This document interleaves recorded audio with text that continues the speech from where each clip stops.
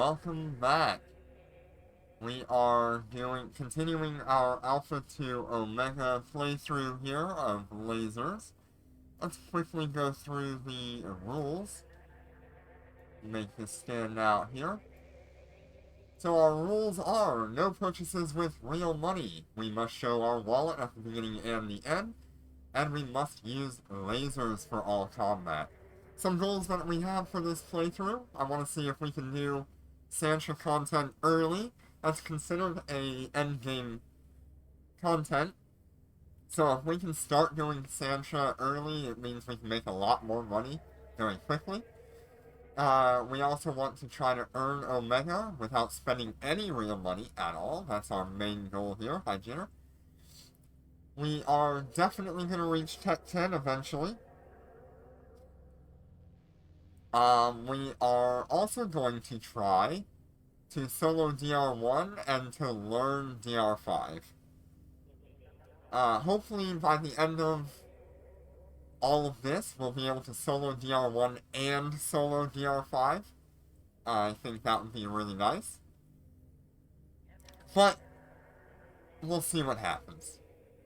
Those are our goals and our rules. Let's get into it. Alright, we are at the same ISK as we ended up yesterday with. 1,055,000. We're going to try to get to 2 million today, because I want to buy that Executioner 2.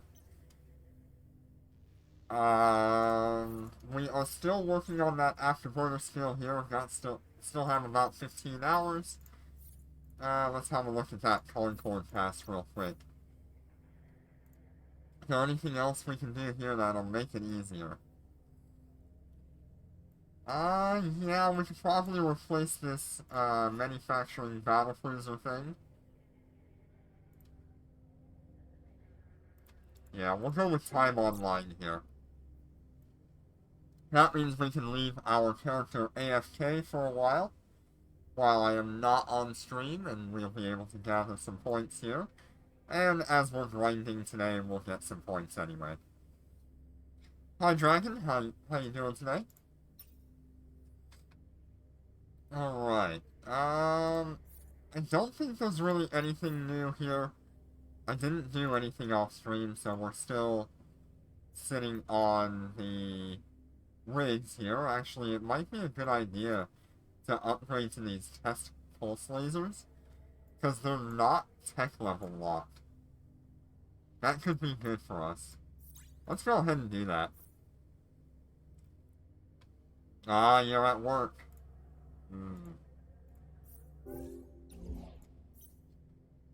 Yeah, I think that'll be really good for us if it's better than what we have. Let's see. So if I move over to the test pulse lasers, let's see here. We've got 36.68 versus 31. Yep. So let's go ahead and upgrade to the test pulse lasers. That'll give us a little bit extra DPS. From, I think we were at 70, now we're at like 73.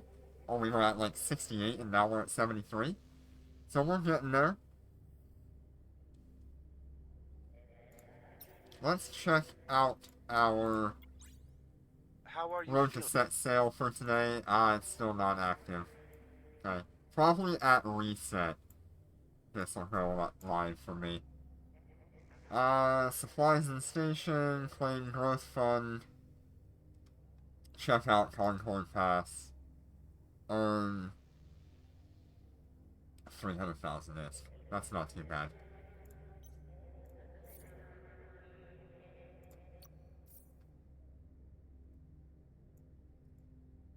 Nothing new here for us. We're gonna get 5,000 XP today, SP. So that's not a problem. I think it'll be really good for us to keep this until we get Omega. Yes, I am using BlueStacks.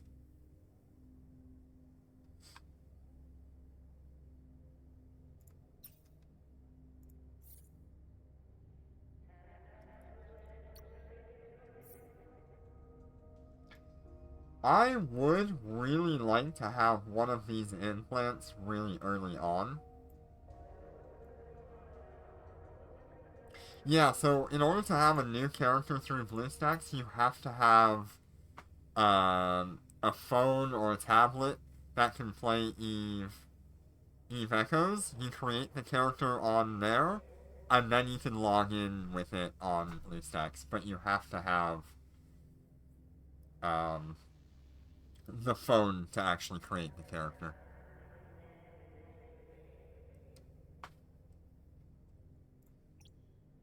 Alright, I believe we are gonna head toward...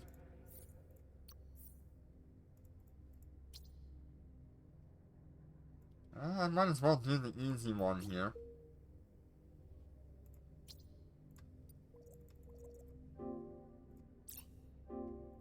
Autopilot engaged. Yeah. You don't have to have another phone or tablet. You just have to have one. If you want to add a secondary account to your phone, you can hit that character icon before you log in. Warp drive active. And then I think it's like the second option after you select the character icon in the top right, and you can log in with a secondary account.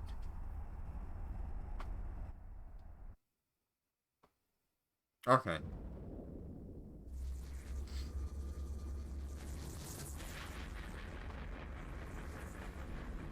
Yeah, I have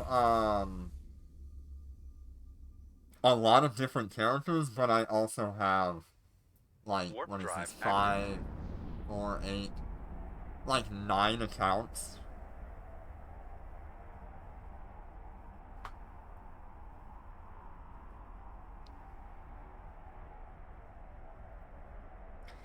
If you want to create a 6th and a 7th account, I think you have to remove one of the old accounts that you have logged in, and then it'll allow you. Destination reached. I think I ran into the same problem not too long ago.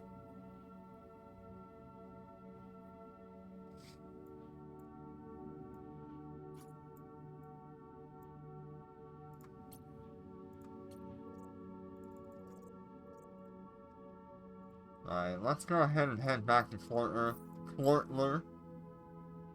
because it'll be a little bit easier for me. Hi Snoopy, how you doing today?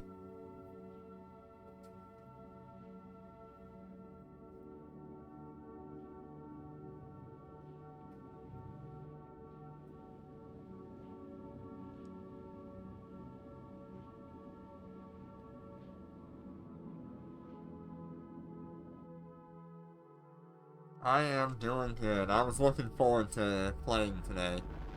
I'm really looking forward to being able to get that Executioner too. I think that'll be a great increase in capability for us. A little bit extra damage, we'll have a Nosferatu and a Web of Fire, which will make things a lot easier on us. We'll also have that Afterburner increase, 50%.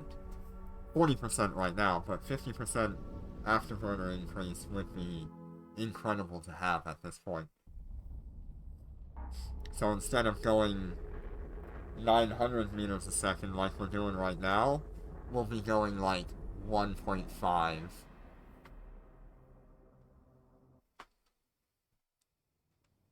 Warp drive active. Hopefully the turrets can keep up with it though. We might have to adjust our orbit a little bit.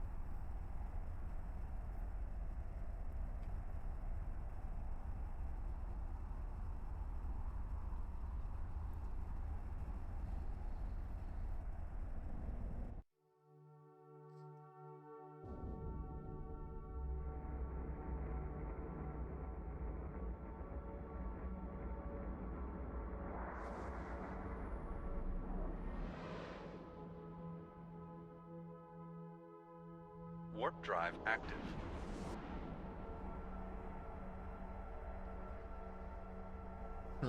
one of the things that I'm looking for today is going to be an adaptive hardener, but I think those are Mark 5, aren't they? I don't know that we can get a Mark 3. Let's see. Armor hardener. Yeah, so we need a Mark 5 in order to get an adaptive hardener. It's gonna be a while on that. Warp drive active. One of the major limitations that we've got right now is if we go to, like, any of the weapons, we can't use C-types or anything until we hit Omega. So our best option is to get some of these true Sansha pulse lasers, which will be fantastic for us.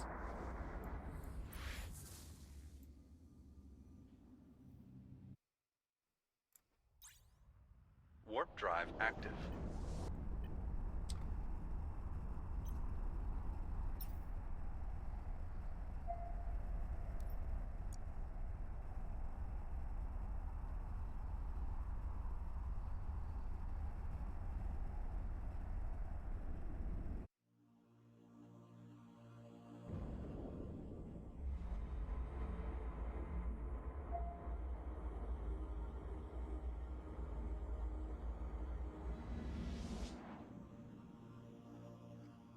I really can't wait till we finish Warp this drive one active. and I get to move to another weapon system. Not that I actually don't like lasers, but I think the next one I want to do is going to be pure drones, which could be quite cumbersome, but also quite a lot of fun. We did a mix between missiles and drones, but if we can go, like, only drones, that could be interesting.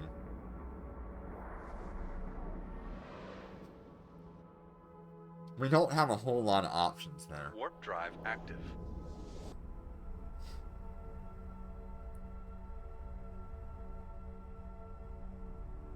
Anyway, we're on the laser playthrough. It's gonna be at least a year before we consider this even close to being done.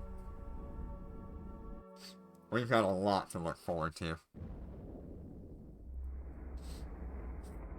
I had quite a few questions today on the videos I posted from day 1, part 1, and part 2. One of the main ones really was how do you plan on doing Warp drive active. Dormant Realm and do it so early. We're locked out of Dormant Realm until Tech 7. And by then we should have enough to actually do our Omega. And with Omega, that will give us access to the Nightmare. We'll have access to the Fiend and the Phantasm. We'll also have access to Warp drive the active. Succubus. I think the Succubus and the Fiend Phantasm would be really good for the Sansha content. But the Nightmare at Tech 8, as soon as we can enter Tech 8, with the Nightmare, I think that's going to carry us through Dormant Realm 1, and maybe even the Succubus could get us through Dormant Realm 5. With how fast it is, it might be worth it.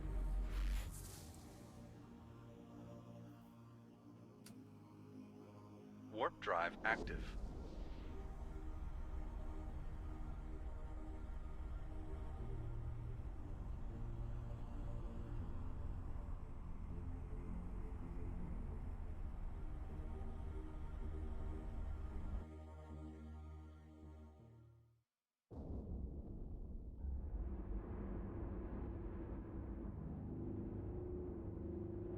We also have the option of going, like, with the Valgorn and the Azazel for Warp Dormant drive Realm 1. If we really find that we need an active tank with high capacitor, the Azazel will be pretty much our go-to. if the Nightmare can't survive it.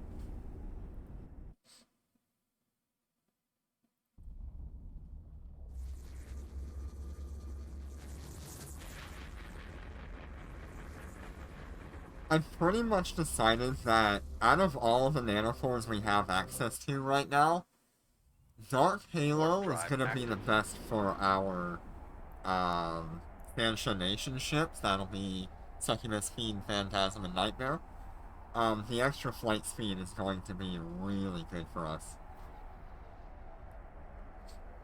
As for, like, the Cruor and the Valgorn, I'm not really sure what would be our best option.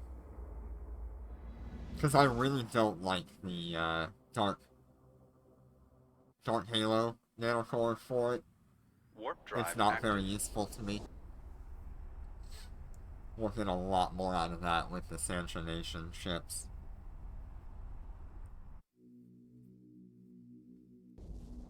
We should be able to get a nanocore for the Executioner pretty easily.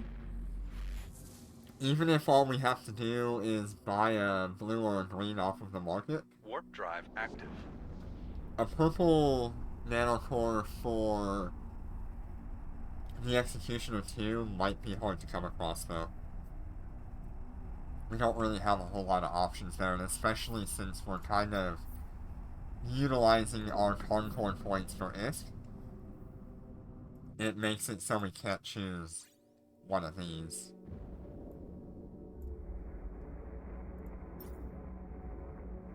It would be nice, though, if we could have it. Honestly, those stats, I don't even like those Warp stats. drive active. Maybe we'd be better with something different.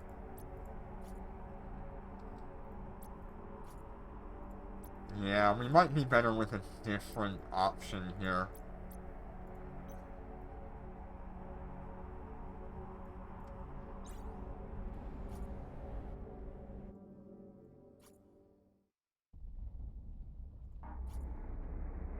This one actually gives a decent amount, but it's just a research core. It doesn't give us a whole lot.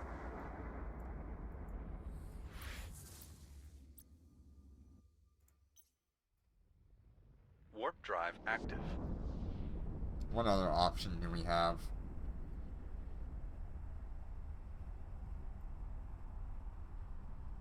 Yeah, not really a whole lot, to be honest.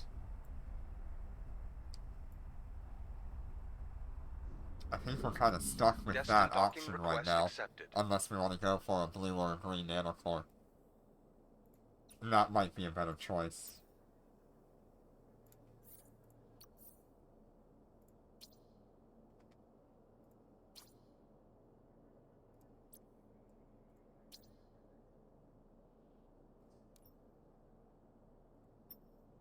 I'm kind of thinking I want to go for the easier missions today, just so we can build our Concord Pass a little bit faster.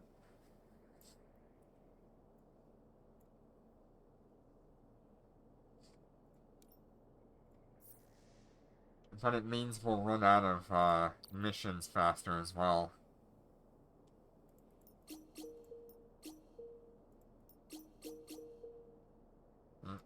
Not that one. That's 5 jumps away.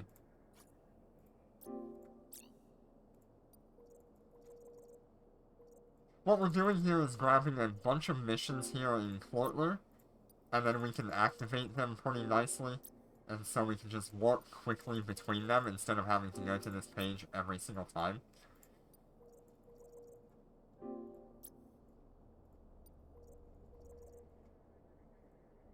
Yeah, we'll make a little bit less ISK doing this, though. Okay. We are here, we are ready to go. Undocking. This should be a really easy day for us, though, since we are downgrading the rewards here.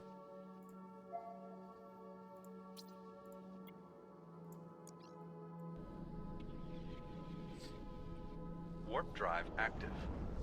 think yesterday was a pretty good test of our capabilities. And we know we can handle it, but it takes a little bit too long, I think. Whereas this stuff, I can just light up on them. We're under attack.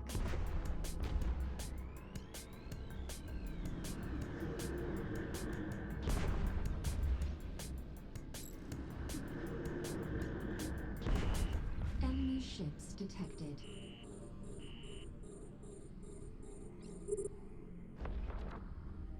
We're under attack.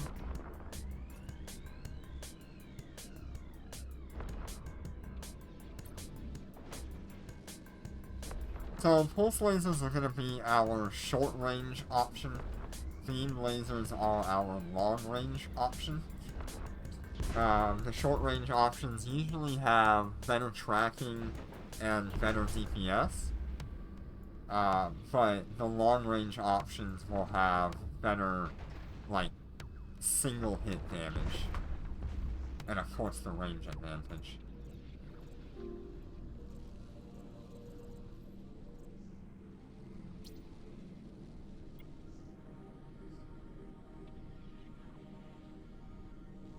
Warp drive active. Wonder if we should be keeping track of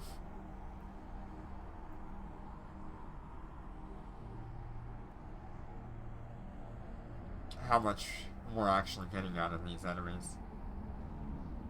Because it might still be better off to go. We're under attack.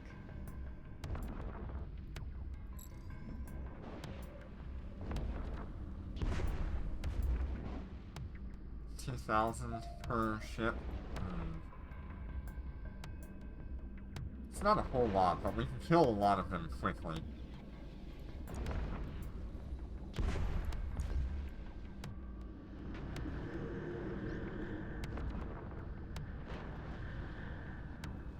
Shield damaged. Yeah, 2,500 per ship. That's not bad, though, for what we're at right now. We're under attack.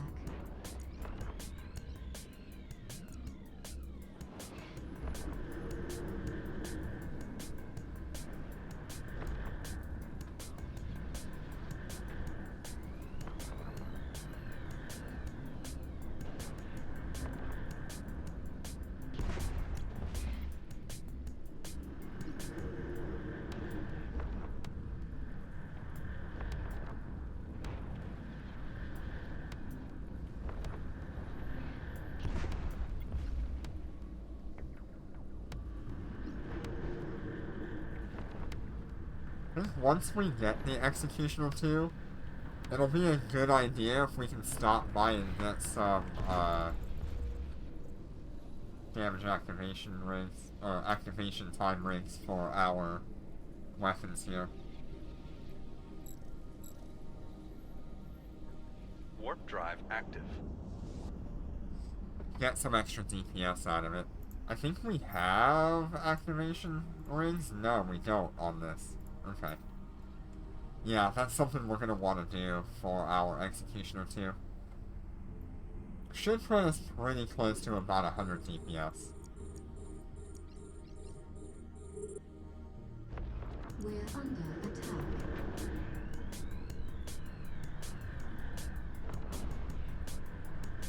If we're at 70 right now, 2 activation time rigs, even if they are prototype, should put us pretty close to 100 DPS.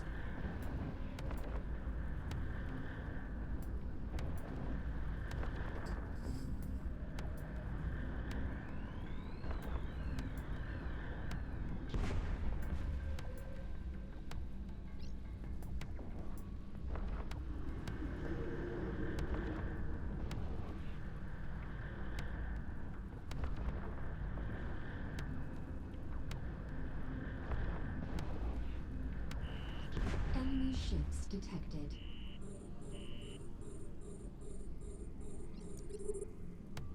We're under attack.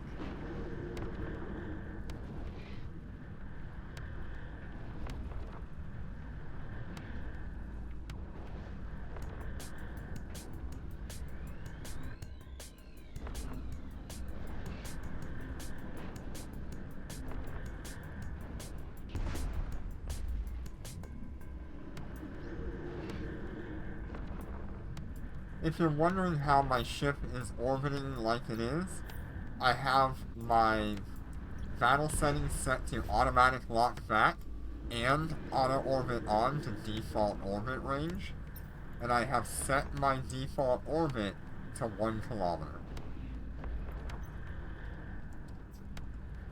That way my ship moves toward enemies, and it will orbit as needed.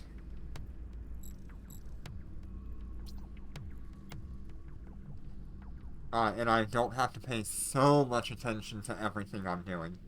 Warp drive active. I mainly just need to focus on the modules.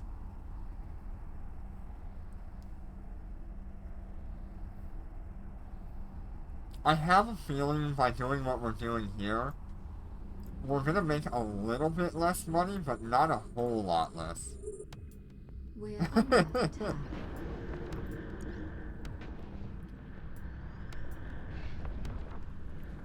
It's funny that in 913 streams you think I'm gonna have a second super.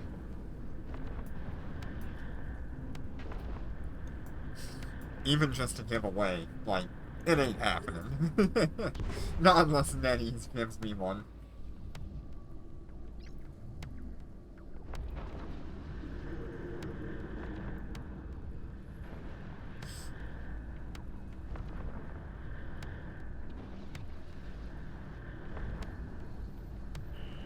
Enemy ships detected.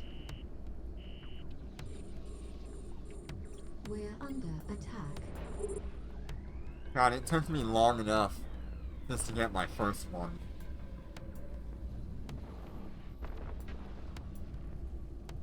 So we did about 300 streams, or at least 300 YouTube videos over the course of a year and a half. How many years would that be for? It's like 5 or 6 years from now. I don't know, maybe we'll have another super in that time.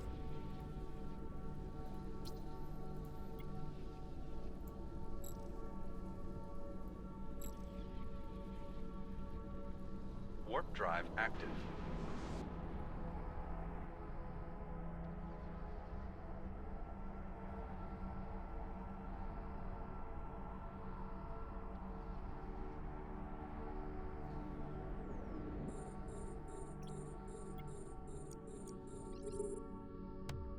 We're under attack.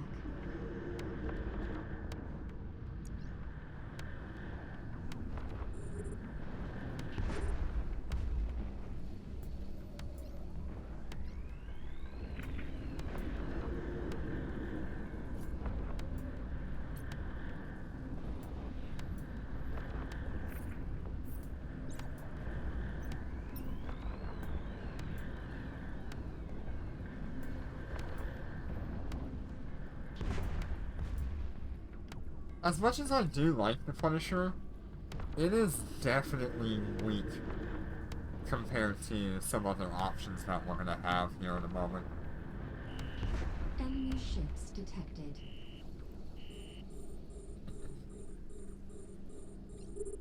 We're under attack.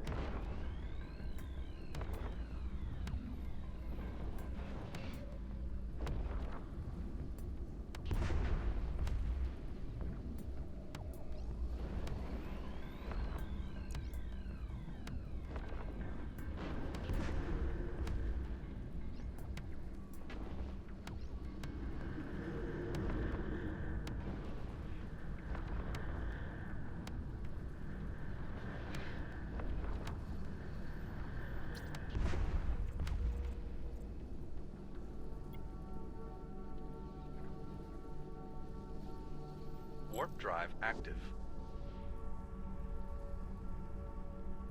I mean, we're gonna clear out these small anomalies here in Cortland.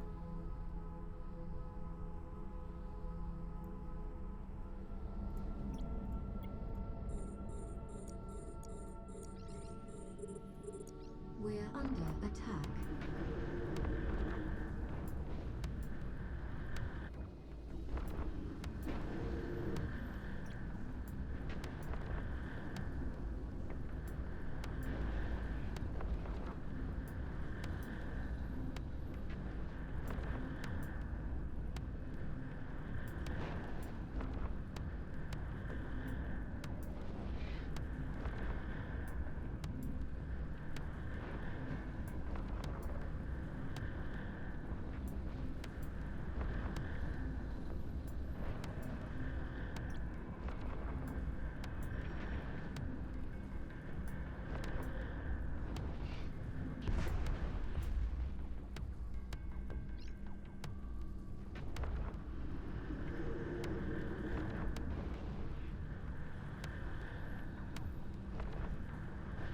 something that we're gonna start having a problem with as we climb up the tiers.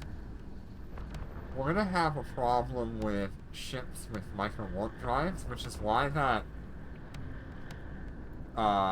Executioner 2 is gonna be so good for us.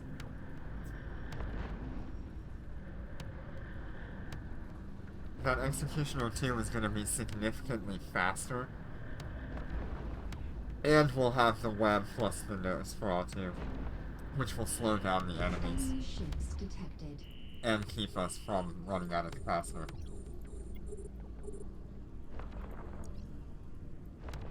We're under attack.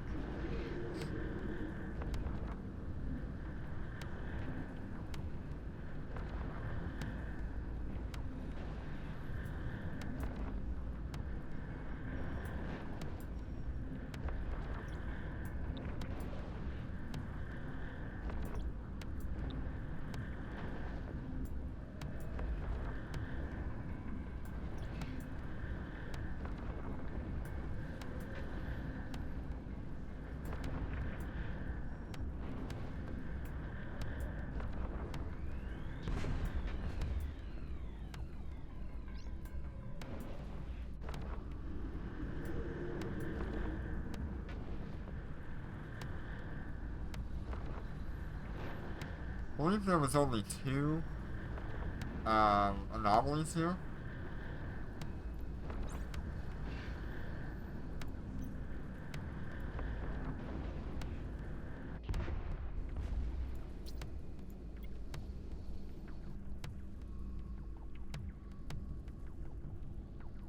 Warp drive active.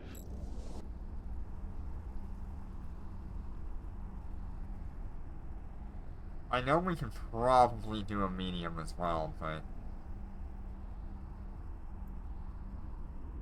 that's only because it's a level 3. We're under attack. We're under attack.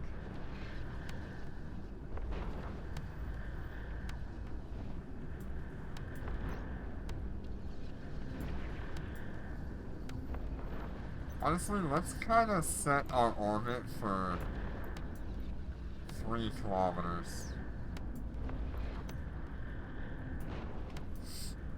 Maybe we'll get a little bit better tracking out of our weapons.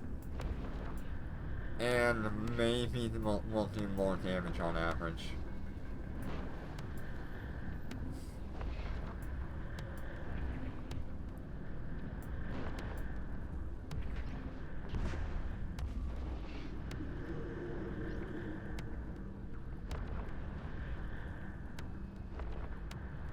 We're gonna keep messing around with it, see what we can get out of it.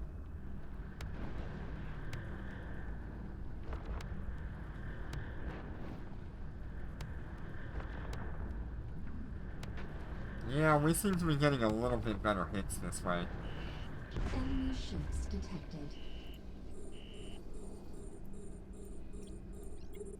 We're under attack.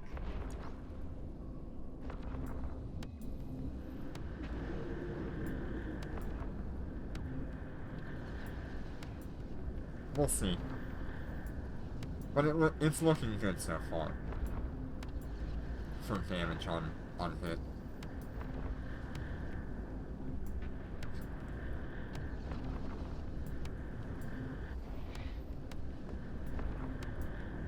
Yeah, we're doing a lot better damage with this kind of range. We're getting much higher hits.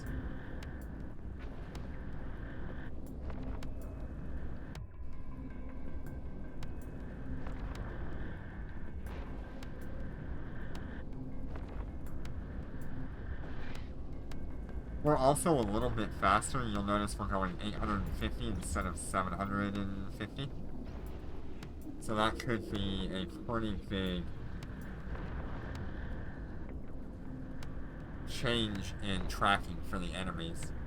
I might be able to escape some of the damage.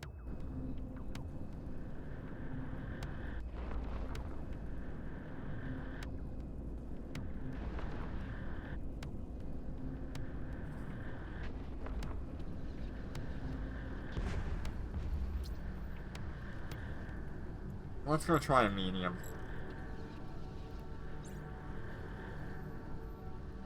Warp drive active.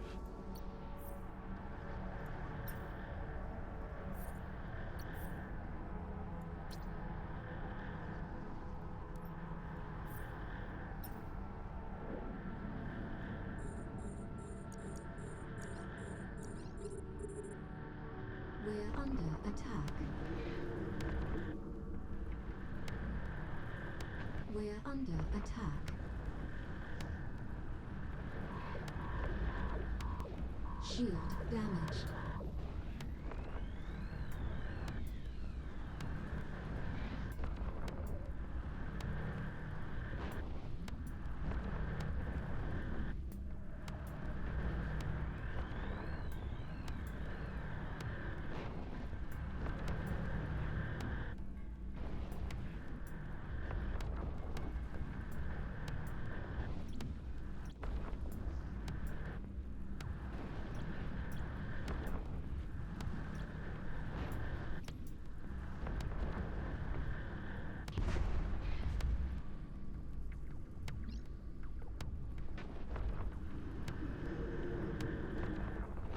$114,000 is on that bounty. That's a lot better than what we were doing previously.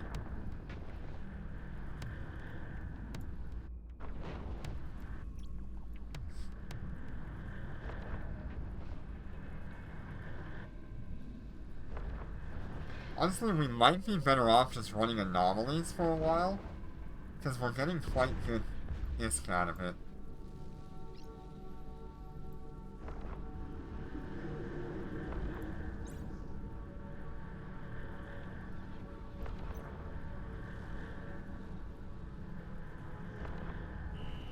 Enemy ships detected.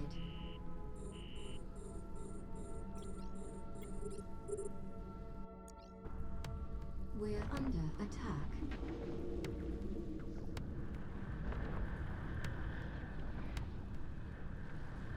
I'm gonna zoom out just a little because it's a little bit distracting how much is going on.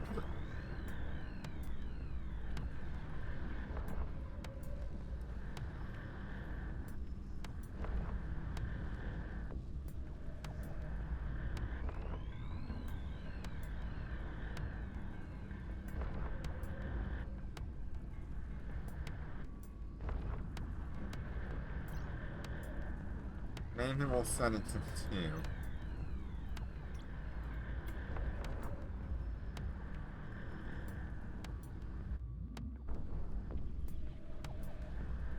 Yeah, we're still got really good speed, even at 2 kilometers. We'll see how the damage goes.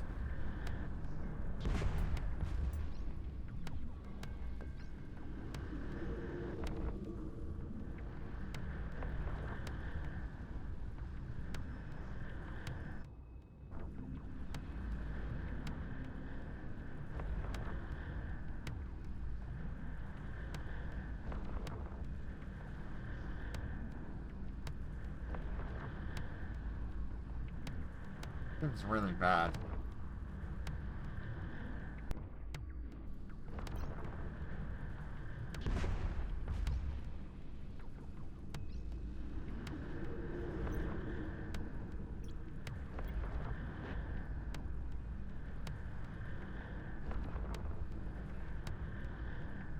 Yep, we bounced off the wall there.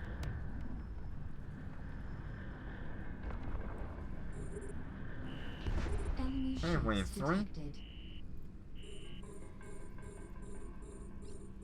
We're under attack.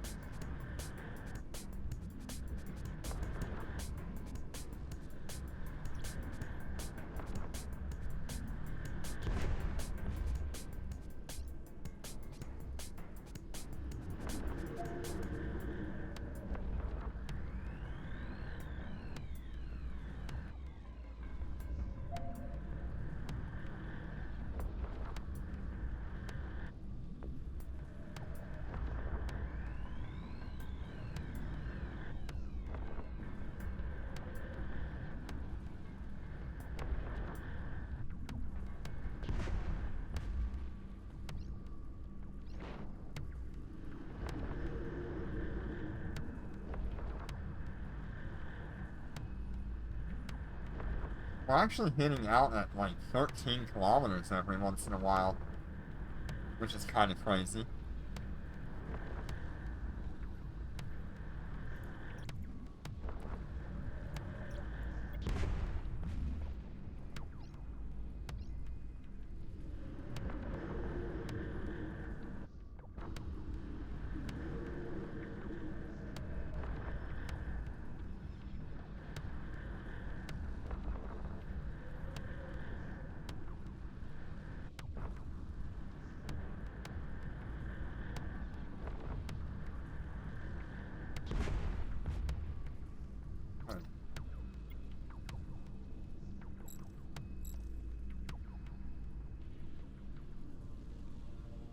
Warp drive active.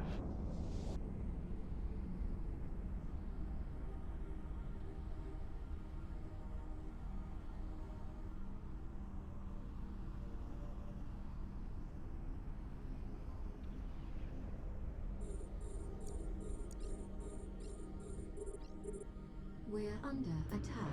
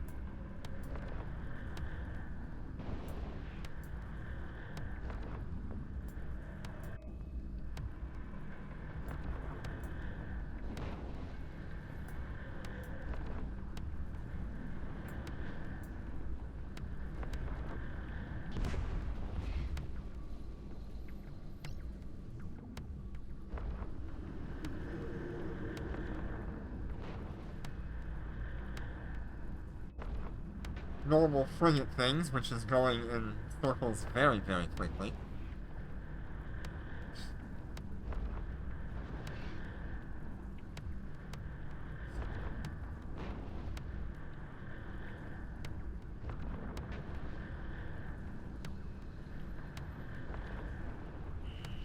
Enemy ships detected. We're under attack.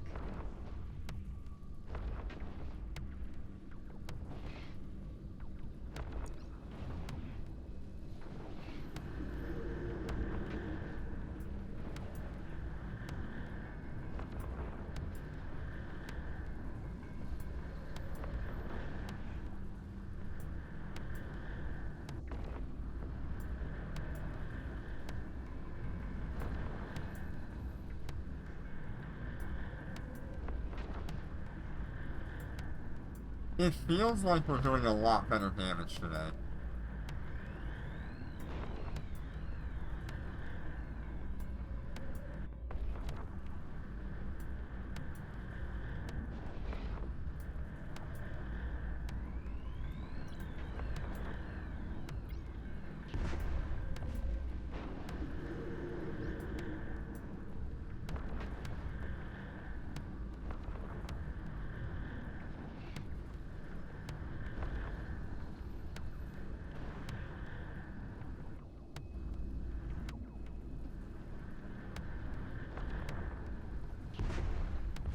How are you feeling, pilot?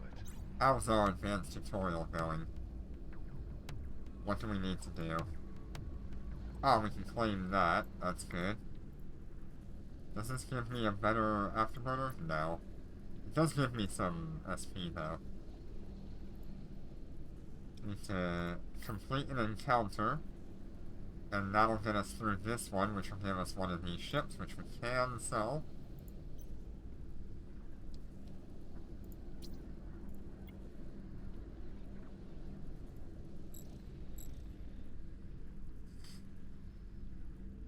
Warp drive active. You can see how quickly our capacitor recharges on a frigate. It is so quick.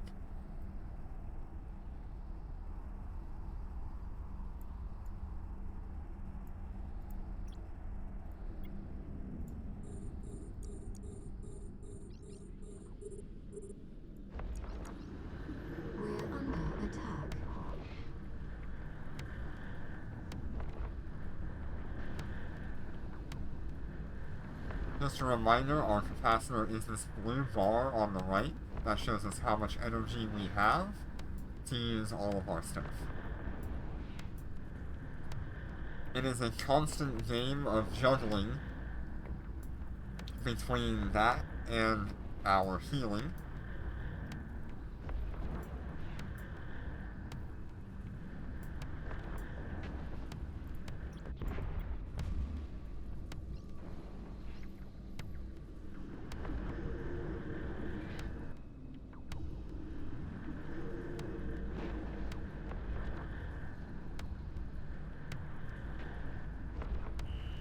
Enemy ships detected.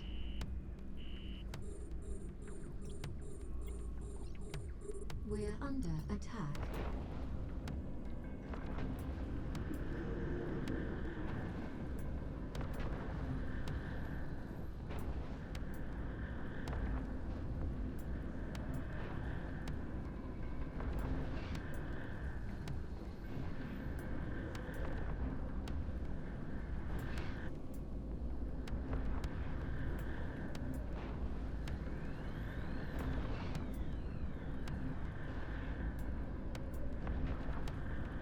Having a pretty good day though so far.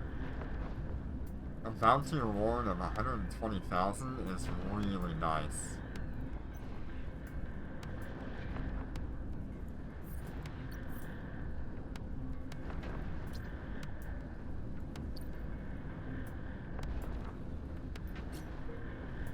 Ooh, I almost grabbed that. That would have been bad if I grabbed this. That's way too expensive of a mission for me to be able to run it. It wants me to be in a cruiser though.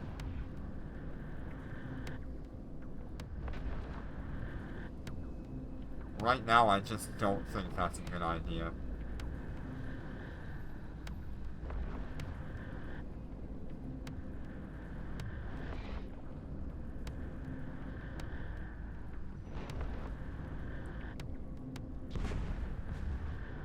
We have another day of Road to Set Sail active now.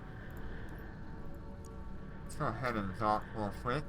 Have a look at what we've got.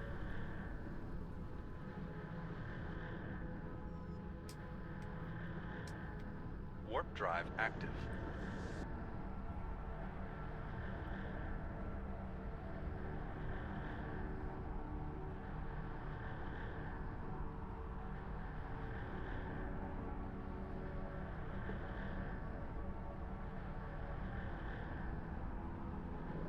Docking request accepted.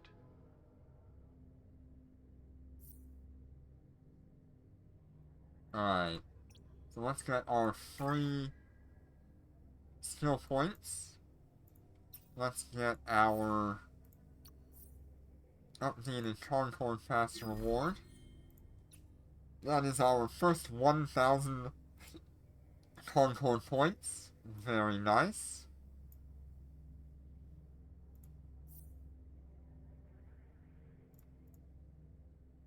Can't really do much with it. I mean, we could roll for a nanocore, but it likely won't give it to us.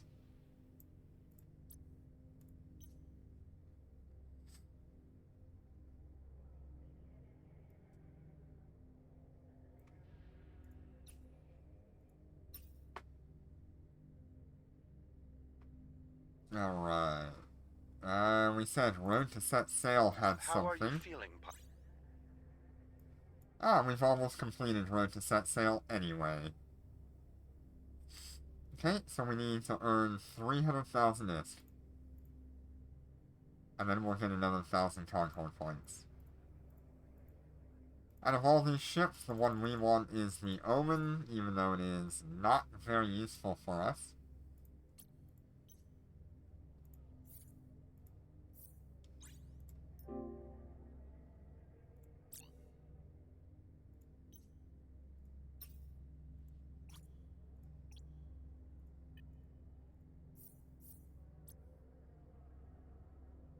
Alright, where are we at now?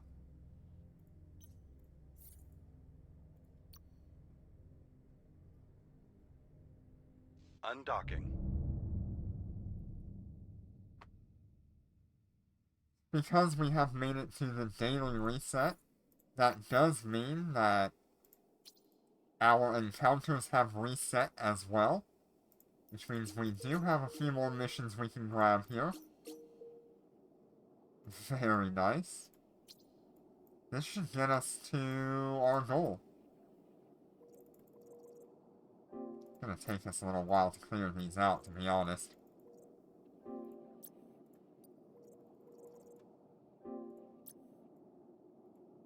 Six missions? That is definitely gonna take us a little bit of time.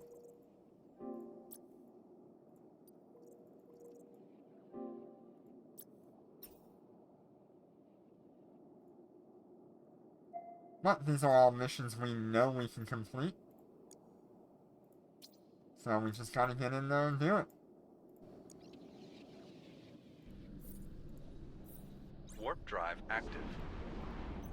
We're still at tech level 4. We're still quite a ways away there, but Concord Pass, if we can get a little bit higher, will get us there.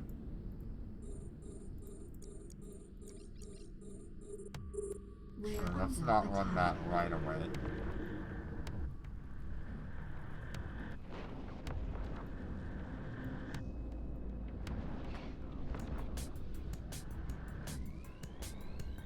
Shield damaged. There we go. Now it's time for us to run our armor repairer.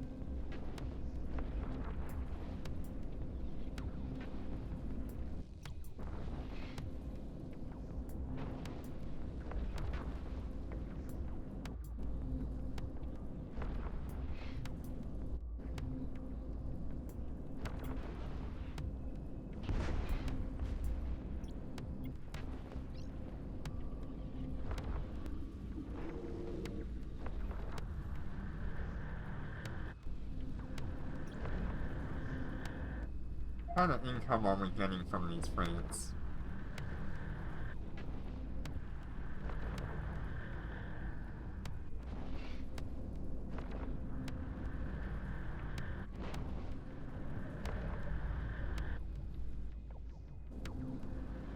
Man, this will be so much better with the Executioner too, because of that web of fire. Holding them in place means that my turrets can track them a lot better. Okay, so 4,900. I'm actually getting more out of running anomalies, to be honest.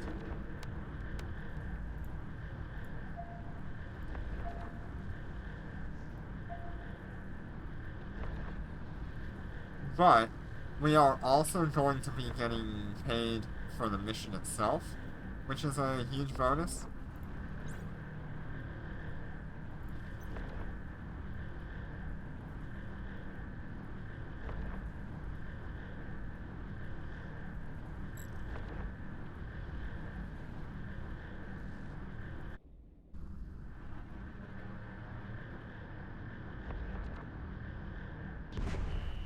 Enemy ships detected.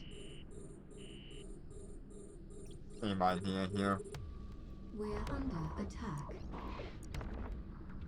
We're gonna take some pretty heavy damage early on, but it is okay. Ooh, 480 damage. That's probably the highest damage hit we've had.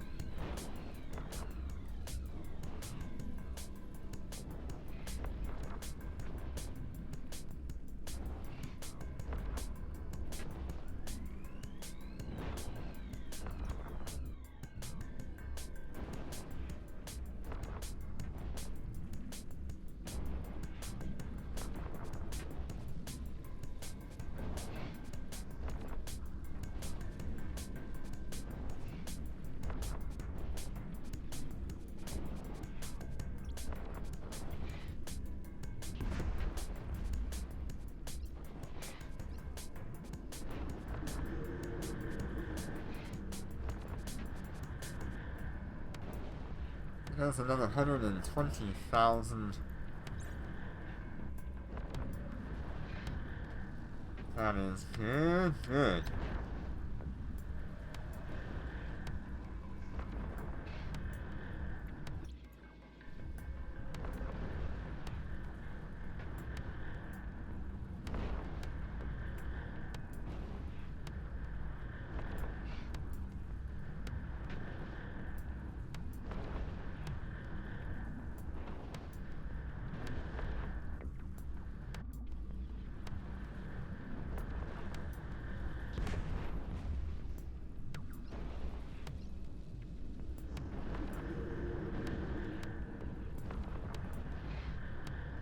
We are slowly but surely making a little bit more ISK every day.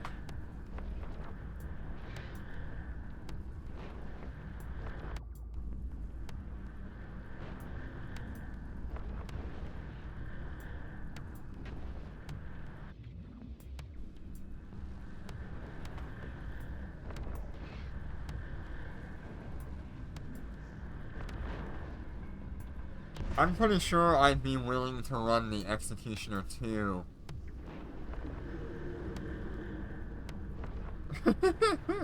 Do not watch it. Do not watch that. Do not watch that. That anime has plagued my generation for a very long time. And it just does not die. It keeps coming back. We're under attack.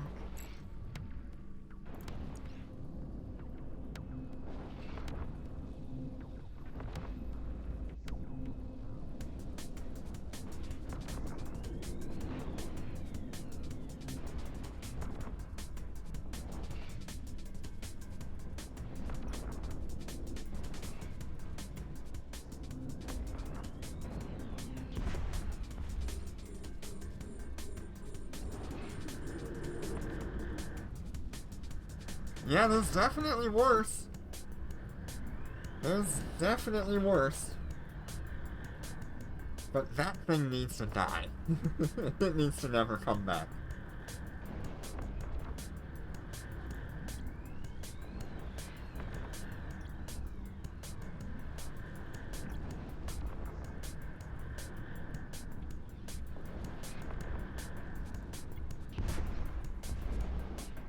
Doing a lot better today with this kind of double catalyst spawn. Yesterday we were suffering pretty heavily.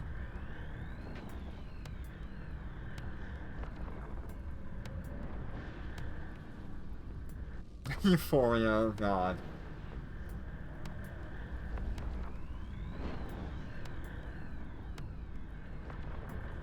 Yeah, there's definitely been a mess of mind-altering videos out there. Especially from the 2000s.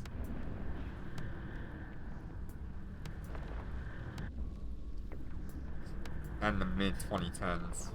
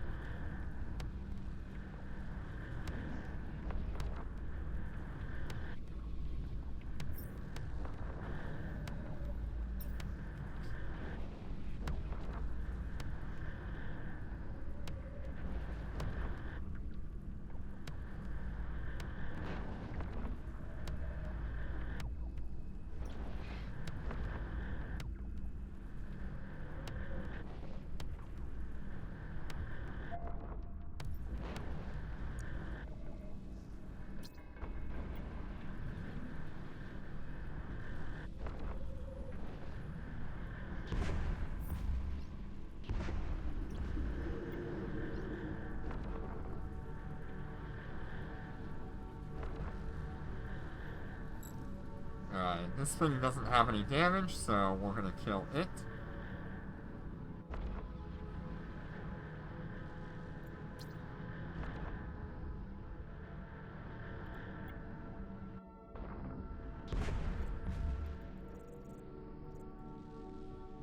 And we've completed our advanced tutorial.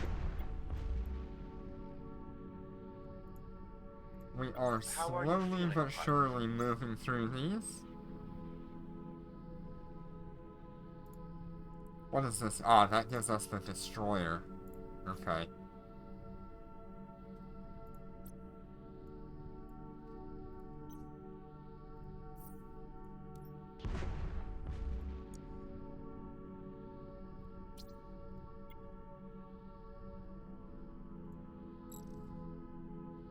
Warp drive active.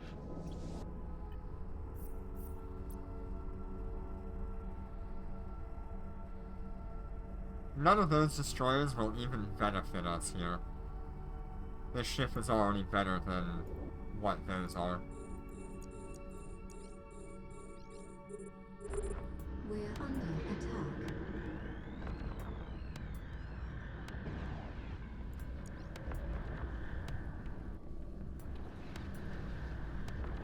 Shield damaged.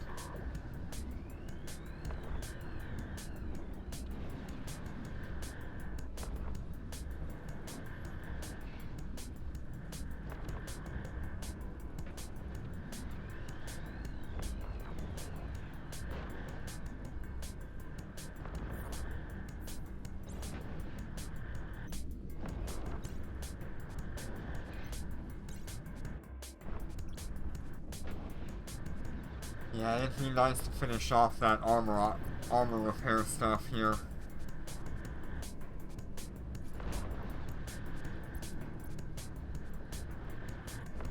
Also be nice to have that armor hardening.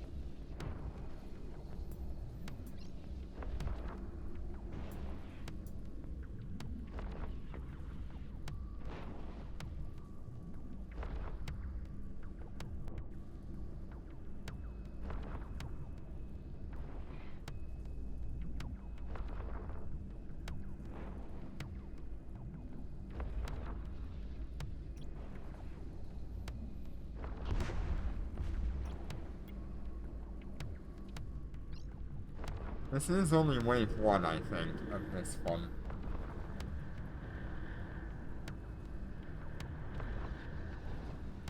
Already seems like it's taken a lot longer, though. What are we at now? 1.3 million? We're almost there.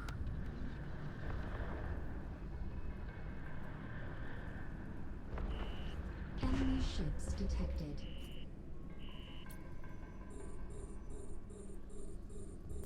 We're under attack. Yeah, we're gonna have to take some damage as we go toward this destroyer. But after that, we should be pretty well okay. Especially once we start doing our circling of him. Then it won't be that much of a problem. Actually, it seems like it's not much of a problem right now anyway. I wonder if he's got the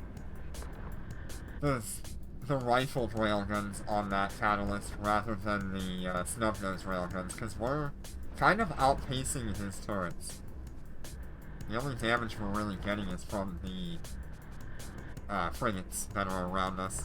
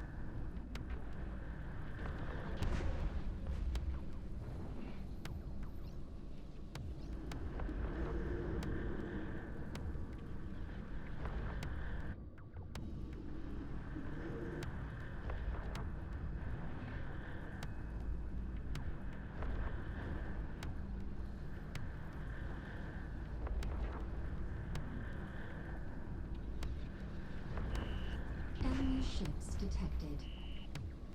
Alright, what do we have? 2 destroyers and a frigate? We're under Let's go attack. ahead and go for this guy.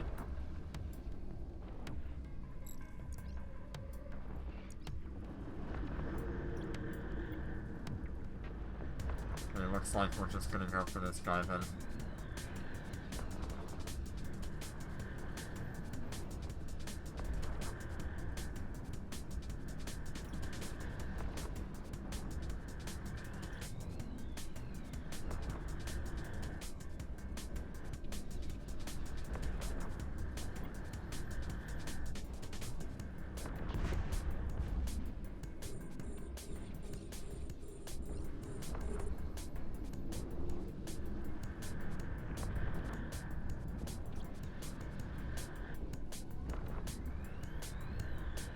Definitely taking some damage here, but not too terrible. Armor damaged. There we go.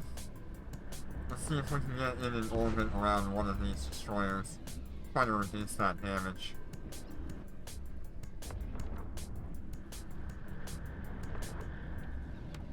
There we go. We've kind of nullified some of that damage here. Now that we're circling one of the destroyers.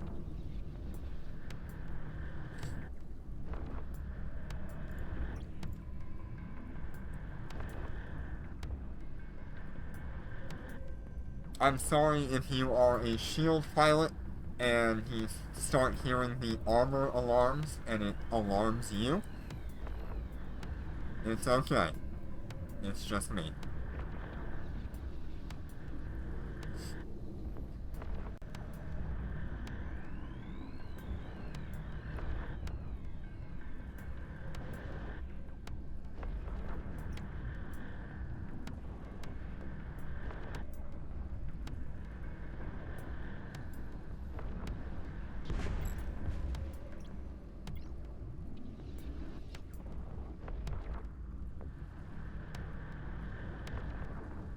Yeah, our damage is seemingly a lot better than yesterday. Or we just have better application. I don't really know. But we're not struggling nearly as hard as we were yesterday on this.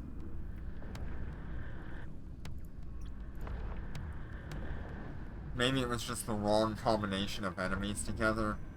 Who knows?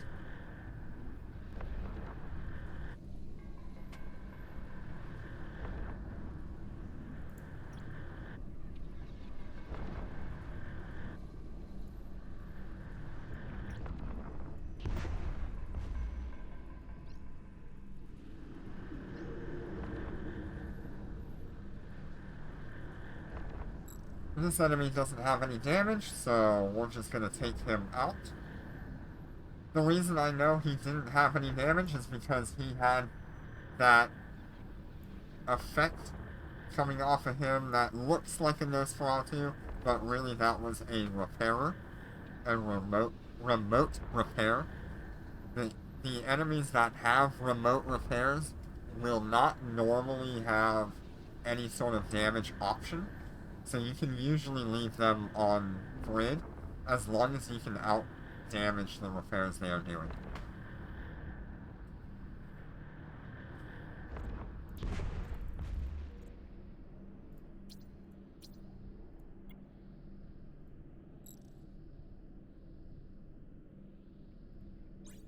Warp drive active. This should be a slightly harder mission here at 45,000. So we're gonna have to pay a little bit of attention.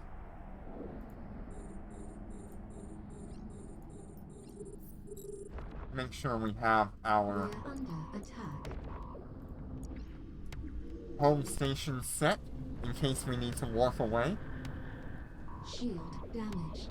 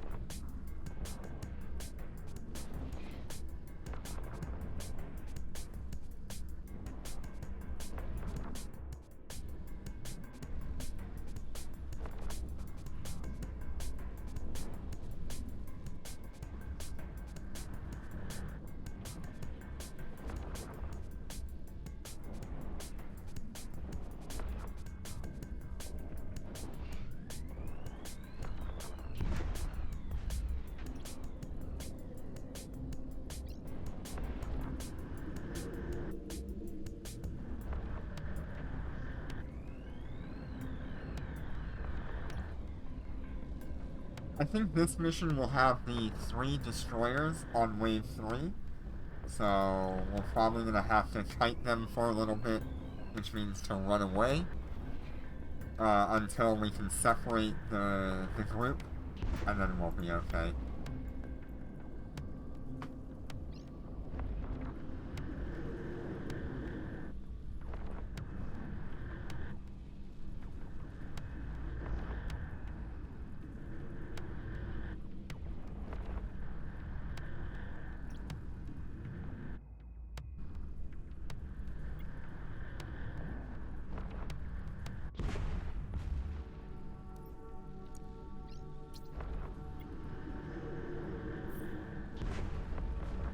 Nice, we got a second Mark III armor rep. I wonder if it would be fine for me to run a double armor rep on the Executioner too. We should be cap stable with it. And maybe only turn the second armor repair on when we need it. But what I'm really hoping for is that we'll be fast enough to ignore the damage that's coming in. I don't know if we'll be that fast, though.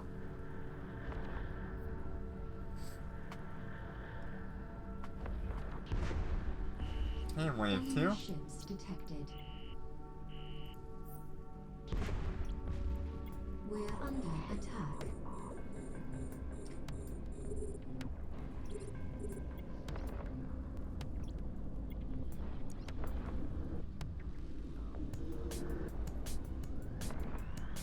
So you'll notice there that we had those 2 Atrons that auto-locked on earlier. Those are the 2 Atrons that have damage. This third one here is the one that has the healing. So we're gonna go and kill those damaged ones next.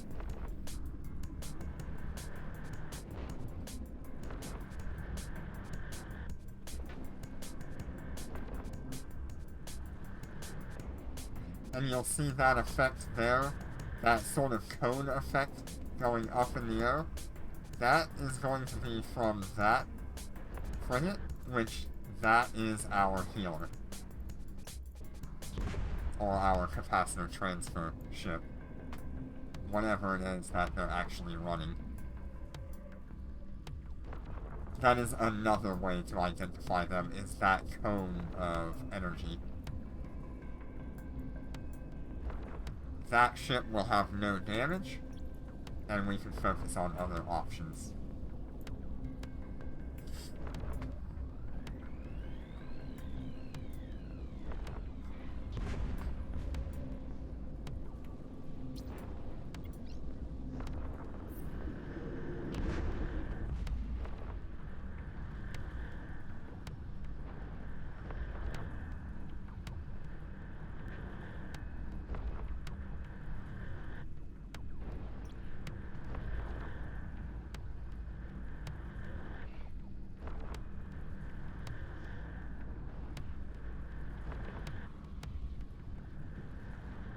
You can see this cone just transfers from enemy to enemy as long as that enemy is alive, and he is of no threat at all.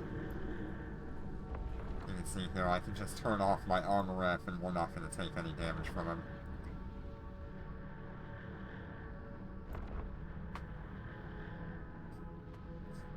It's good to leave some of these Logi ships alive, because it gives you a little bit of a break to try to repair before the next wave.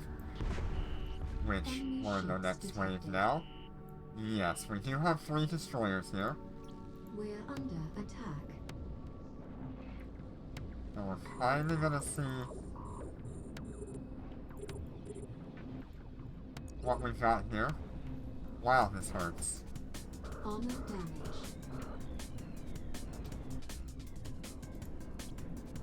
Okay, we're gonna orbit this guy. Gonna start taking some damage down here. We're being There's a scram on us. This could be really bad. Armor damage.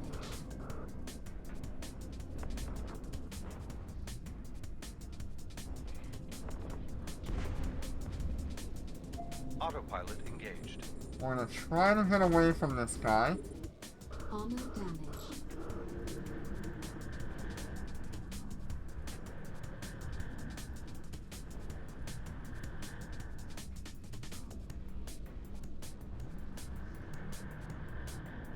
If we can get some distance, we can get some health back.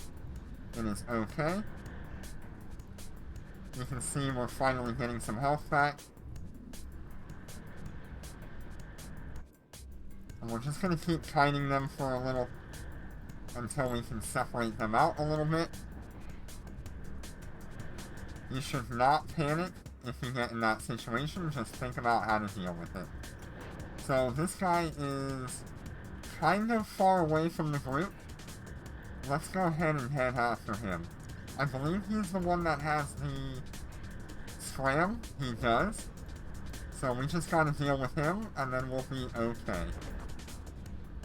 You see the rest of them are about 26 kilometers away from this guy. So we've separated out this threat. We'll take him down, and then we'll start to work our way in.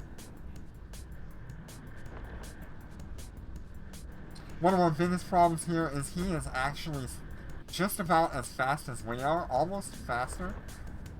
So we need to kind of keep an eye on that.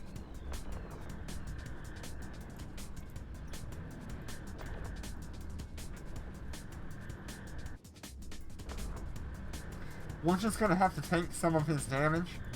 We've got to hit approach on him to give us a chance at actually getting close to him. This is one of the harder enemies you can actually encounter as an early frigate, and that's why we really want to have that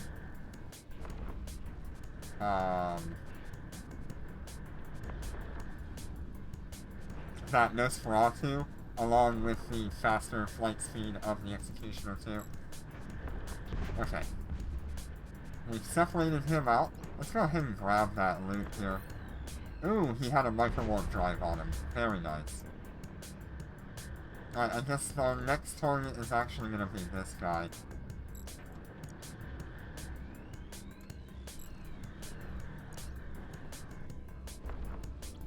Actually, will it be this guy?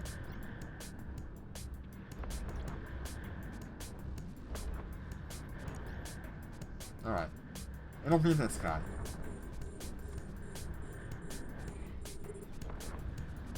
We've dealt with 2 destroyers before, and that is fine.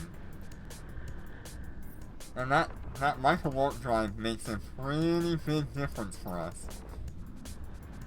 Micro-warp drives are different from an afterburner. We're using an afterburner here.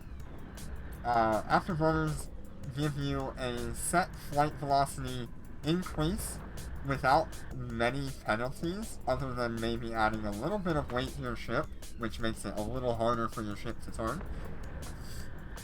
However, a micro-warp drive will give you a huge boost to your speed, but it will also make you a bigger target. So if you are not fast enough to out-traverse something's guns, then the micro-warp drive will actually be a worse choice for you. But if you can out-traverse the damage that's coming in, meaning going around the target as fast as you can and negating the damage that they're doing to you, then a micro-warp drive can be extremely powerful. The only problem with a micro-warp drive, for me, is that the scrambler that enemy had will turn off your micro-warp drive. It will not turn off an afterburner.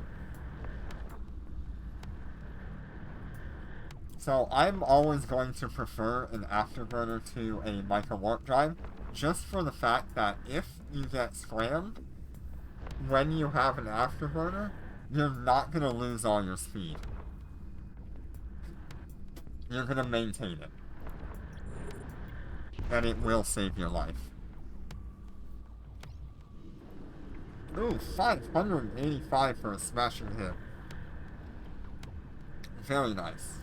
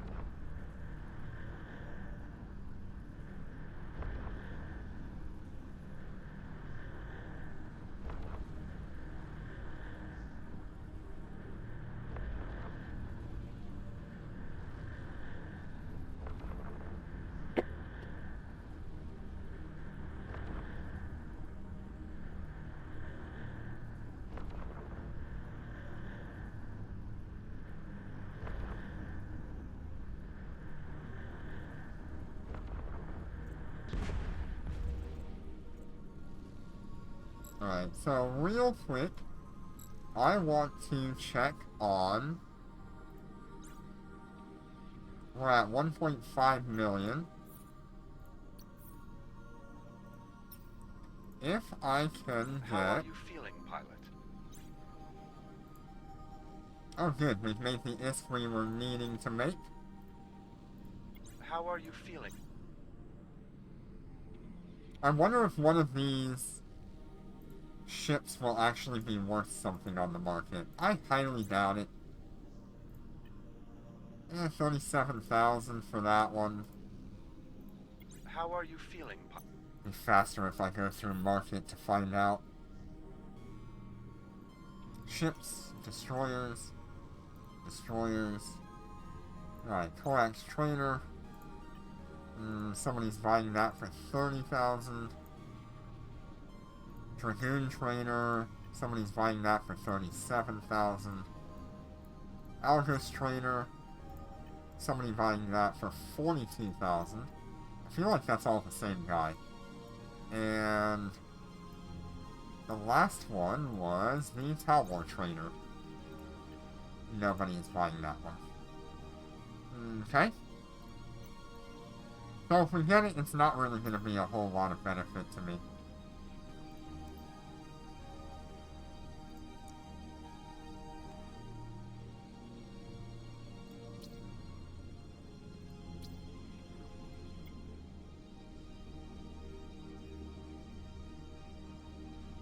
Warp drive active. So now we know on some of these harder missions, we do find the micro warp drive destroyers.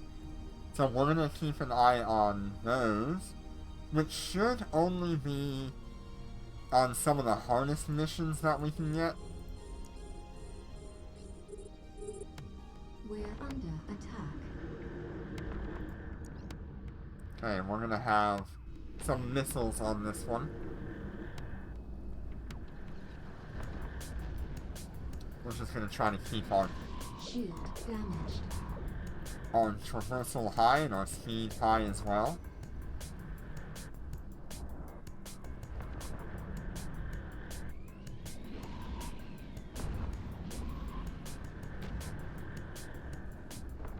One of the things with missiles as you're going against them, missiles have a explosion velocity and an explosion radius. What that means is that the missile can only do damage up to a certain distance of its explosion, and there is a period of time for that explosion to reach that maximum radius. If you can go faster than the explosion velocity, then you can escape the damage of a missile.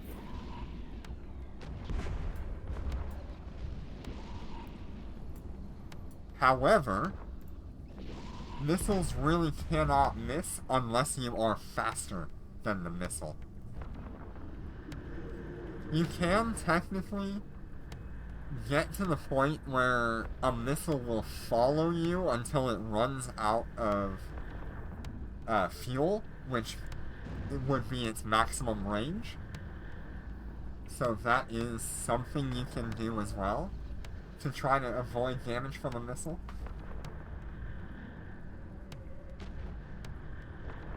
Most of the time, though, you're gonna end up taking a little bit of damage, and just going faster makes it less damage.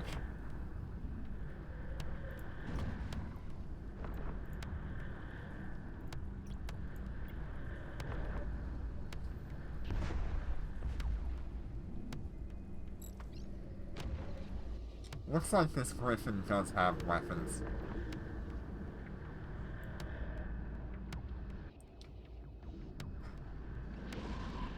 You can see, though, that missile still hits me.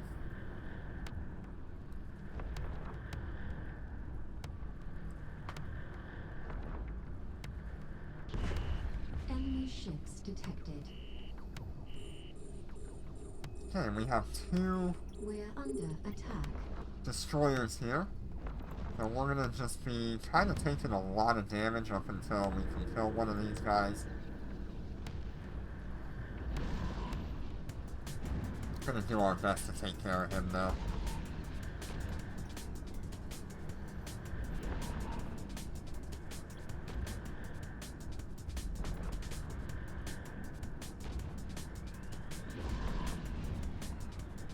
Well, not too bad, though.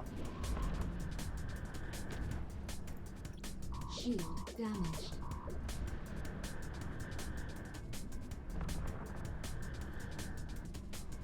I've got to keep traversal up, so I'm gonna kind of preemptively orbit the next target. And I really want to kill that Griffin. That would be really good for me.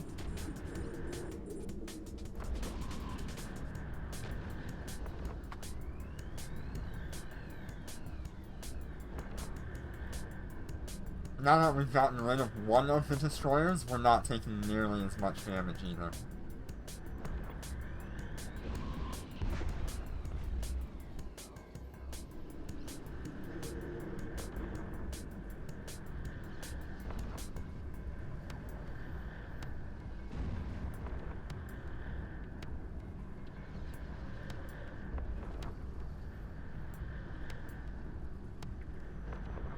Lasers are quite a bit of fun with how expressive their weapons firing actually are. It's that flash of light and the pulsing of the laser itself, which looks so good. It is definitely a fun weapon system to look at.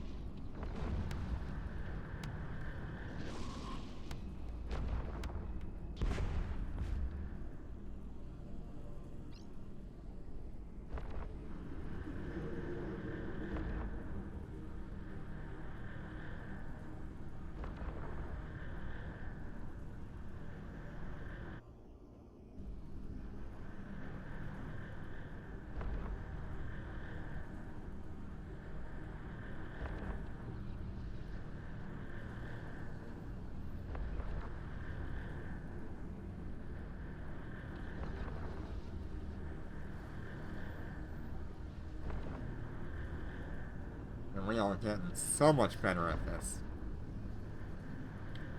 It has been a very, very long time since I've actually flown frigates. Enemy ships detected. Absolutely a blast sometimes. Okay, so we're gonna actually We're under attack. maintain our course here. There is a Scram destroyer or something. He doesn't have a micro warp drive, so we're just gonna do our best here. Keep these things at range for now. There he is. Okay, let's go ahead and kill this guy. Nope. I meant to lock that up.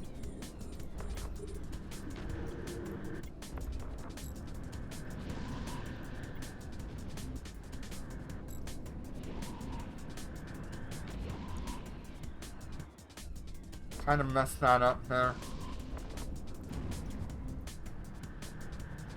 We are against missiles, so it won't be so terrible, but it is really odd that my shield is not moving, but my armor is. I'm sure that'll catch up in a minute.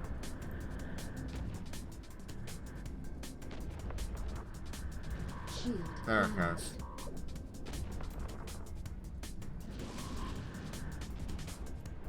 It was just a visual bug.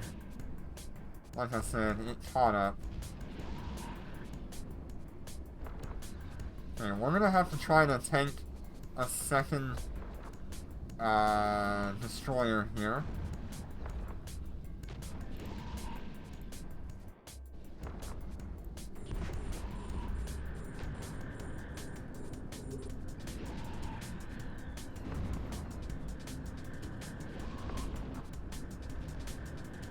We're gonna do okay though.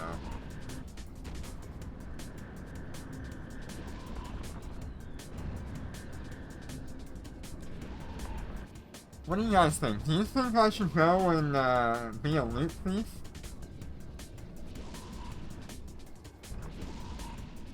Because I see a laboratory mission was shared. I could warp into that at 100 kilometers. And then warp in and try to steal one thing of loot.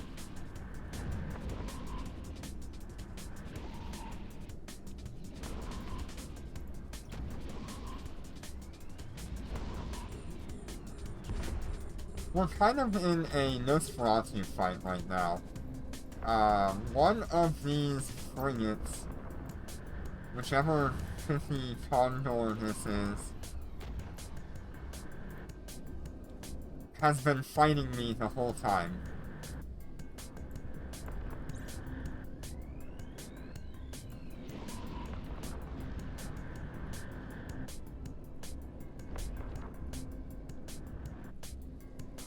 You say go for the loot thief? Yeah, it'd be a huge benefit to me. I don't recommend being a loot thief, but we're struggling for money, and if we can get like 10 million ISK right off the bat, I'm gonna go for it.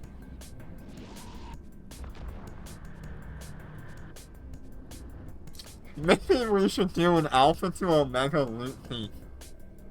Oh god.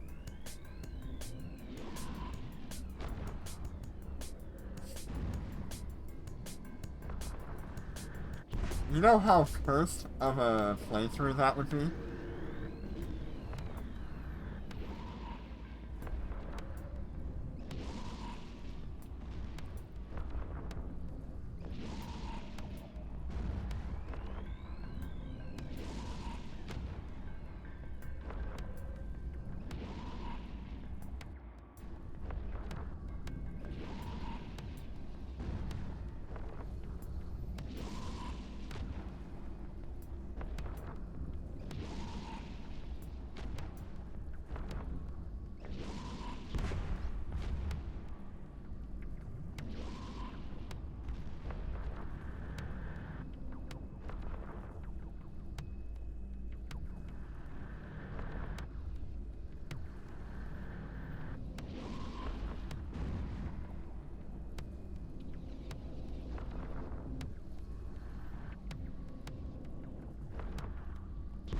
Oh, that would be hilarious. It'd be worth it, though. It's gonna take them a little bit of time to actually complete that, so I'm not, like, all up in their grill. But I do know that I need to have at least 150 kilometer distance between me and the loot cache.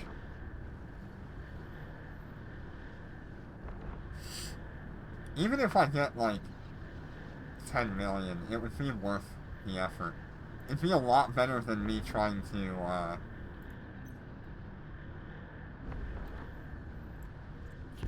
do this solo.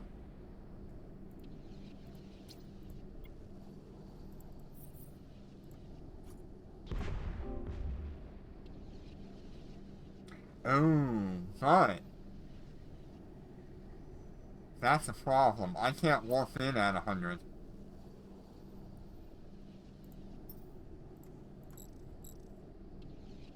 I think it'll warp me to 0.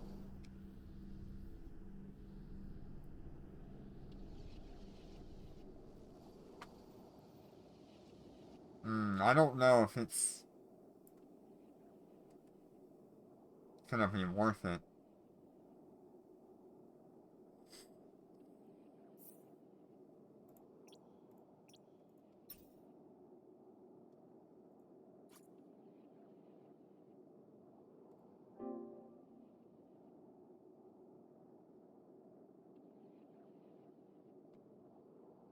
I could warp in and just, like, instantly get popped. If I'm not careful. It would be so nice, but I don't think we can.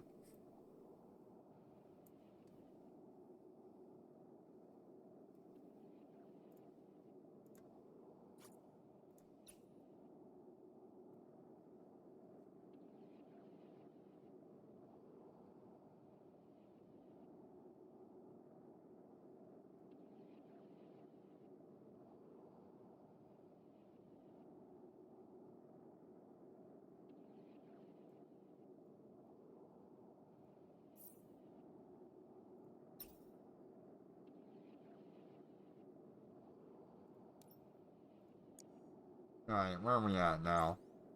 We are at 1.7 million. We're close.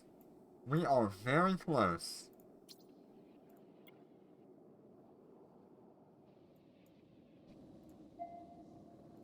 Warp drive active.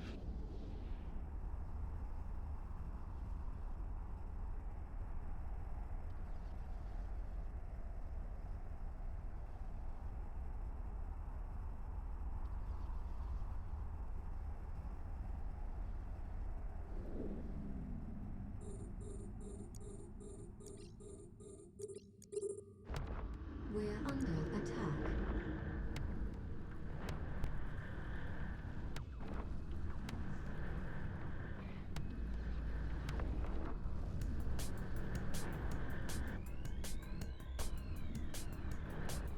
Shield damaged.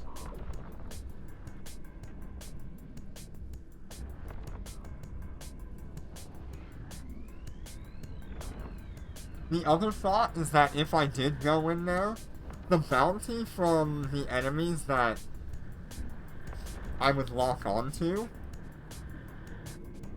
would be so much better than these. I mean, we're talking about just one enemy dies during the time that I was there. It would be more than enough.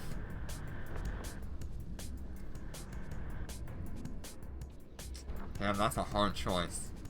Maybe what I do is I should dock, grab the, Ibis. Not Ibis. What is ours called? I can't remember what ours is called.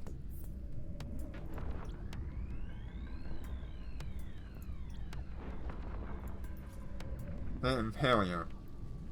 And see if I can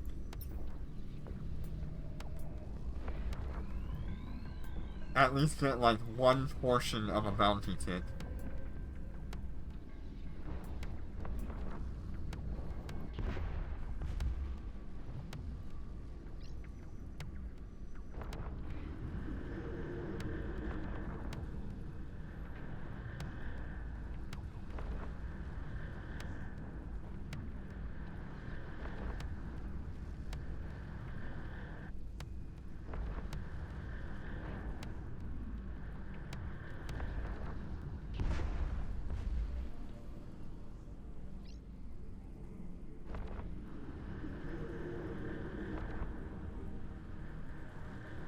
Wow, he is going quick. And I don't even know what direction he's going.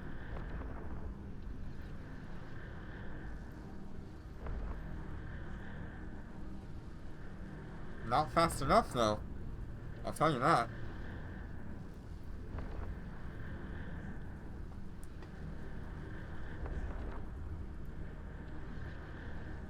Yeah, maybe we'll try grabbing the Imperior. Because that wouldn't be bad.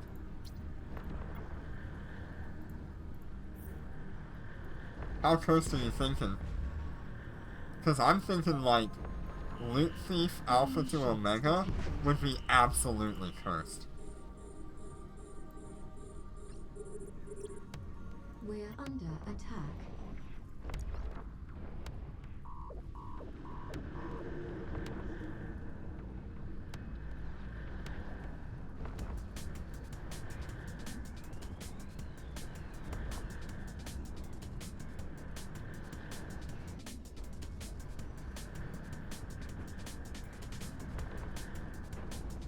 Galente shields and cannons, oh god, no. Now that would be considered a challenge run.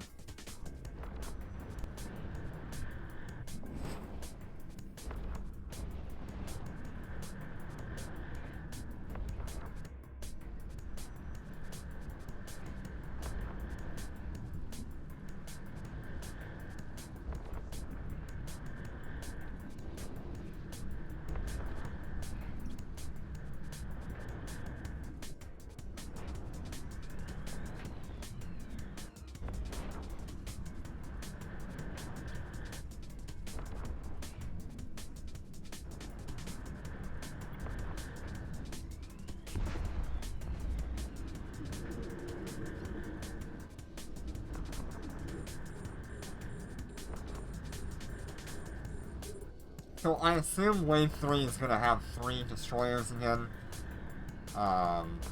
Which is going to be a problem, as usual. We'll just run away as fast as we can.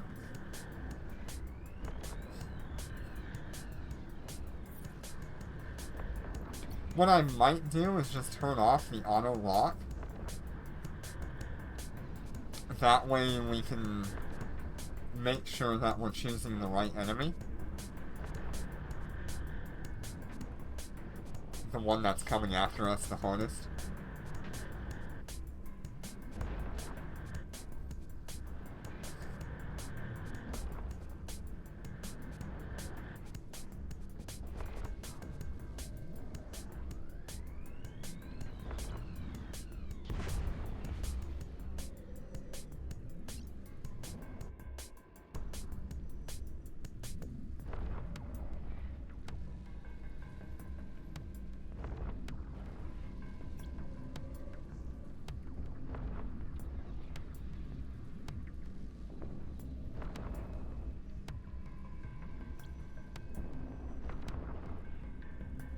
Man, this Nosferatu that we got as a drop has been such a huge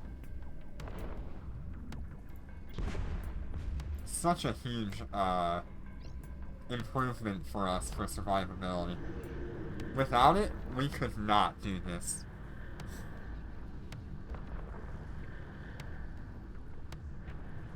Oh yeah, I know quite a few people that have paid ISK for the emote things.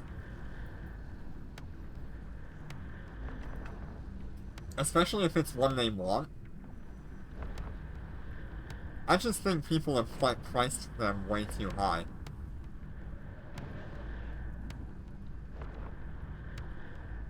Yeah. I think realistically, they should only be like 500 million, maybe. Like on the high end. Not 15 billion.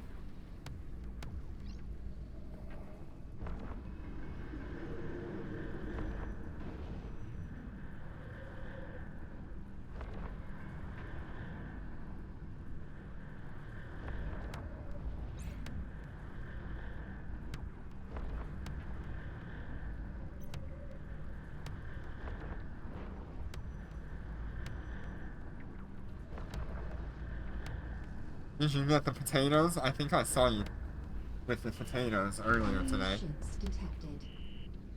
I Okay, let's make sure we are running away. We're under attack. We're just gonna keep an eye on which destroyer is, like, absolutely bombing it for me. I think it's gonna be this one. You can see how far away that one is from the group. He's gonna be our problem child.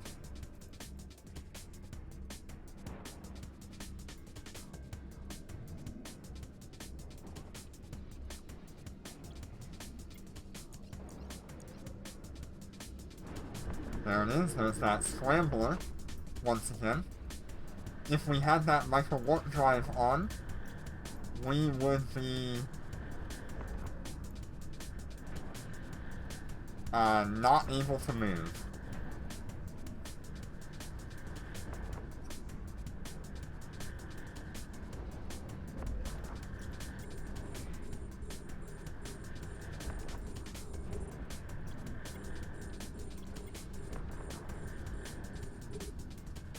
Right now we're just kind of face tanking him, because it's best if I can keep my guns in range.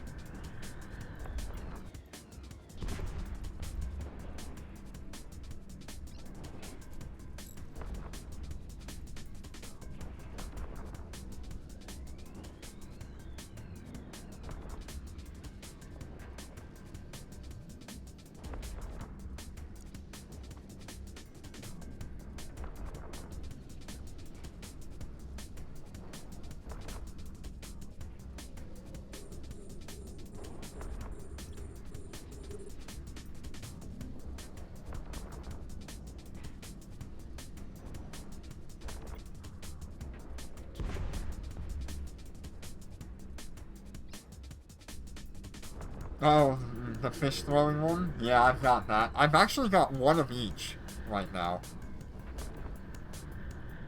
I think they're all sitting on one character.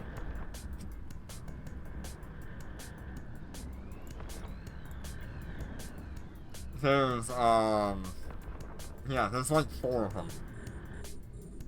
I like the fish throwing one the most. It's funny.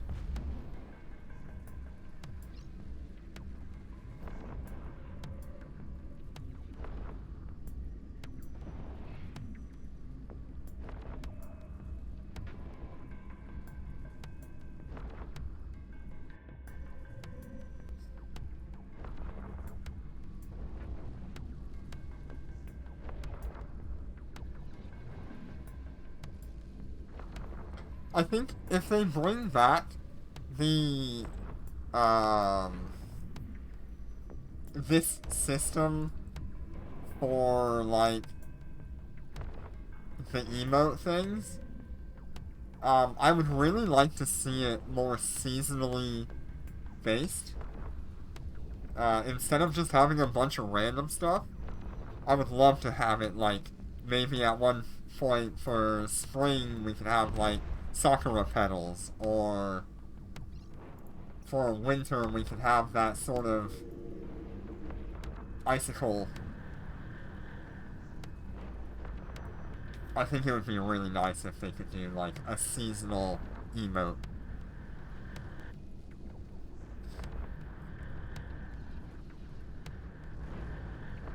Right now it's just kind of a mishmash of a bunch of different stuff.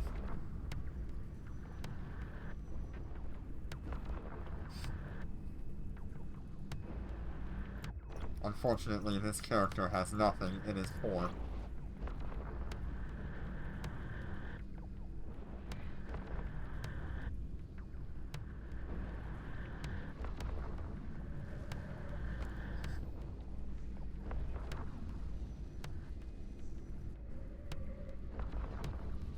Cat emotes would be great.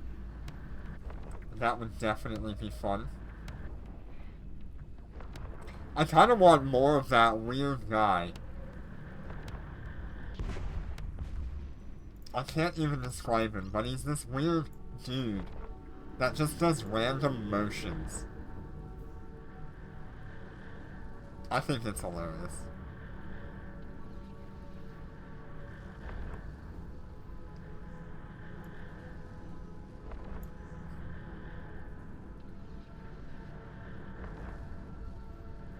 Also, like, if we could have, like, Concord-related ones, where we've got, like, the siren now, I wonder if they'll ever add in, like, police or Concord, whatever. I think that could be really cool as well.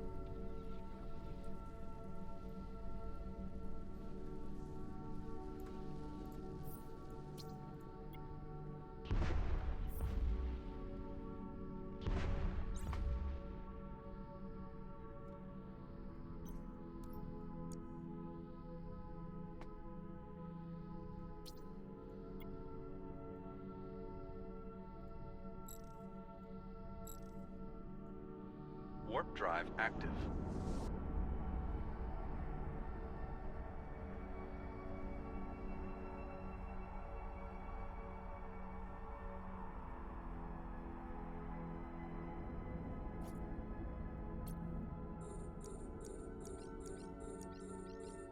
We're under attack.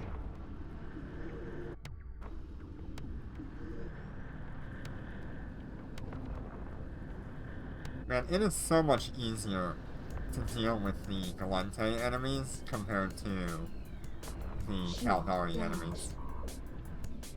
These are Galente enemies, we've been fighting them quite a bit, but anytime you see missiles, that'll be a Caldari enemy, and Caldari enemies are just a pain to deal with.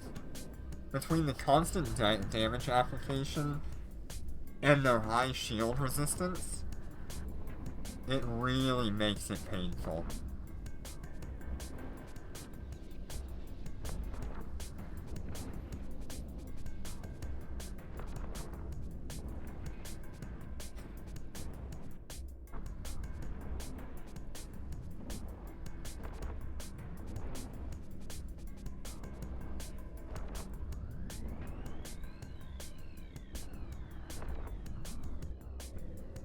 Right, what are we at now? We are at 850.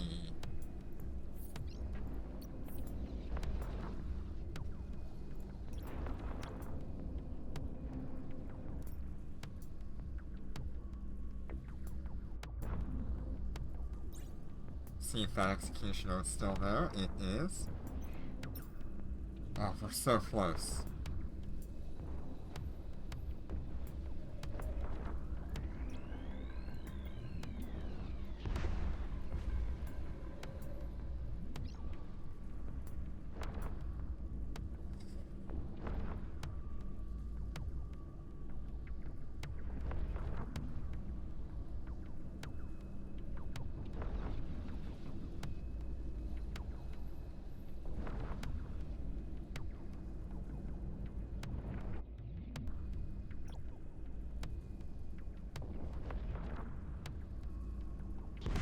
No, please don't.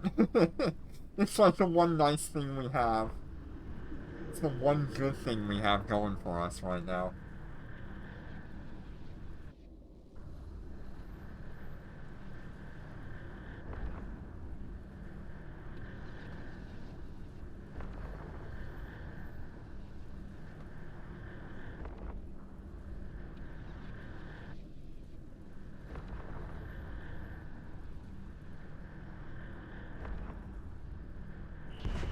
Enemy ships detected.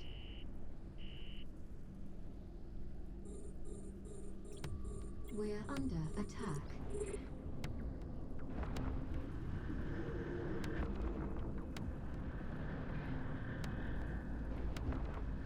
I'm just glad nobody has bought it. Pretty lucky there. Because otherwise we'd be grinding to 4 million.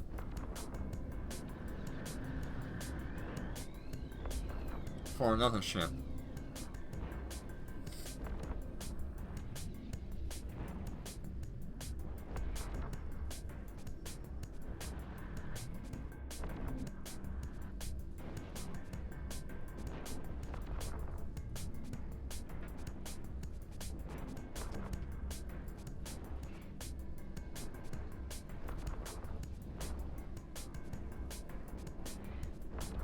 Yeah, I might start hitting these anomalies. We get a little bit more ISK out of them.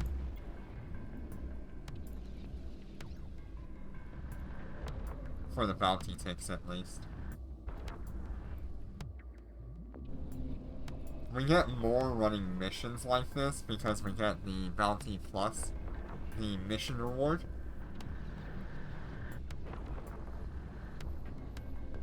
I don't know. Hard choice. Either way, it's gonna be a grind.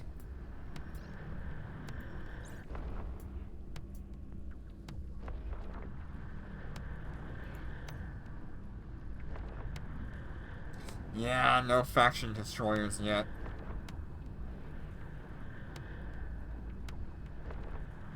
Would be nice to have one of those as well.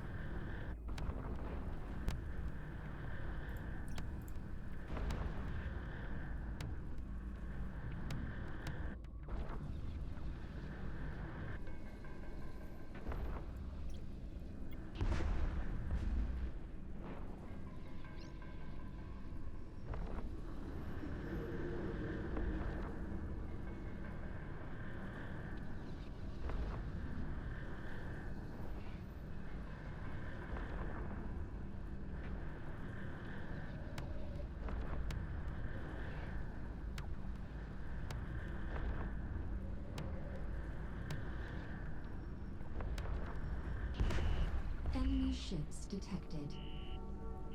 And we've got 2 destroyers we need to worry about. Let's go ahead and handle that.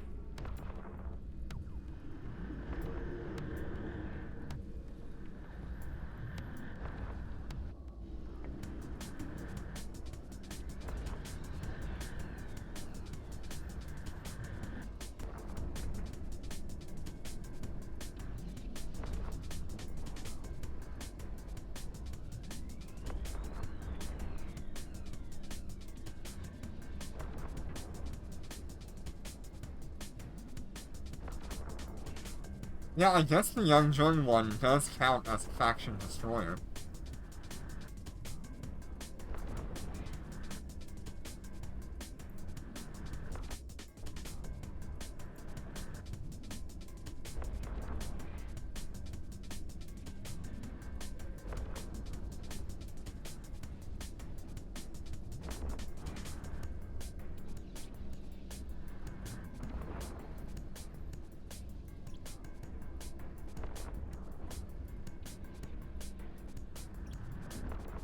I tend to forget about them.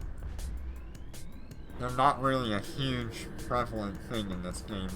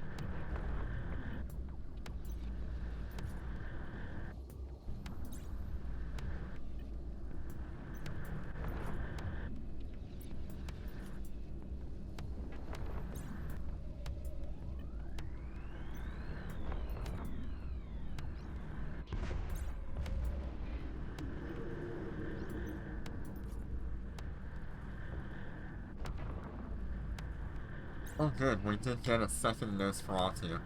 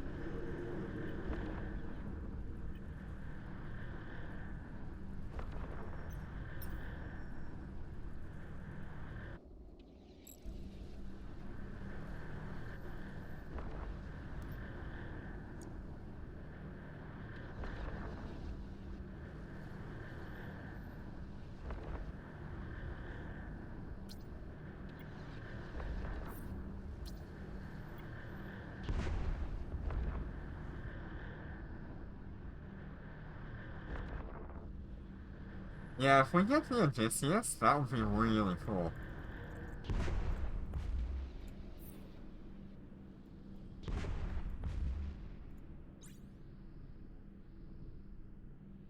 And we are so close.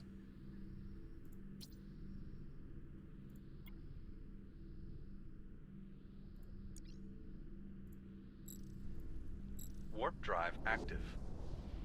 No, Snoopy.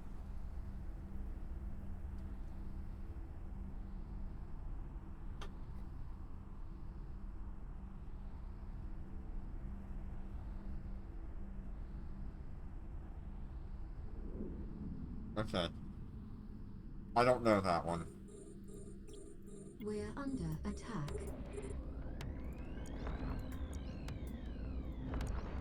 Shield damaged.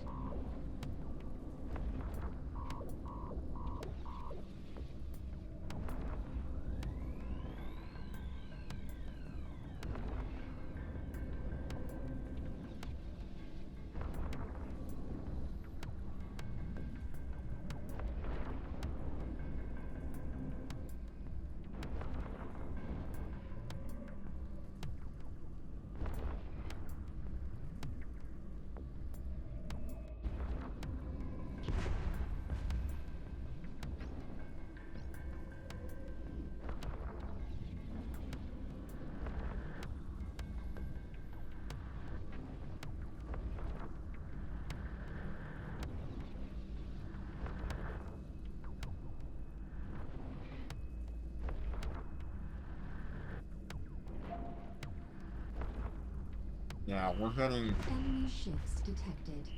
nearly like 20% more bounty We're under doing this. attack. We're under attack.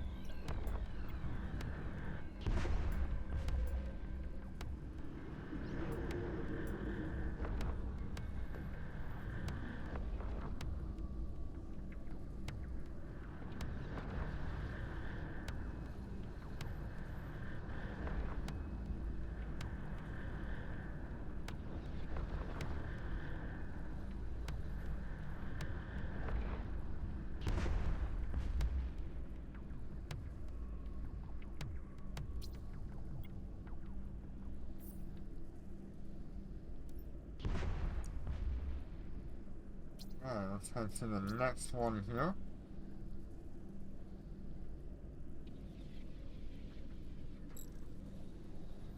Warp drive active. We're just trying to get within that 800 or 900 and something thousand range. We're Honestly, if we under can hit the attack. 2 million here, that would be so much better.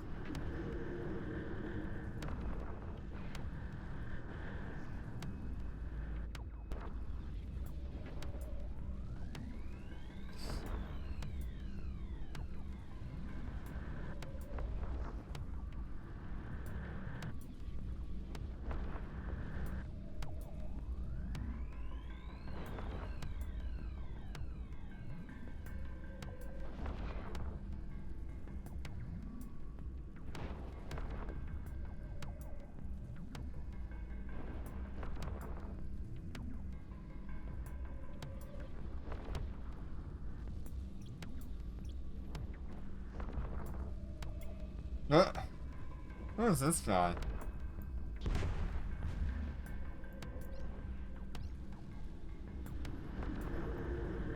random guy showing up. No, please! Enemy ships detected. I need this!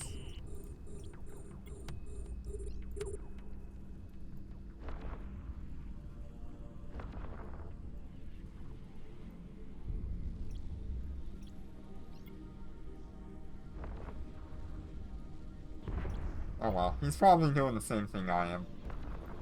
Just trying to get whatever ISK he can. Enemy ships detected.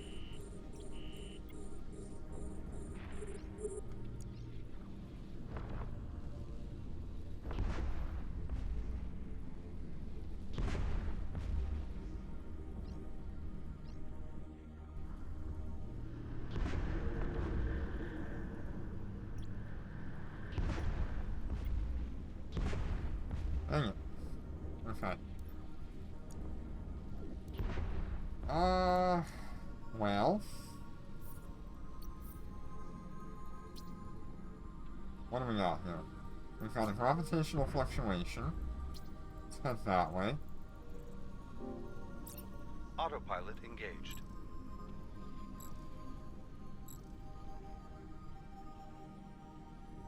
Warp drive active.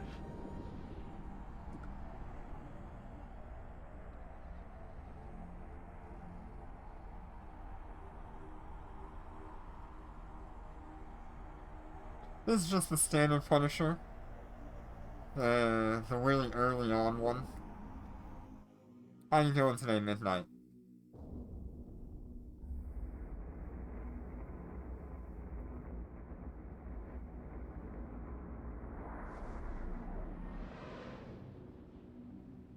Oh man, I wish I could do that. Warp drive active. Yep, it's the one they give you from doing the tutorial.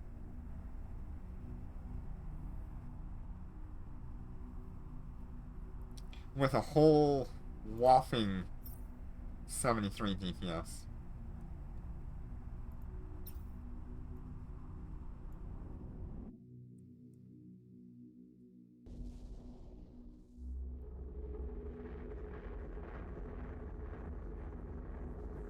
It's doing a good job, but I need something a little bit better. Warp drive active. And only a little bit.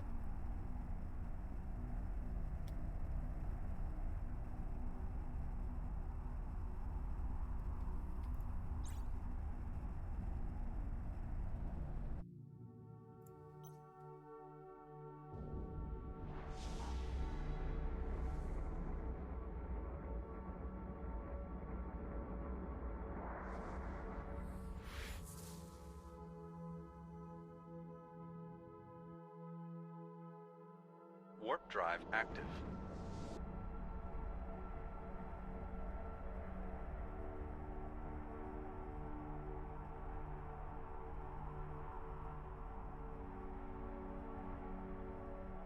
It'll be nice to have one more myth slot when I upgrade. Sometimes you just forget how weak some of these early ships are compared to what you're used to flying. Destination reached. It is actually incredible. That's a kind of a good spot if I want to run anomalies here. I might do that.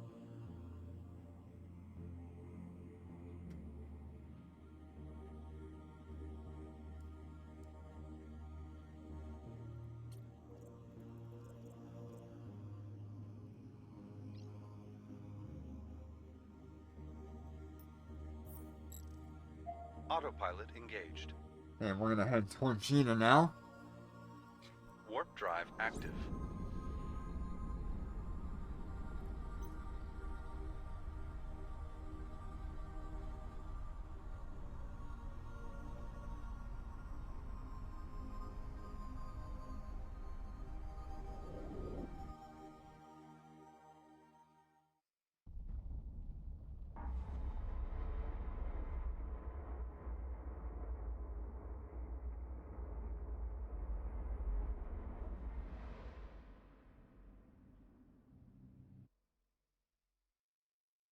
Warp drive active.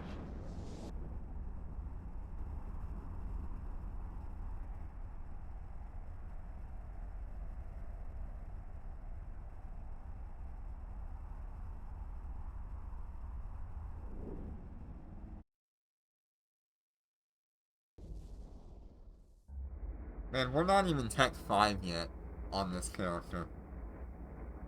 We're still like a week away from Tech 5 on this character. Warp drive active.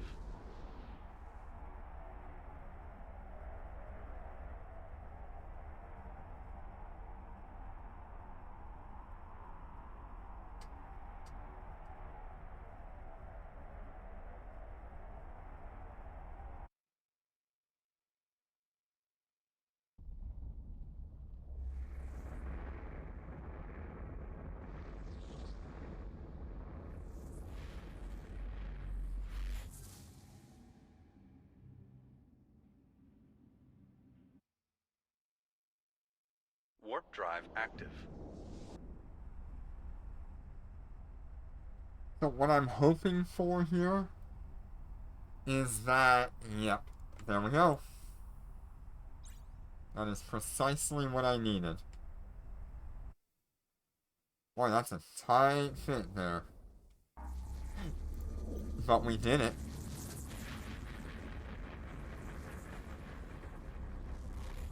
It only took us about 2 hours to make a million ISK. Not the worst. Warp drive active. Not the worst. We could be Tech 1.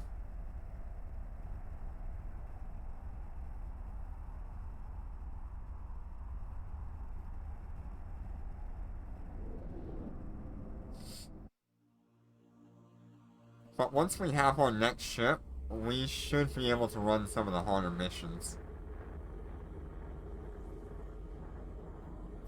Even do, like, large and medium anomalies much better. Warp drive active. Sivala.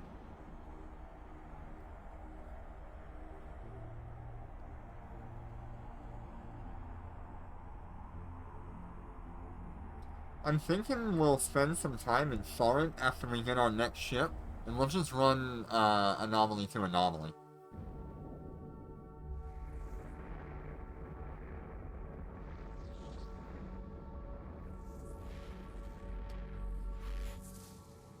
Uegama would be a good spot too. Warp drive active.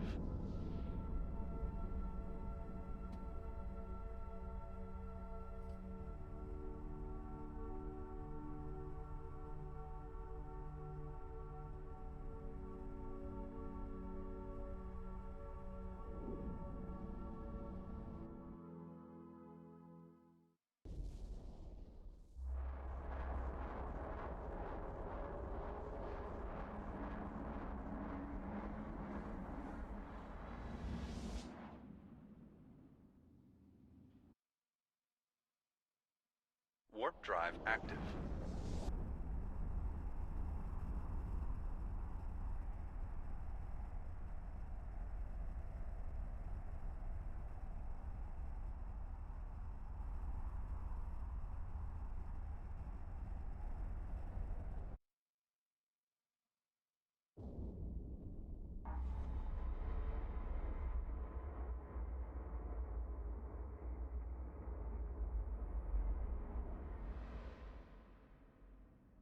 Still got 4 more jumps to Gina. Warp drive active. And then we can get our brand new ship.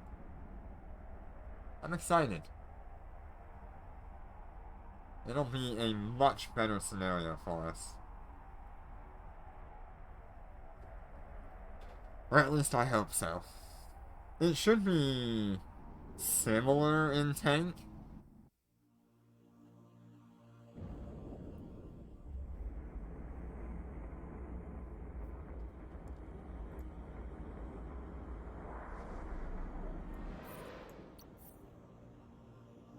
Actually, am I able to do this from here? Warp drive active.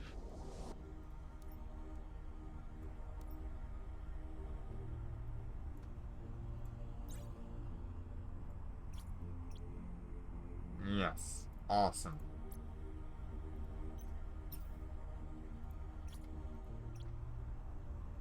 Alright. That'll be our new ship.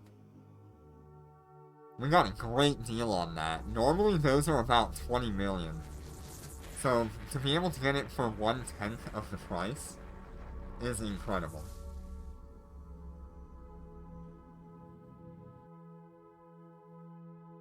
Warp drive active.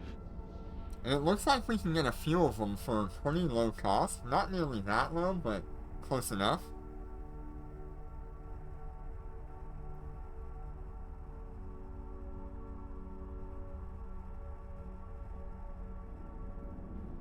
Oh god. Why are you gonna torture me?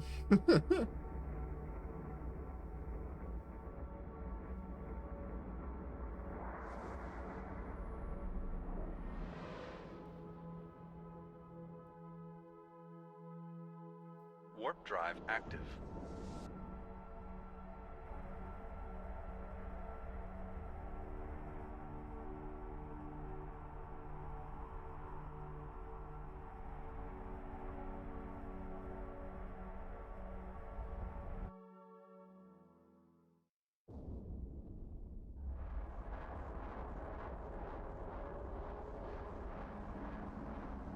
Let's see, we're hoping to be around...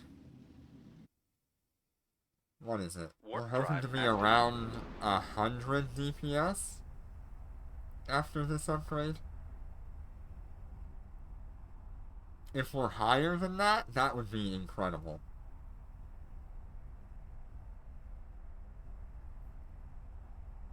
Desk docking request accepted.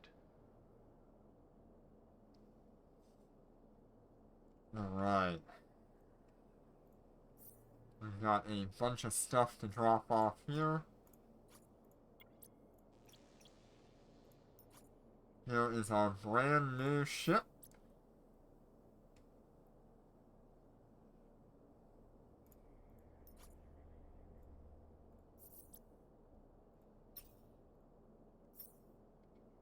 Same kind of layout. We're going to use these test pulse lasers until we no longer have them as beneficial. Wow, already at 89 DPS. Ooh, but we only have 2 low slots. Interesting.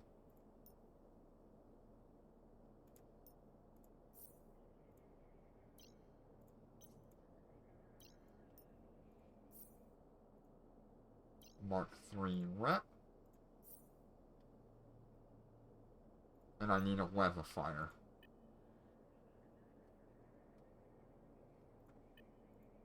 Okay. Capacitor is fine. We're probably going to be better off with some kind of inertia modifier.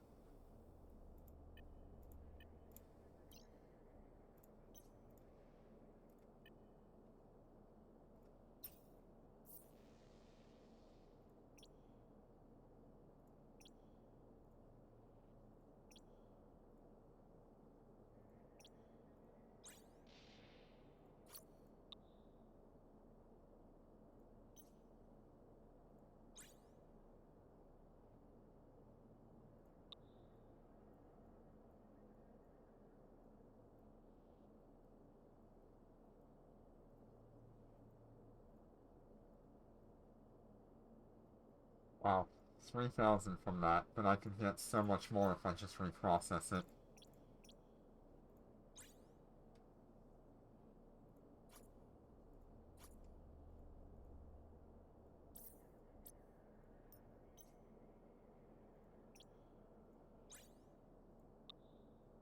Yeah, 28,000 if I reprocessed it.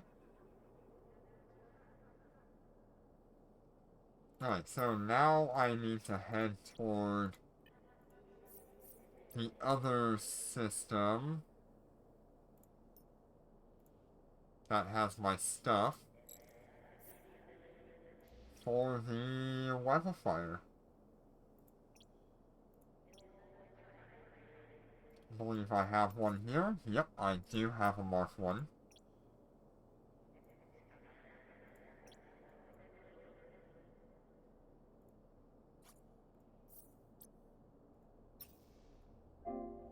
Autopilot engaged.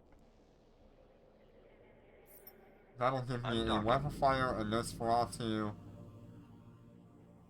An actually pretty good setup here. 1,702 defense. Kinda the same armor layout here. Warp drive active.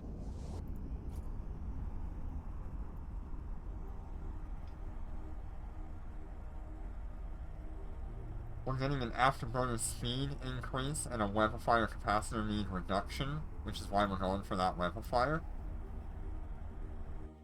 Along with being able to slow things down and help us shoot better.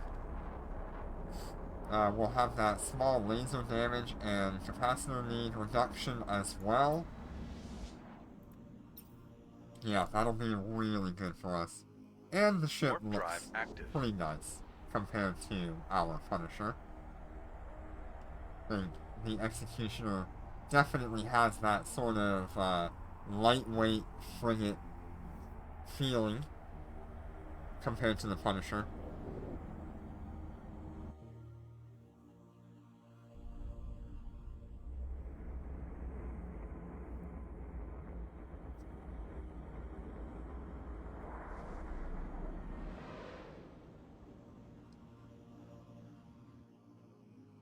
Warp drive active.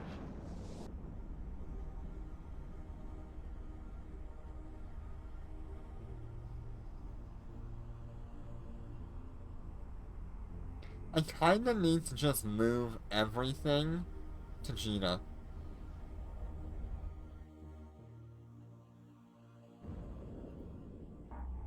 There's no use in me having this random home station that I'll never go back to, other than for like 2 items. I wonder how much it would be just to have it delivered. Warp drive active.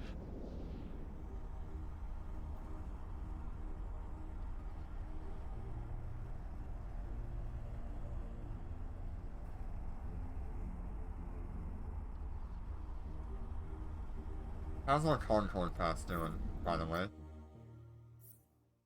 We are now at level 3. We're actually almost to level 4, which would give us 125,000 skill points. We've done pretty good on the ISK making. Warp drive active. Or the point making, I guess. We're at 300 out of 800. That's not bad at all.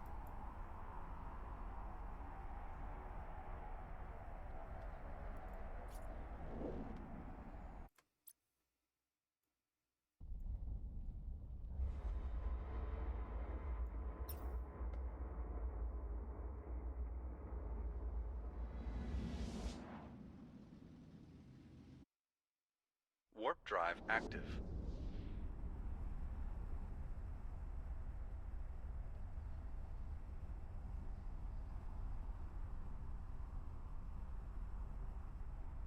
Once again, we're gonna stack our weapons here.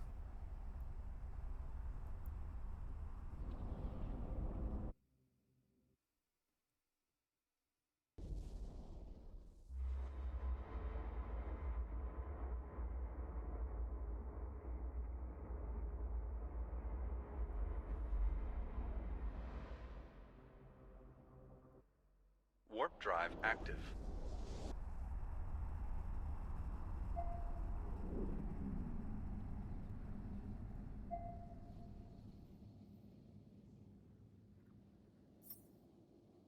Yeah, 89 already. Which is a fair bit more than what we had just earlier, which was 73.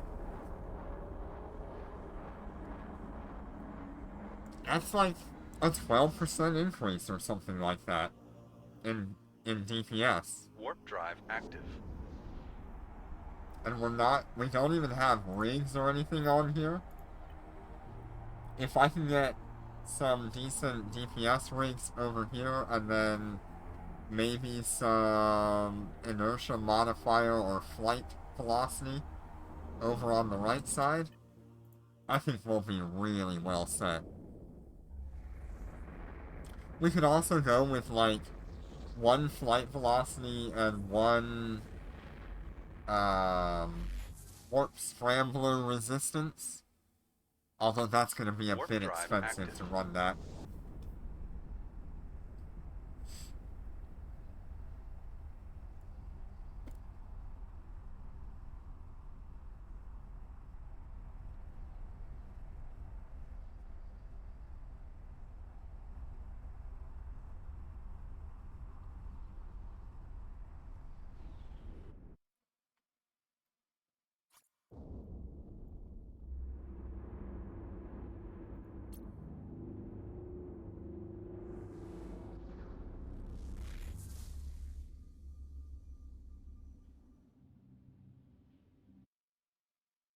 One Warp more drive jump. active.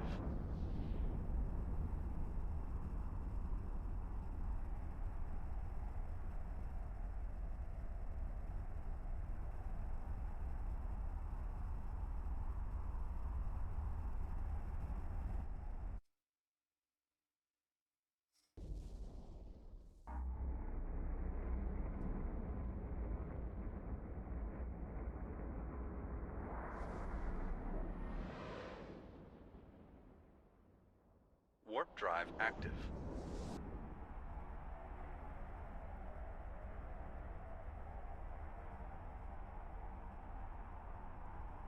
Alright, so our next ship that we're going to be upgrading to is going to be Docking request accepted. a destroyer, I think. We're going to need about 4 million to get our hands on that.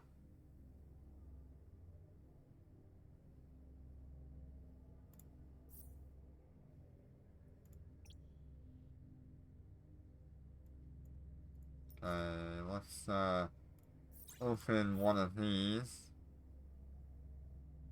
Man, I don't like that it's the laser collision accelerator. I wish that was activation time, which I do have.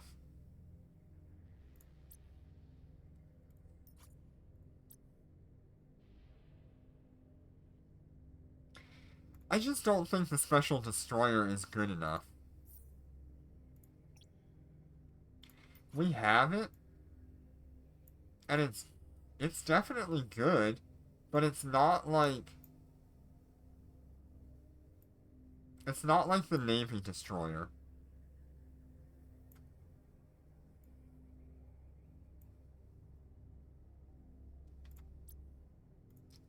Because if we're comparing that to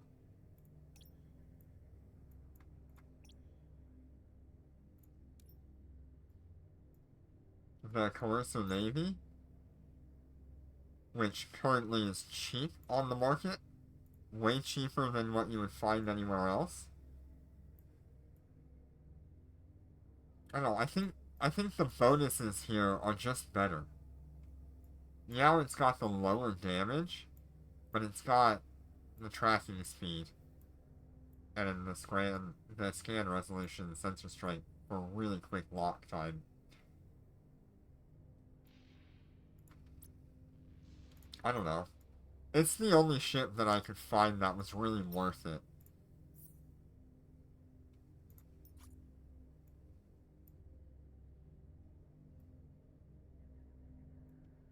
$3,230.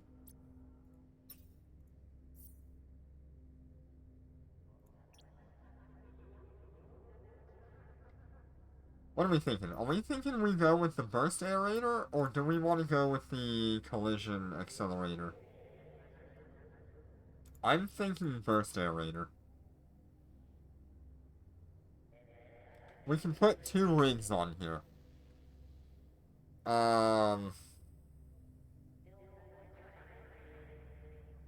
I don't know what the best option is. Normally, I would say the burst aerators.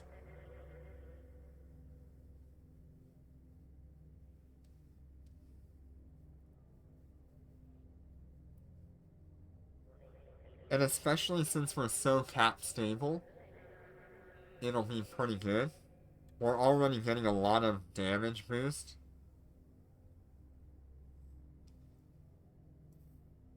So maybe that's what we'll do.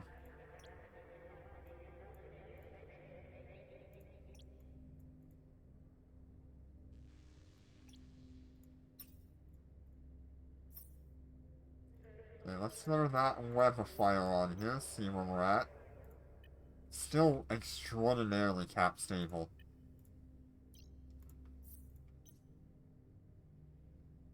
Okay, so that puts us at 93 DPS, which is really nice. And one more puts us at 97. So we're not quite at 100, but we are very close. Still plenty cap stable. I think for now we'll just run the capacitor control circuits. Just on the off chance that I have to go without my Nosferatu for whatever reason.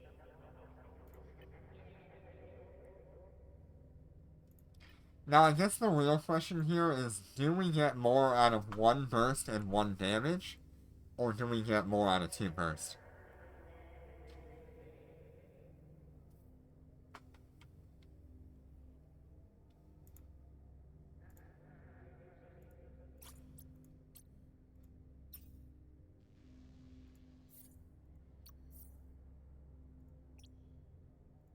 I don't think it matters that much.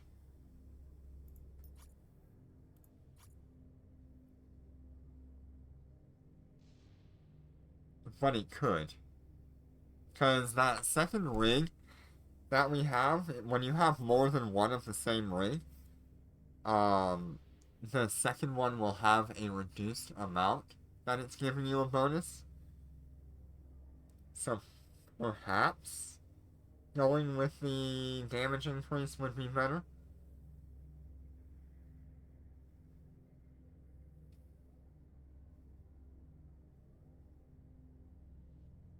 On one and then burst on the other.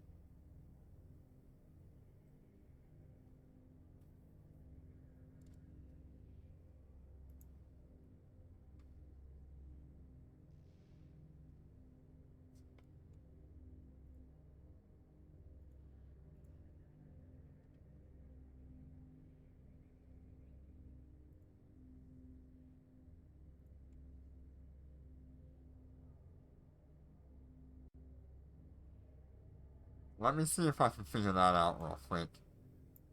I'm gonna pull up an external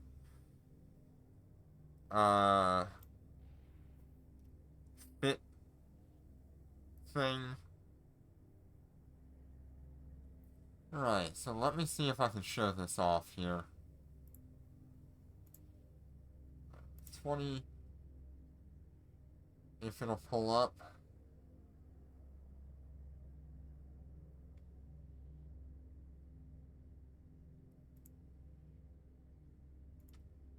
There we go. Alright, so this is sweet. It is an external database which you can build a ship and fit in.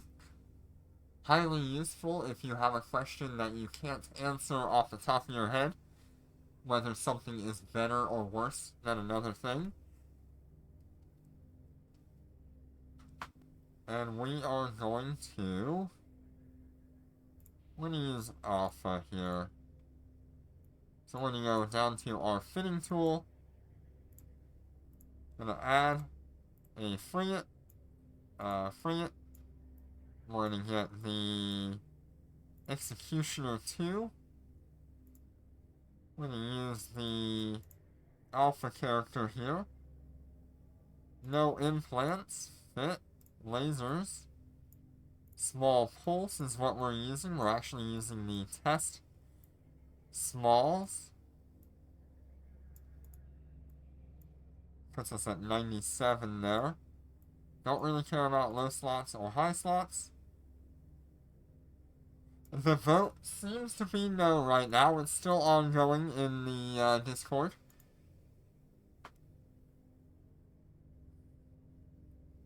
Let's see. Weapon rigs, laser rigs, prototype, burst aerator,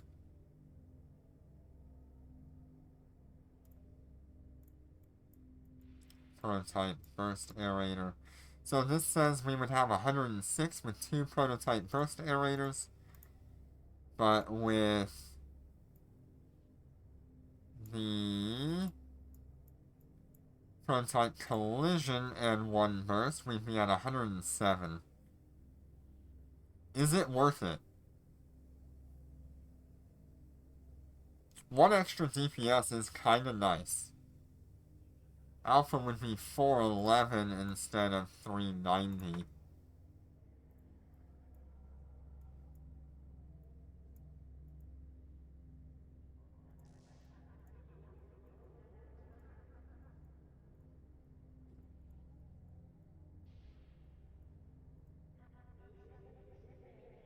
$106.52.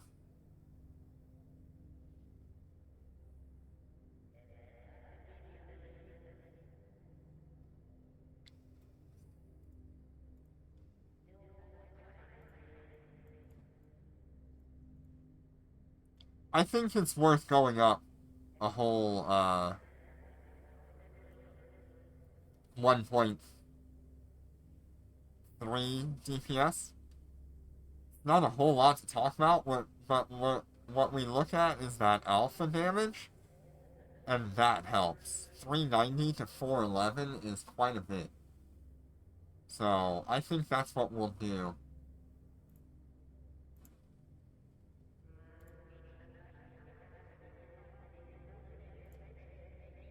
Alright.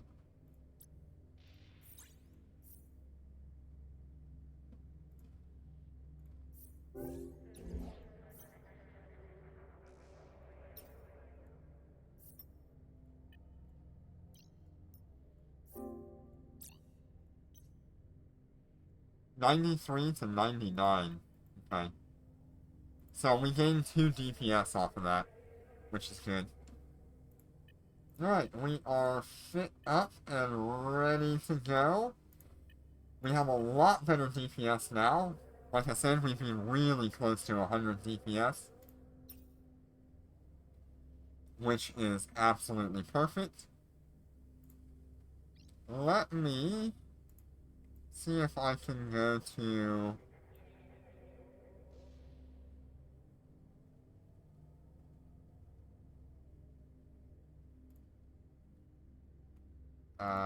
Foreign and Gina, Foreign and Perimeter.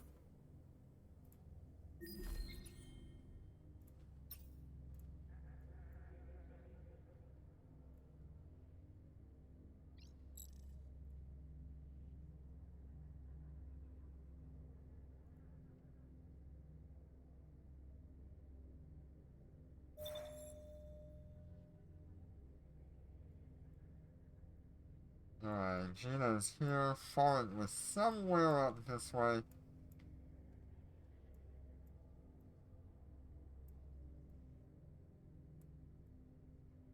I know it took me on kind of a weird path from Gina. We would usually go from Gina to Perimeter, and then Perimeter to Ian Orsta, then Ian Orsta to Foreign.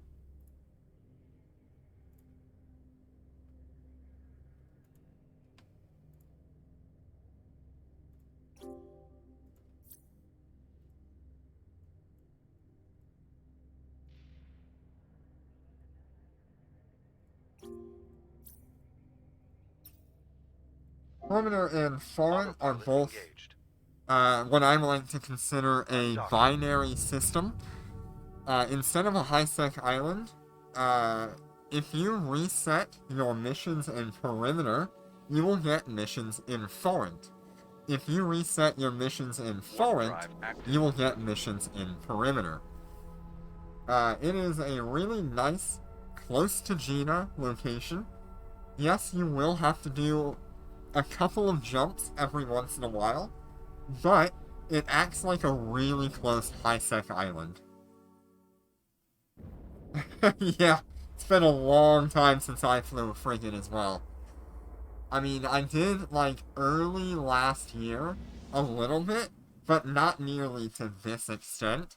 I Warp think we drive moved active. almost immediately into a destroyer when we were flying the missiles and drones on the Alphas.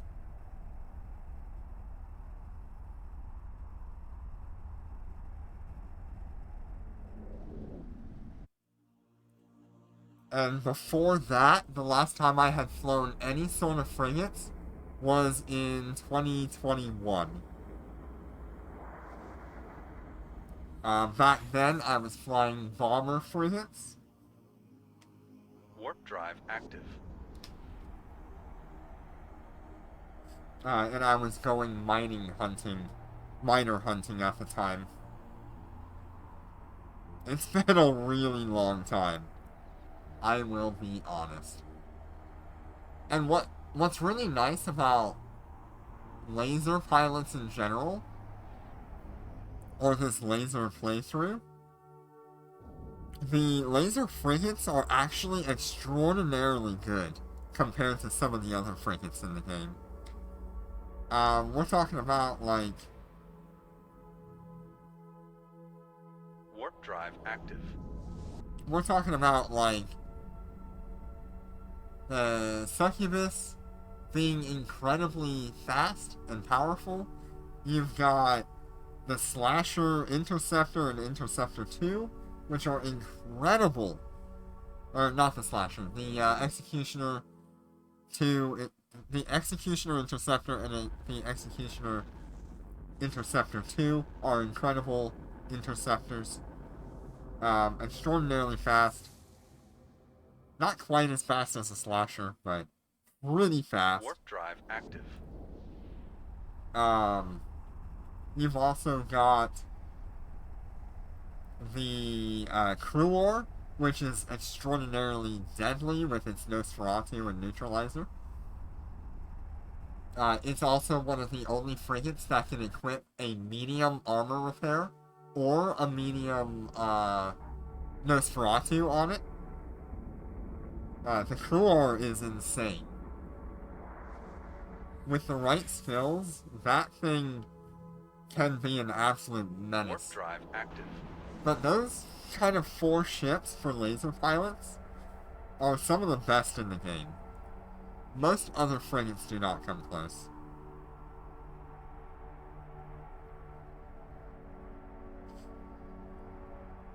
And then you'd also be looking at, like, the pacifier with lasers is also really good. There's so many amazing options here for laser pilots now. I'm really happy about it. Warp drive active.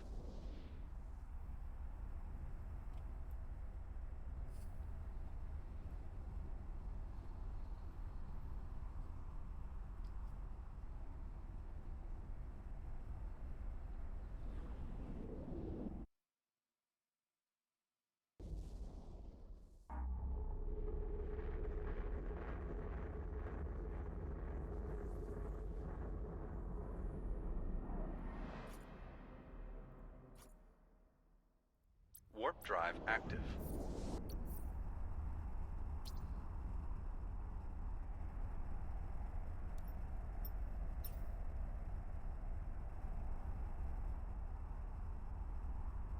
Yeah, the Cruor, being able to use a medium armor repair or a medium Nosferatu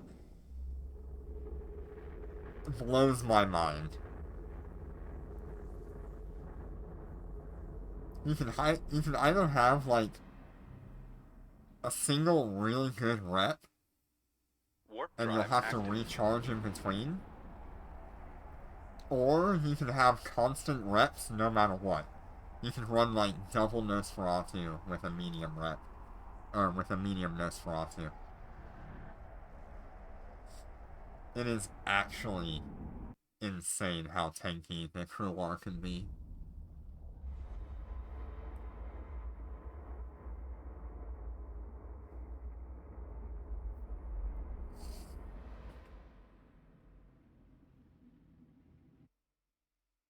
Warp drive active.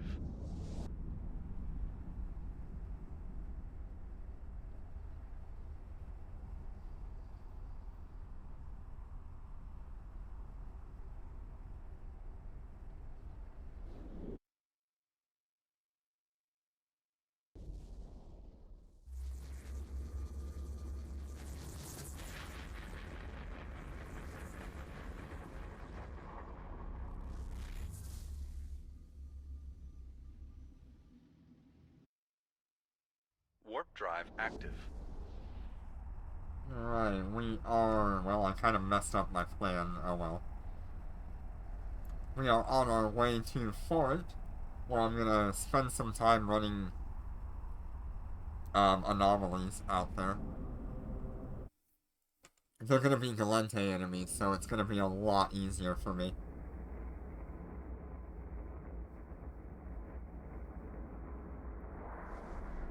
I think we should be able to get about Destination 150 to 200,000 bounty tick here.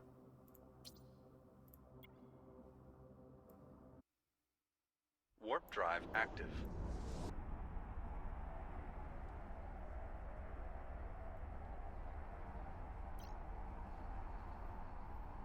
Yeah, I want to keep that 3-kilometer orbit here.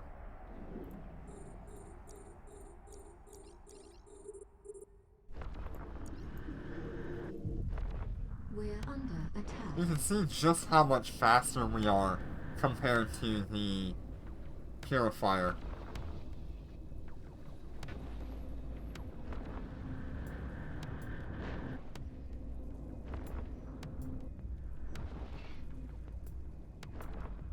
I mean, we were only going about 850 in the Purifier.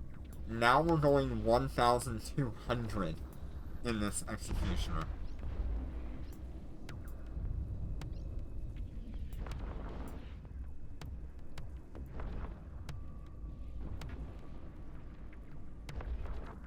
And having this web of fire on top of the Nosferatu is really going to make a difference on our damage application and our ability to lock things down. Enemy ships detected. We are so much faster. We're under attack.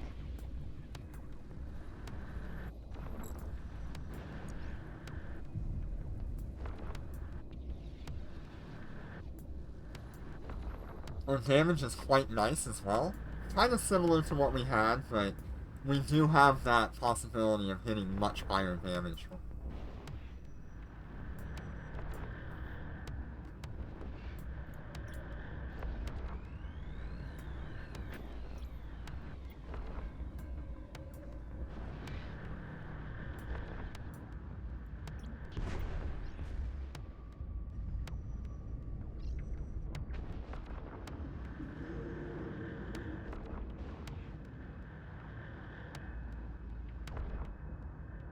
You see, the game actually kind of freaks out a little bit when you're going this fast.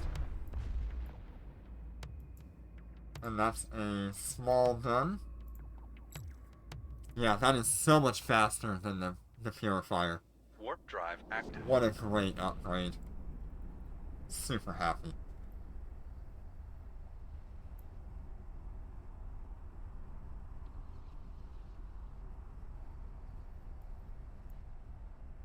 We're also quite a bit faster at warping.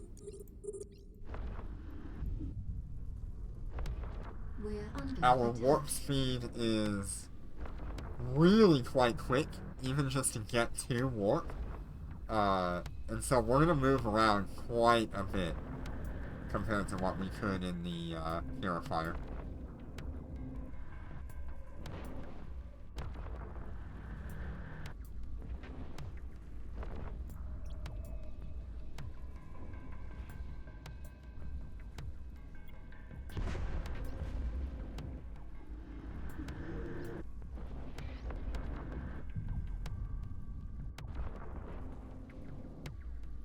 Honestly, we're not even needing the repair yet.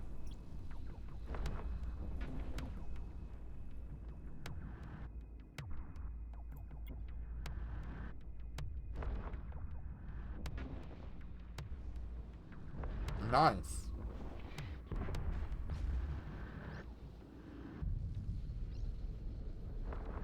Remember I was talking about earlier in the stream, the faster we can go and out-traverse the damage and the turrets of the enemies, the less we have to worry about actually healing.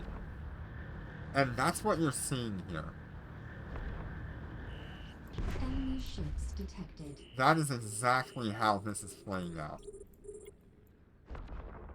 We're under attack.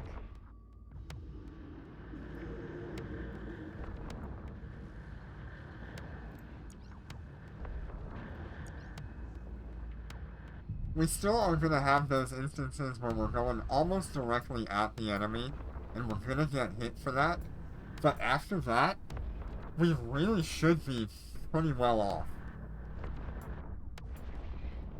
One of the things that you're going to find much later on, maybe in a couple of weeks, is we're going to be going so fast that we drag enemies to the middle of the encounter. And with that, we can stay at range and be out of damage completely.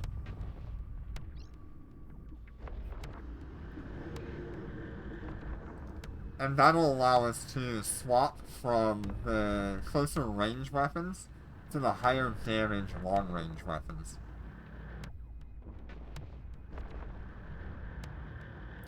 It's a tactic that's more popular on missile ships, but it works just fine on other ships as well. We just gotta maintain that excess speed.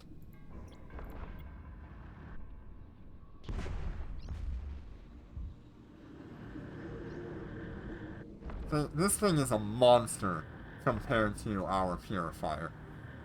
One upgrade. Enemy ships detected.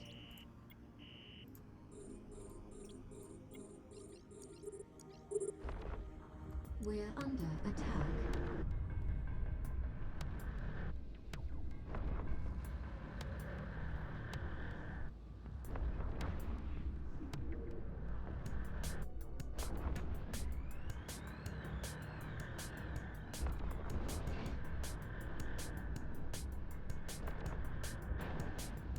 Yeah. Yeah, it's kind of weird going from the slow battleship lock times to a carrier lock time. Or a dreadnought lock time. It is actually, like, jarring.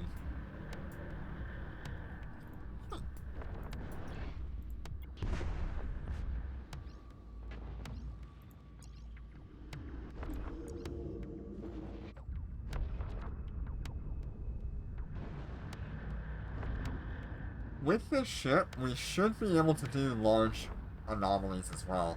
So we'll be making a lot more ISK.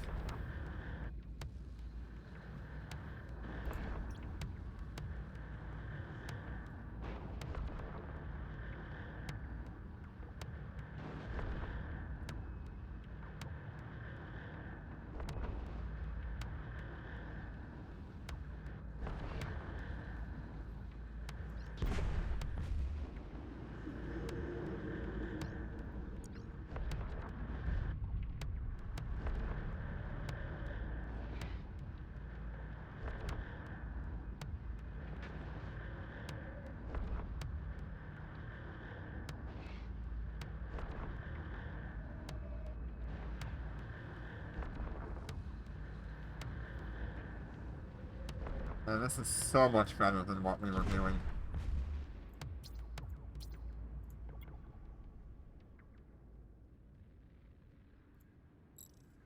Warp drive active. Look how fast we get to warp as well. Yeah, technically Dreads don't need to lock because they've got Seaways now.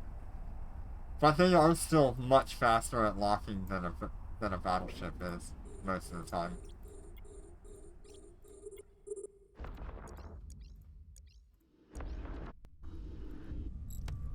We're under attack.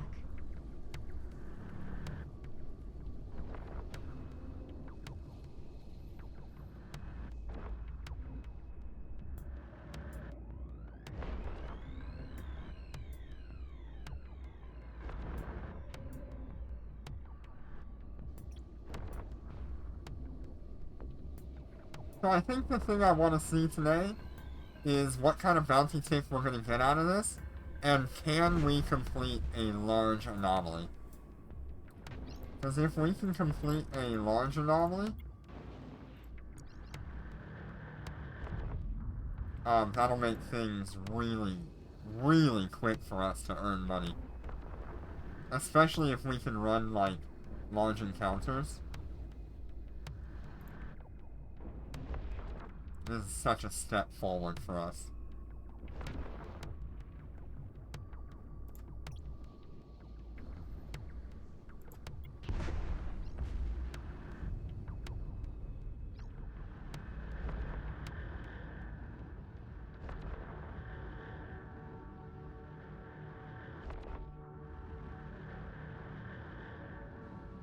We seem to be pretty good at maintaining that 3-kilometer distance, so I'm actually going to change this to 4, because I think we'll do better at 4. Enemy ships detected.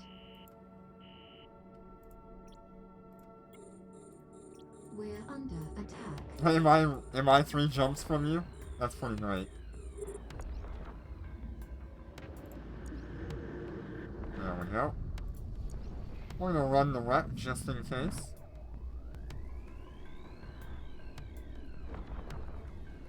I think it'll help the ships stay at a higher speed, and our turrets can probably track just a little bit better by being at 4 kilometers here.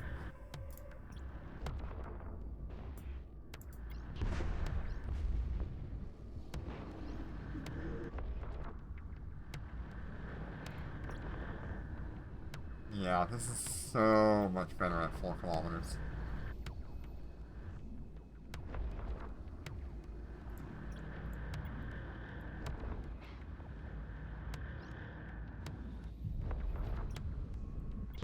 There we go.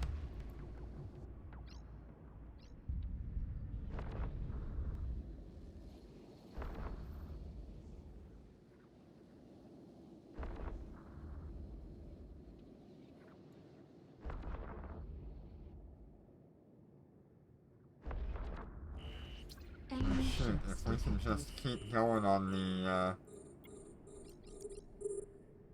We're under attack. large, on these medium anomalies, that'll be great.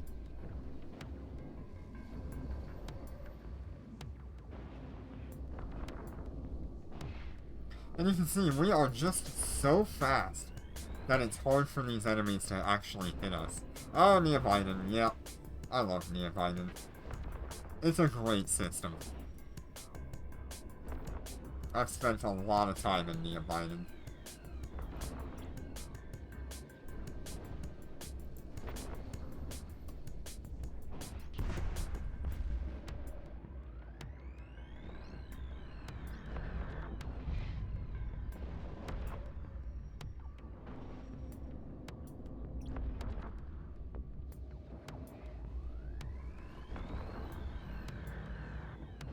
Having a little bit of trouble tracking that frigate. The web isn't holding him as well as I had hoped. Or we're just going too fast for these turrets. Kinda 50-50 on that.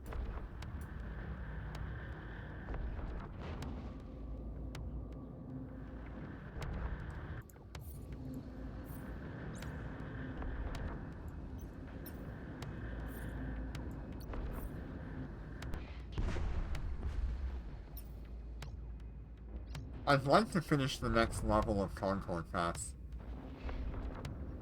That would be kind of nice. Man, looks like we keep having these mediums spawn.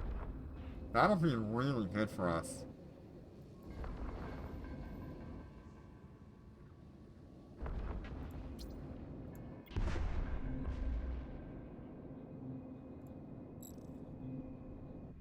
Warp drive active.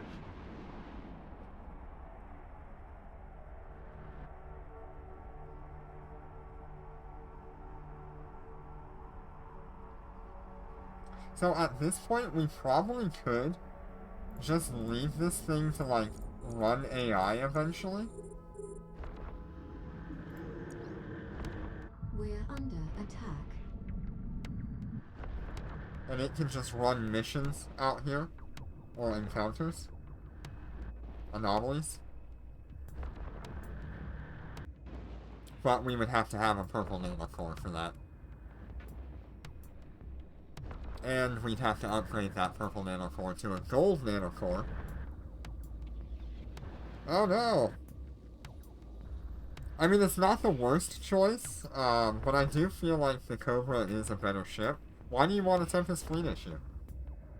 My best friend uses it all the time, so I just want to hear what you're thinking.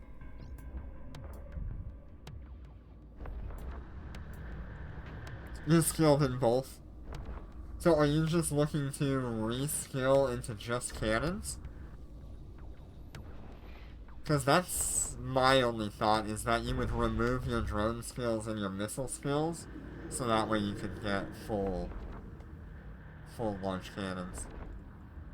Okay, you're expert in both.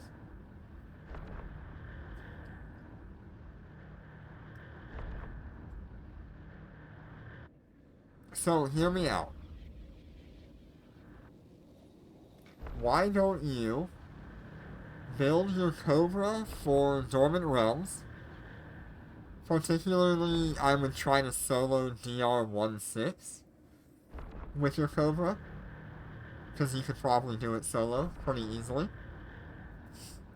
And you can get a TFI. Enemy ships detected. Oh yeah, I use Cobras all the time. I had a whole, 6 months of me using Cobras only in We're VR. under attack. Or at least 3 months. And then you use your TFI for everything else. TFI is a great PvP ship, but if I had to choose a PvP ship, I would rather have the Maelstrom Bomber than the TFI.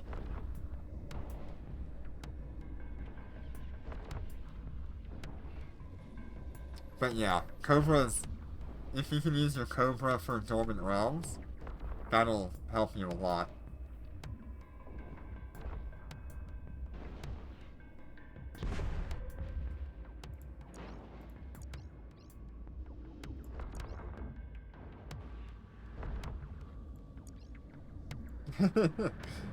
Well, not everyone's gonna jump into a Dread, but they might jump into a Maelstrom.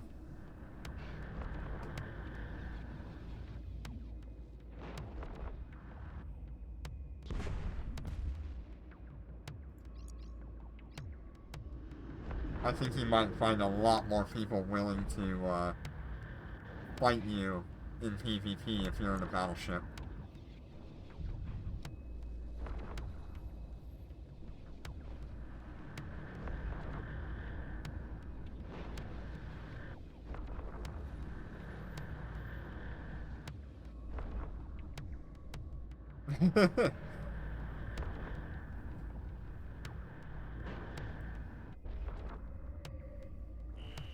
Enemy ships detected.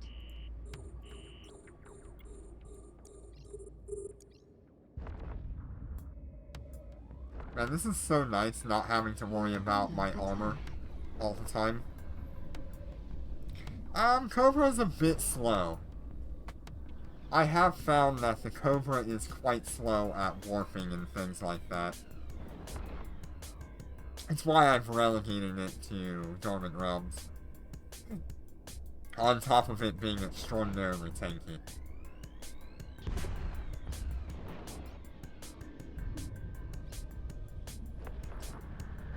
Yeah, if you're willing to spend the IP, the Marshal is way better.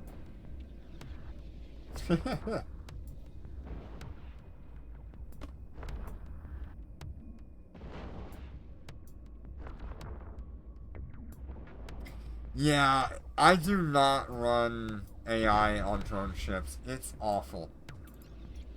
That is one of the worst parts of a drone ship, is the AI. Oh my god, you only have 2,000 IP? Good lord.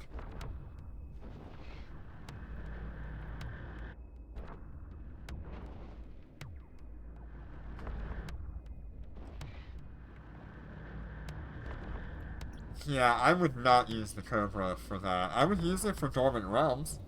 But AI? No. Absolutely not. Drones are not good for AI.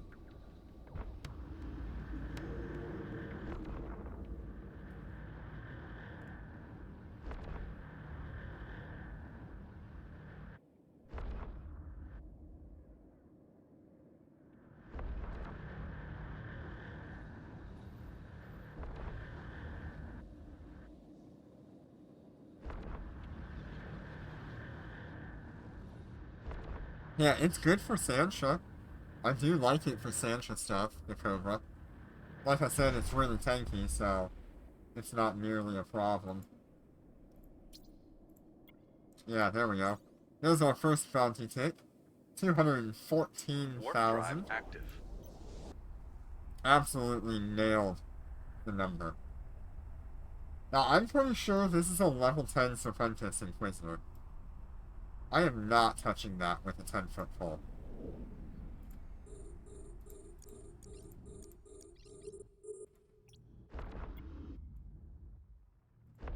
We're under attack. Oh no!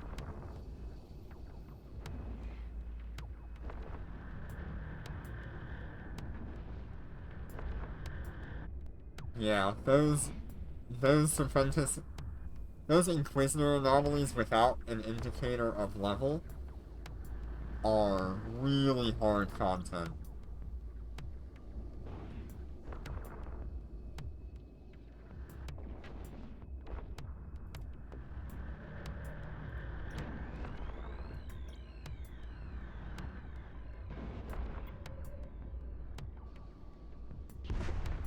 It is here in Forent, if you want it. Like I said, I'm just like 3 jumps away from you.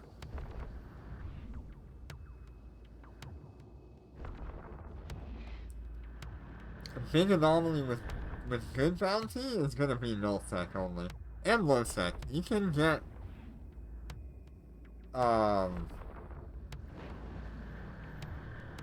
you can get lowsec Shield capital damaged. anomalies. Hey, look at that. We finally need to start using our armor rep.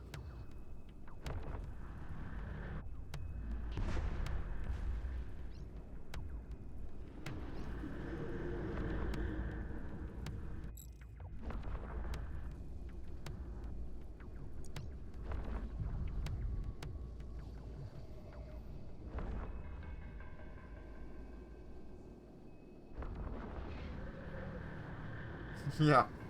I think people still fly frigates.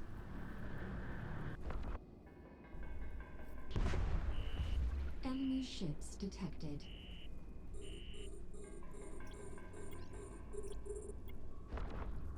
We're under attack. I mean, to be fair, if you lose a Cyan, it's like 37,000 IP or more. And that's with the discount. It is not happy when you lose a Cyan.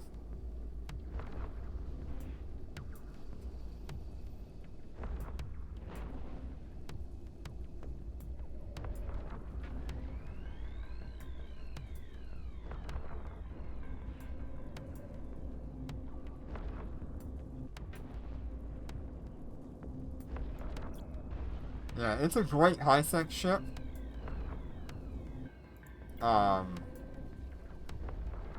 But I would not eat it in low or null. It's not worth it.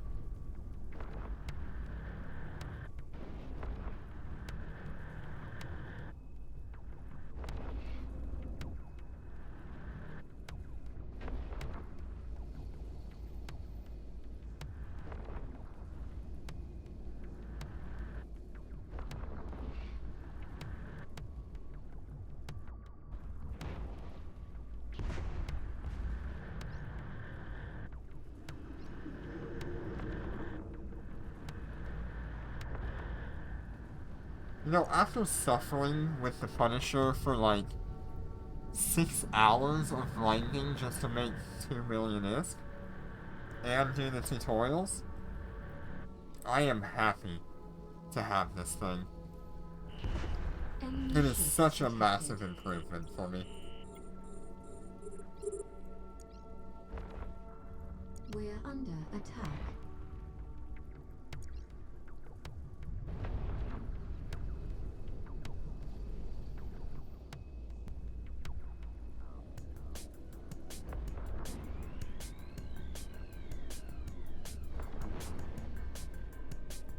Yeah, the tutorial is definitely the way to go to get started. As it always should be.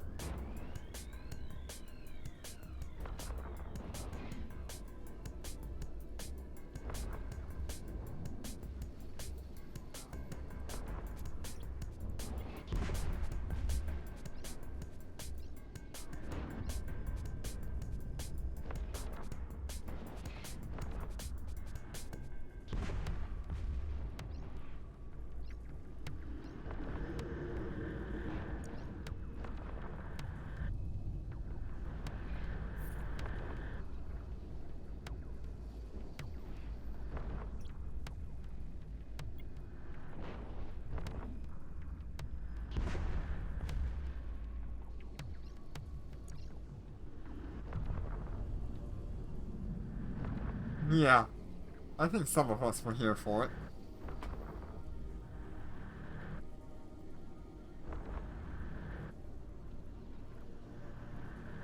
Alright. Alright, I think now it's time to see if we can run a large level 3. I think this will still only have destroyers, Warp drive but since active. we're going to be so fast, I wonder if we can just continue what we're doing here and leave the armor rep running. I believe it should be fairly fine for us.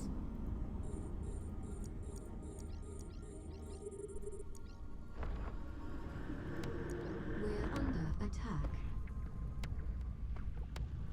I believe these have 5 waves, is it? Or is it 4 waves?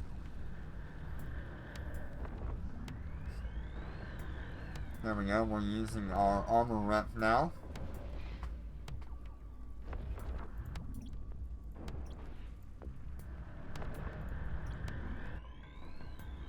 Yeah, it's been a long time since I've done like a level 3 large anomaly.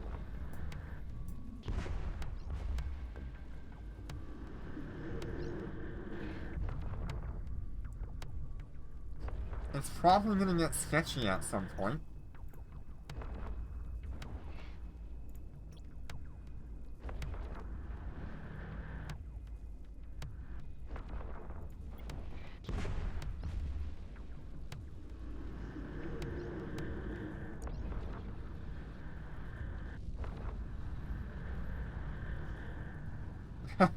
I don't run anomalies in HiSec unless it's Sancha, an Inquisitor, or any of the encounters. Other than that, the only time I run them is when I'm doing one of these playthroughs.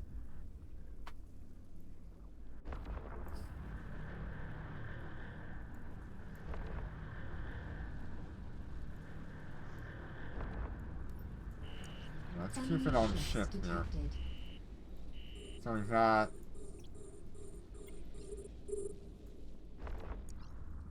a destroyer and 3 frigates. No weapon fire, which is good.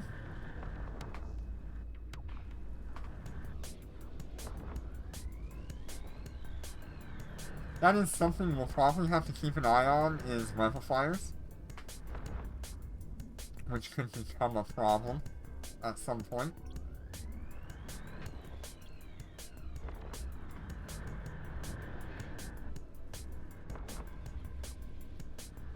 Alright, we're going to keep an eye on what target we're going after next. Make sure we keep that web within range of something. Alright. Yep, it's still there. If you want it. Yeah, I have personally flown every single sub-capital ship, and I have now flown every basic dread, and carrier. I've also flown, all of the Lancer dreadnoughts, half of the bodyguard dreadnoughts. I've flown, 1 Navy carrier. I've flown none of the assault carriers. I've flown all of the HiSec capitals, and I have flown 2 super carriers now. So I have definitely tried it all. I have absolutely tried it all.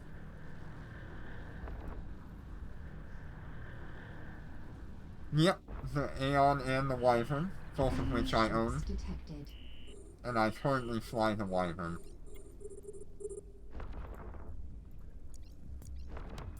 We're under attack. I love my Wyvern. Honestly,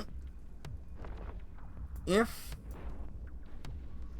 I'm always I love a bigger ship, so Dreadnought's kind of my favorite right now. But, if destroyers got more love, I would fly a destroyer, like, all the time. I just don't think they gave destroyers enough love.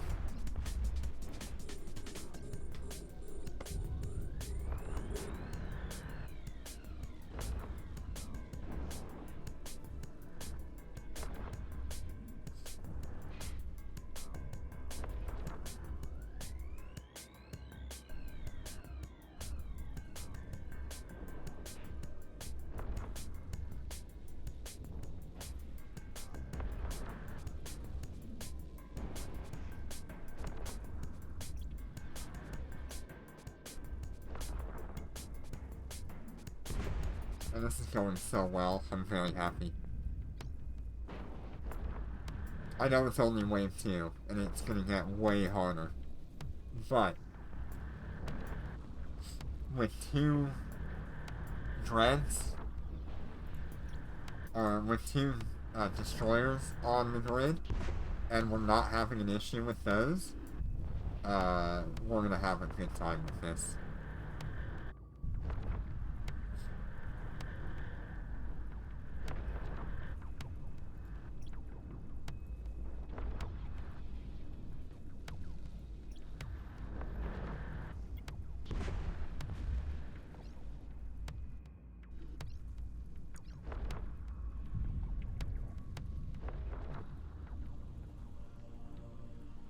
Oh, this is so good. I love this.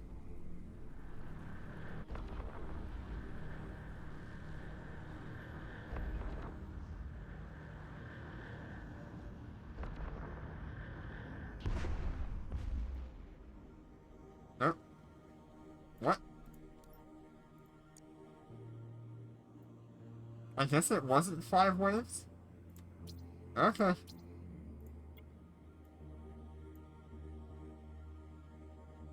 Warp drive active. Yeah, we're gonna have an easy time doing large. So let's just go ahead and do it.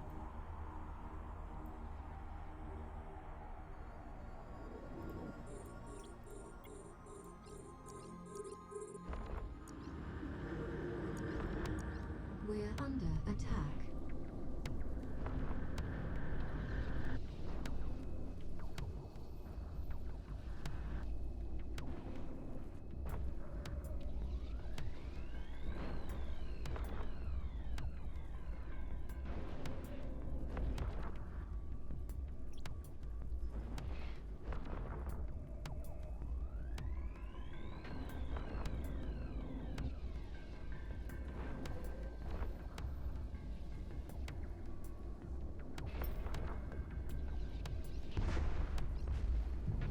There's our boy, Outlaw.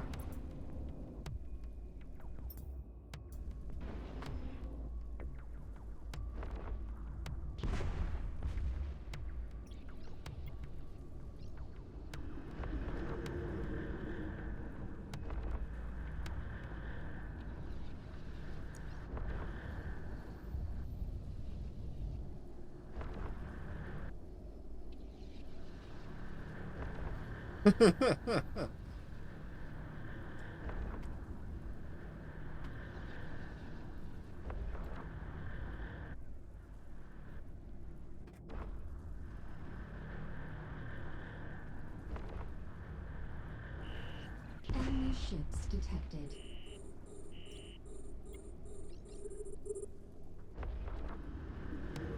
We're under attack.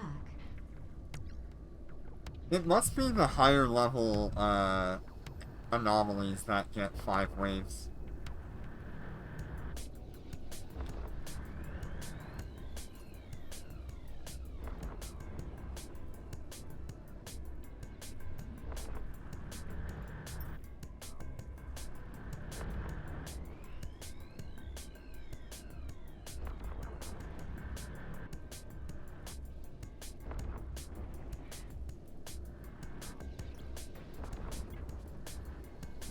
And it is fun to just be... Inquisitor anomalies can be hard, but you're in a carrier, so it won't matter.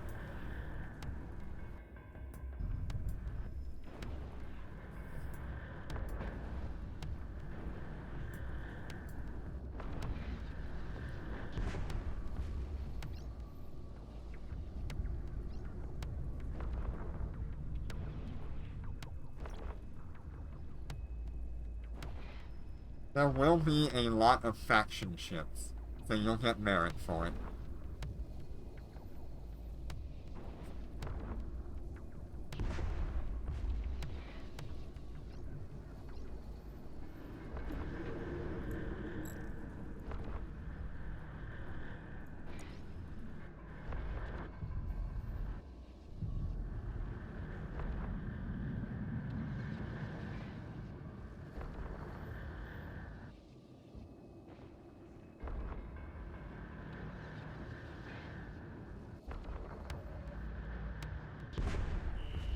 Yep, Enemy only ships 3 waves. detected.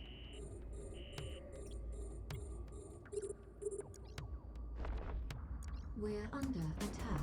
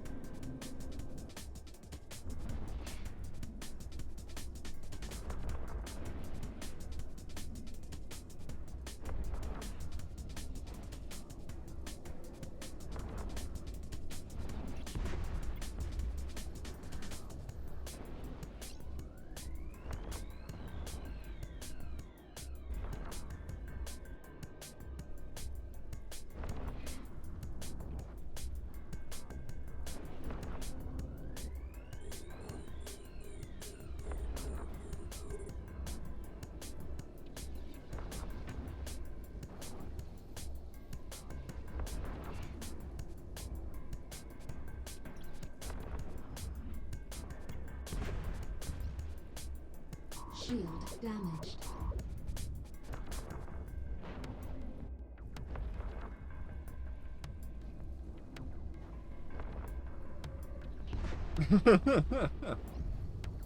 No, Shield damaged. anomalies like the Inquisitor will always warp you to 0 because they're behind the gate.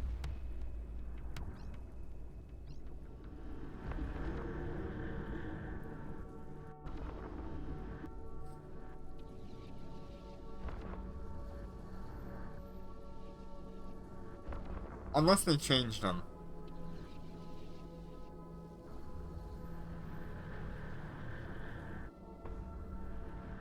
But I'm pretty sure there's a gate that leads you into it.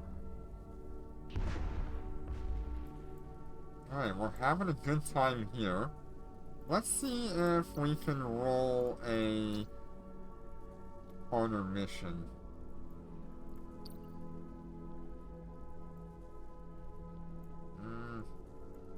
Nothing really.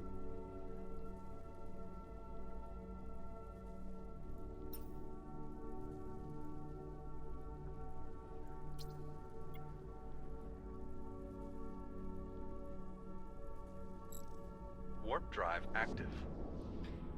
I should be doing the storyline missions, but we only just got into this ship. It'll take us a little bit before I'm comfortable with the DPS we have.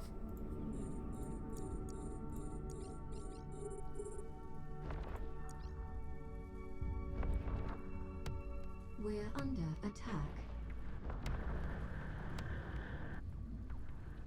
attack. We have a grand total of 99 DPS. What an amazing number.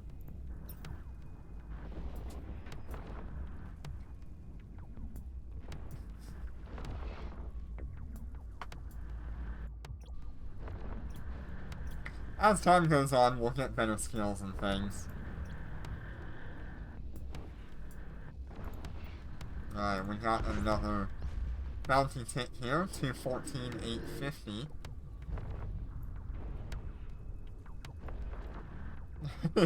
You know it. The game is like, nope. Yeah, that's good. We're starting to get good bounty ticks now.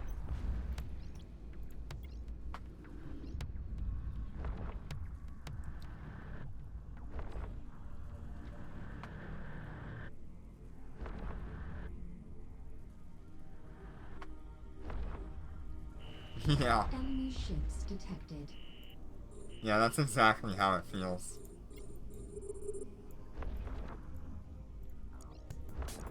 We're under attack. Man, what a great kind of end to this stream, being able to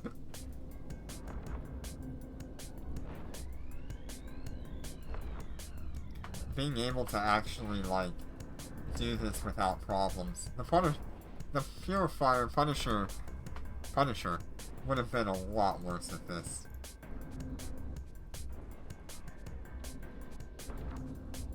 No, I don't think I could have done that. They would out-tank me.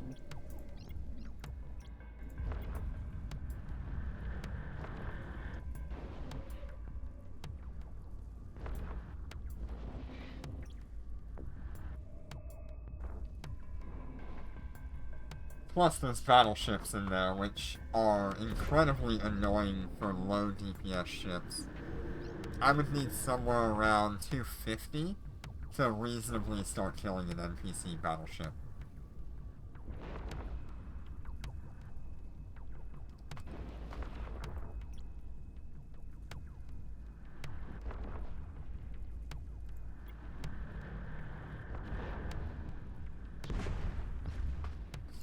Ooh, I think that got us our Concord points. Yes! Alright, we've got 125,000 skill points now.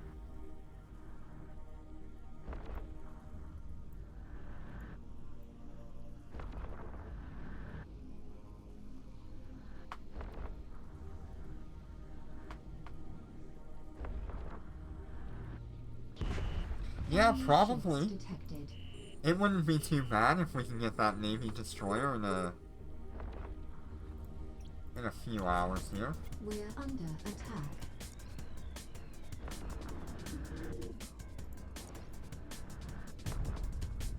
If we can maintain this kind of bounty tick. It'd be less if we're able to complete missions like For Patriotism. Or any of the other story missions for that matter.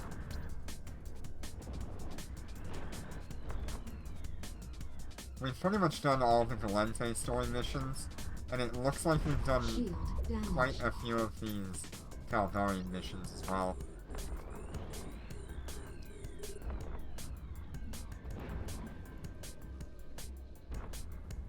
Yeah, that's not the Advanced Inquisitor. That's just the Standard Inquisitor. So it's a little bit easier, but not completely easy.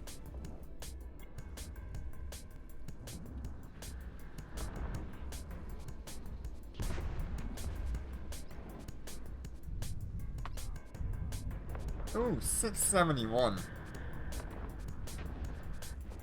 They should tell you.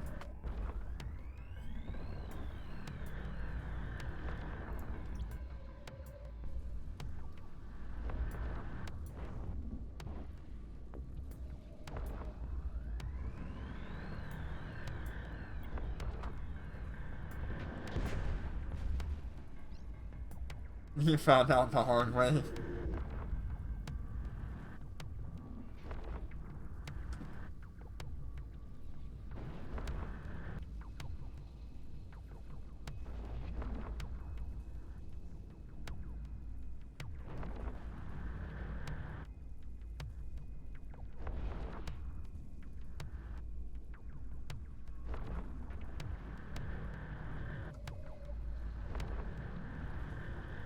This is really nice being able to just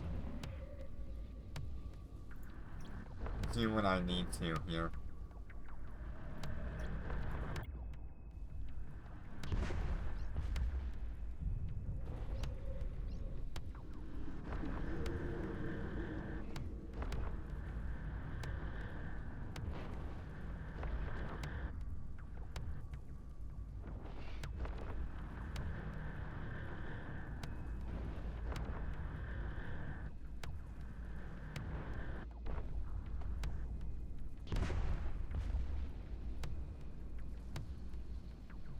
It's not worth me attacking the base, is it?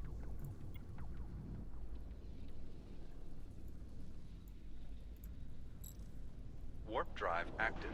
Because I kind of want these things to be spawning. So we can grind.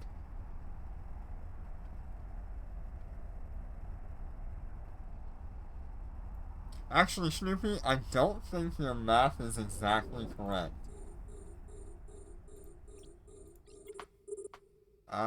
We've had 2 bounty ticks, and they are at, We're under attack. 200,000 each.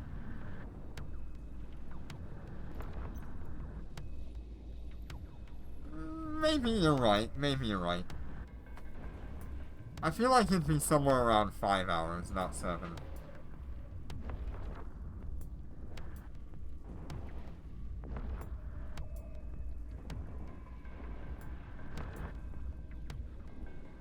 But you're probably right.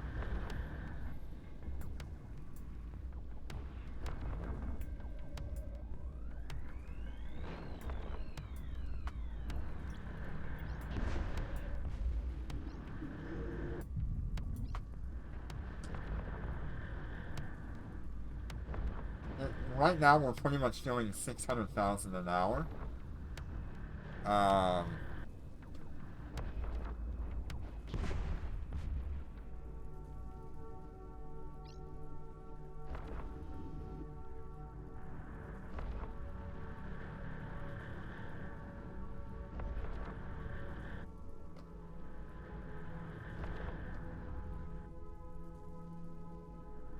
Yeah, so just under 6 hours. Or 7 hours.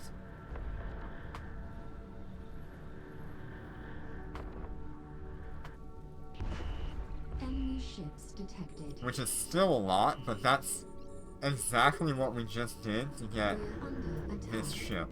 And it was only, this ship was only, 2 million.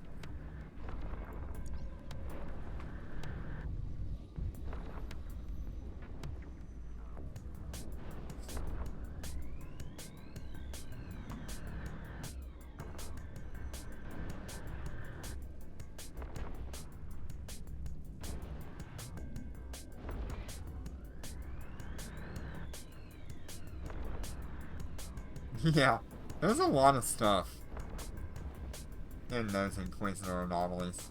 They're fun, though.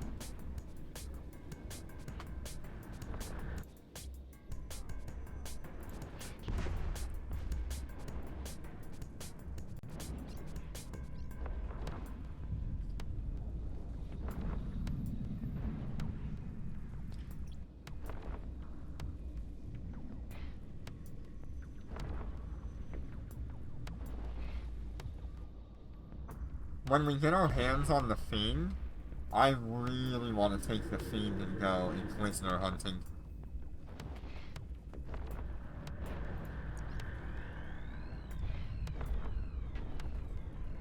Phantasm works too, but the Fiend is just better.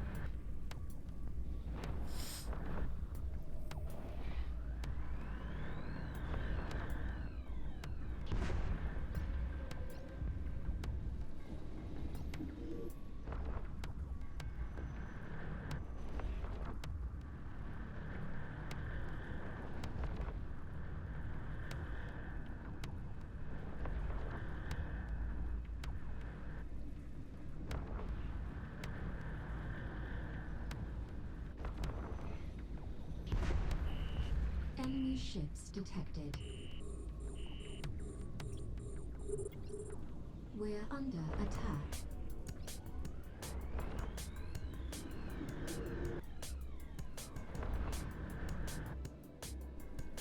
Shield damaged.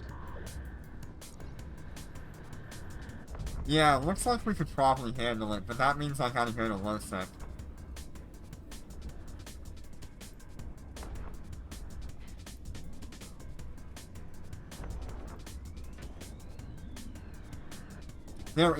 There is cruisers in those.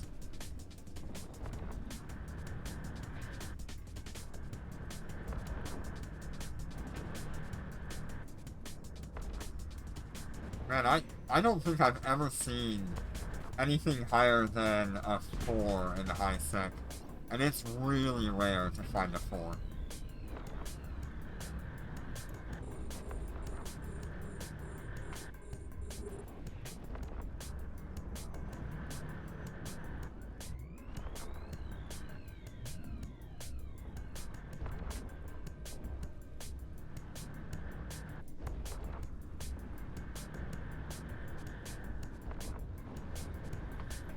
Nice. Congratulations, Outlaw, on doing the Inquisitor.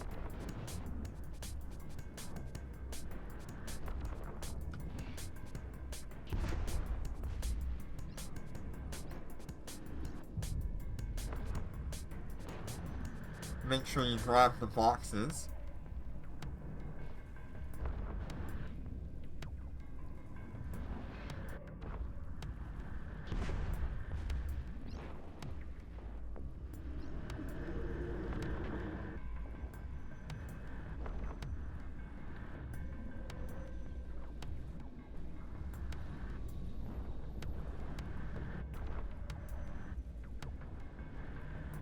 Ooh, we are 2 votes away from us being allowed to use other people to clear harder anomalies.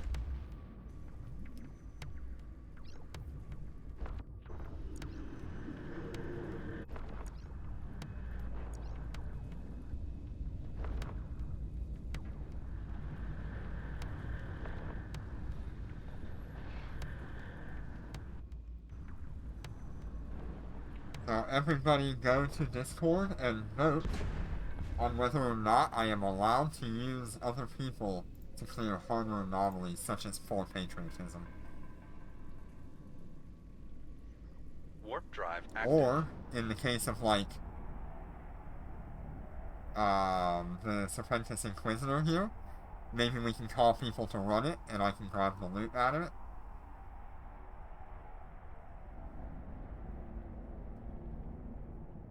There's 11 hours left for that vote. We're under attack.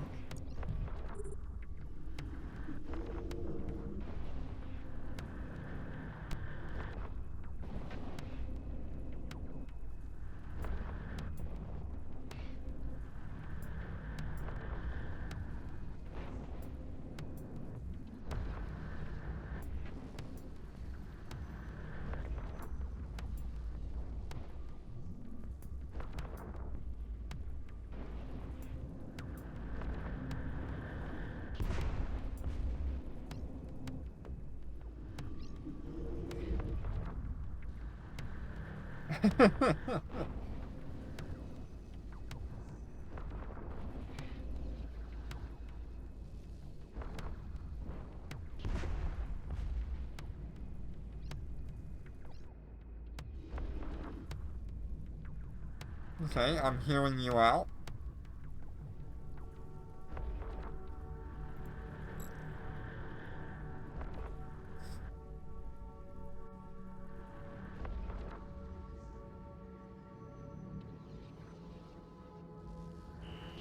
Enemy ships detected.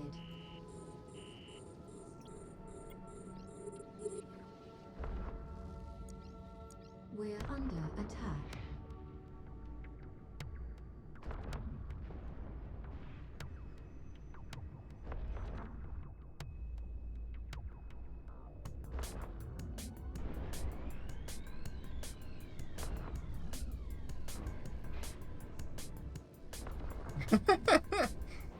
While that would be really funny, I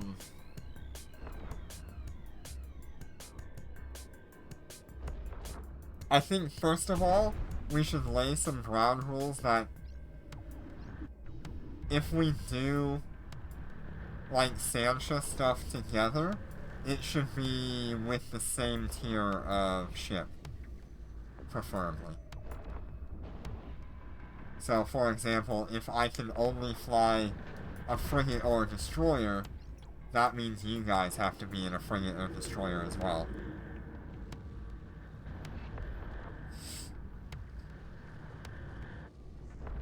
That way it's not completely abusing the system.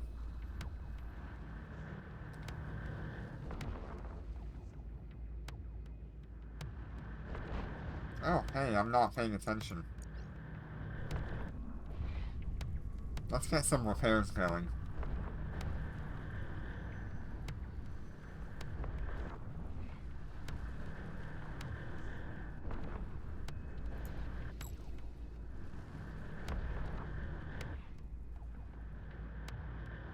this is a tanky Imicus.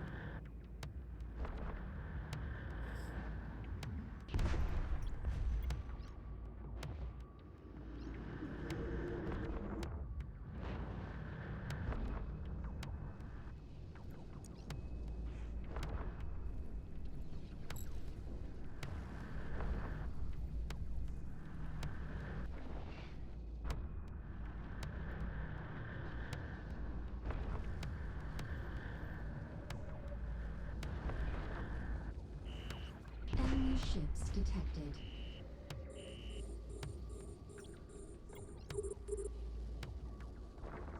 We're under attack. We're under attack.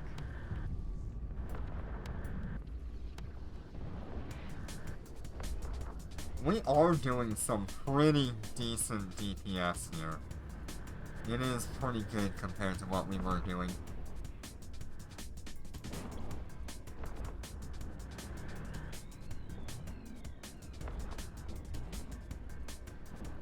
This is very enjoyable compared to the Purifier. Punisher. I don't know why I keep calling it the Purifier. Maybe I just really want to fly bomber frigates.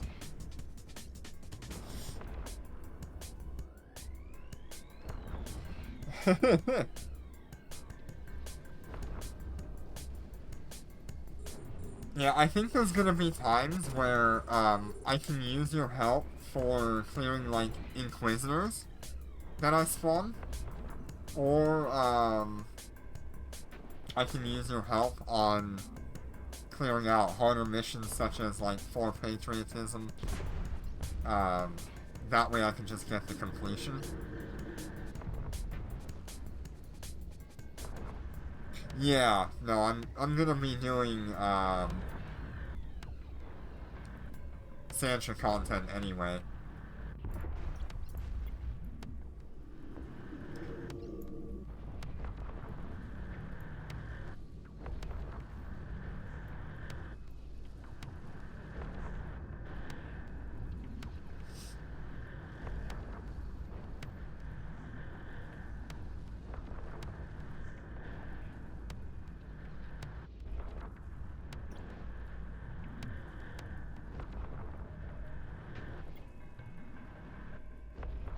I honestly, yeah, Guardian Destroyer would work.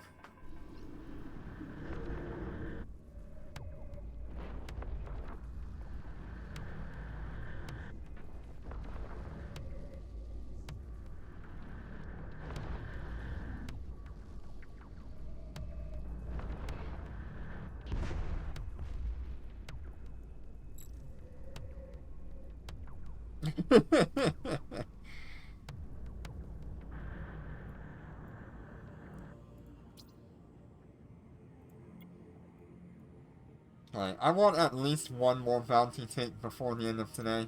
Warp drive active. And then I'll call it a night.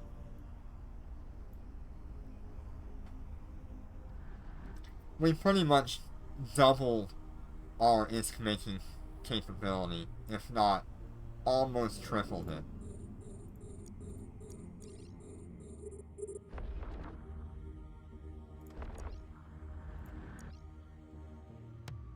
We're under attack.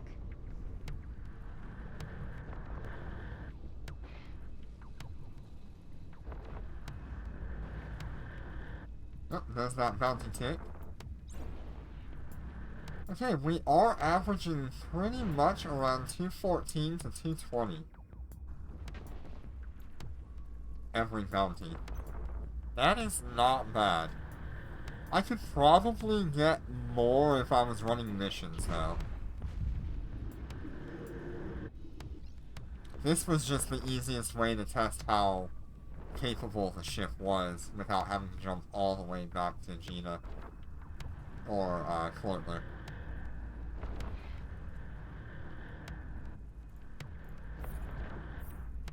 Got 9 hours left on Afterburner 5.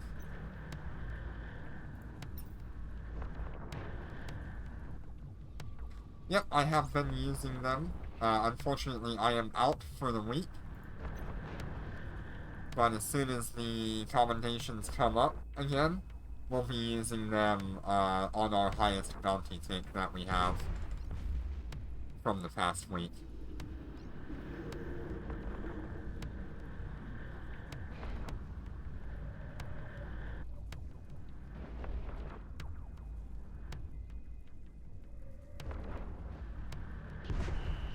Enemy ships detected.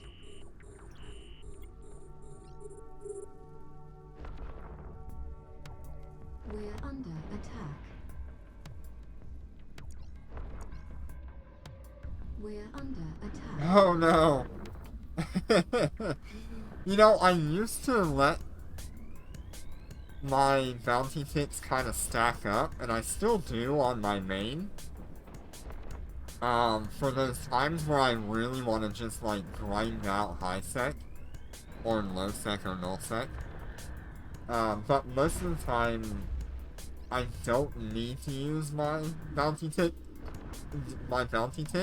because I'm doing Dormant Realm mainly.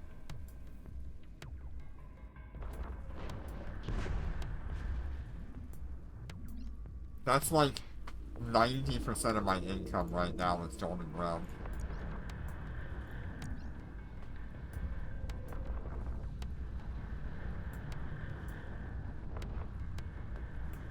I do find that I very rarely do high-sec stuff unless it's Sansha nowadays, or some kind of special event.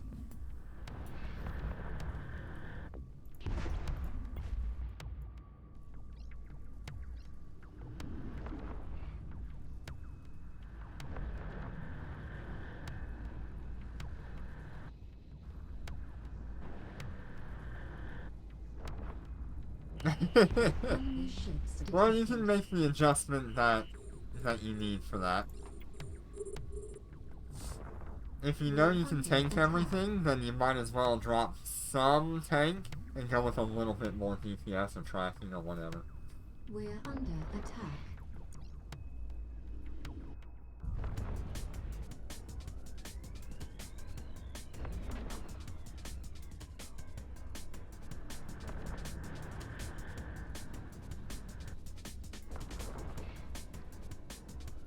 Oh no!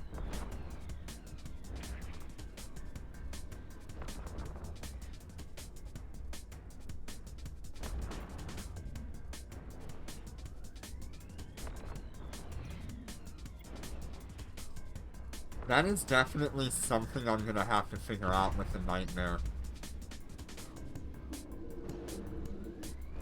And the Succubus, because I want to make the Succubus do Sansha Smalls, and then I want the Succubus to also be able to run DR5.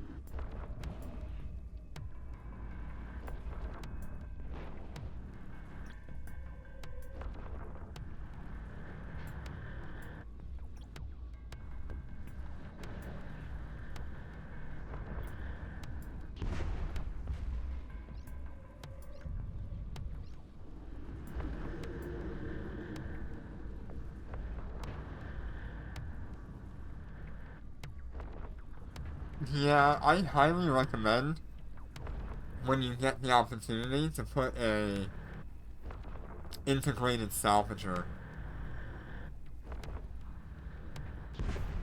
It's gonna be worth your time. Alright, we are gonna head back to Gina, Autopilot engaged. and we're gonna end the stream in Gina. Warp drive active. I think next stream we'll start with moving all of our stuff from that random station that you started to Gina. And that'll be a good place to start. After that, we'll go to Kortler and we'll run whatever anomalies come our way.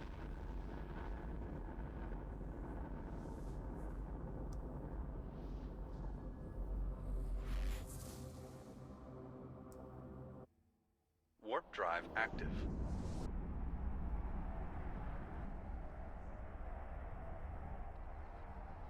Yeah, integrated salvagers make a huge difference. Both in your income and your laziness.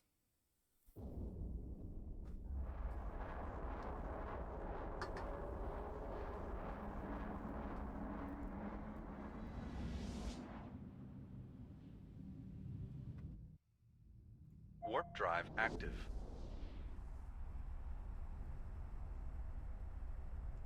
Yeah, what an upgrade.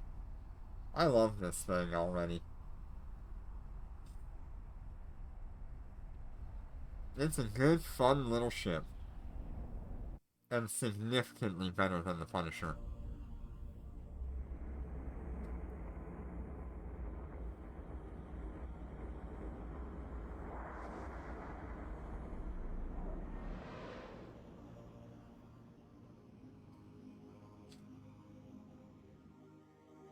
Warp drive active.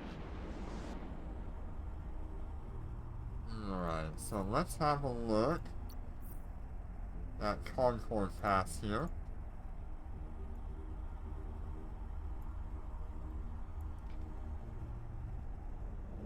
Destiny docking request accepted. We only have 1 day and 20 hours left on Concord Pass. We actually did pretty good, getting quite a few points here. Alright, let's get our 125,000 skill points. We'll go ahead and finish off Afterburner level 5. That way we have that extra amount here. How much is it?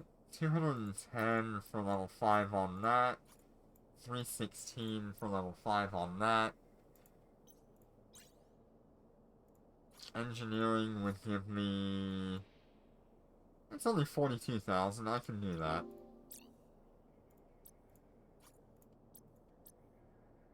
And then how about our defensive options here? Armor hardening would be incredibly good, but we don't need it right now.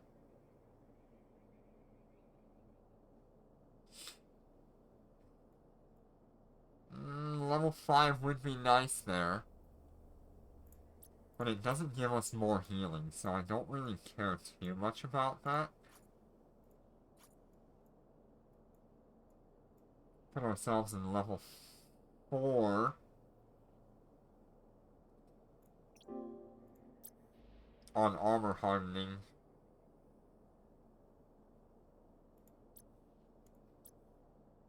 We can also look at defense. That is an okay amount of defense increase, but it's not really needed. How about destroyer defense?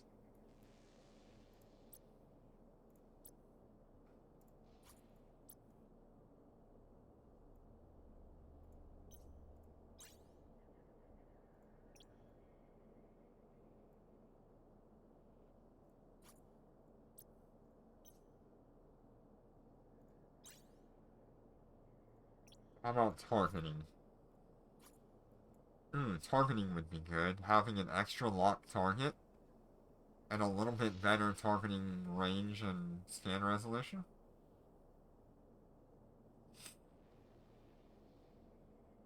that might be a really good idea, having that extra locked target. Means we could have, what is it, 5 or 6 targets locked.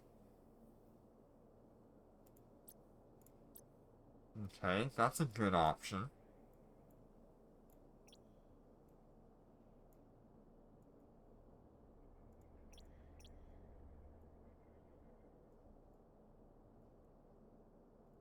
We can also boost E-War.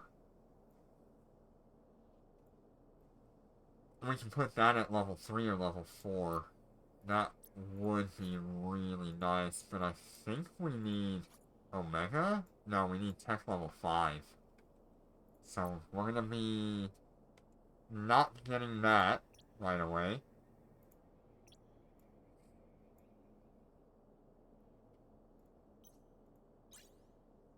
What about Destroyer Command? We're gonna be moving into the Destroyer not too far from now. So maybe Destroyer Command would be a good option.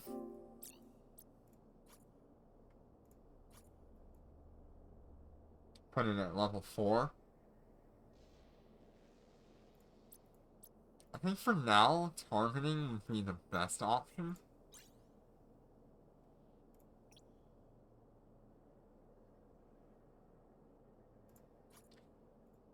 I think I'm gonna go targeting, and then we'll start training into...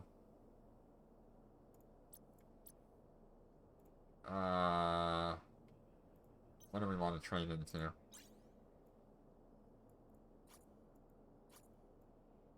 Whatever points we do have left over will go into Destroyer Command. But after that, I think we go small lasers.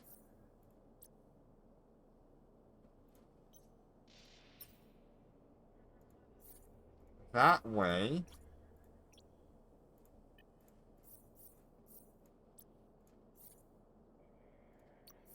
we can start looking at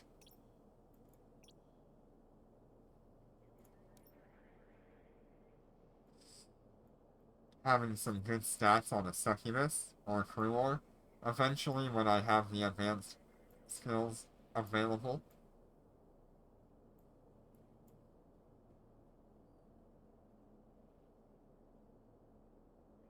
Oh, that'd be good.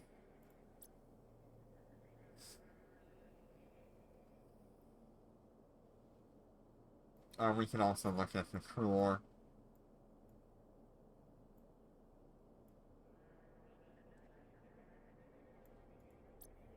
I don't know, I think the Succubus is just gonna be a better ship for me.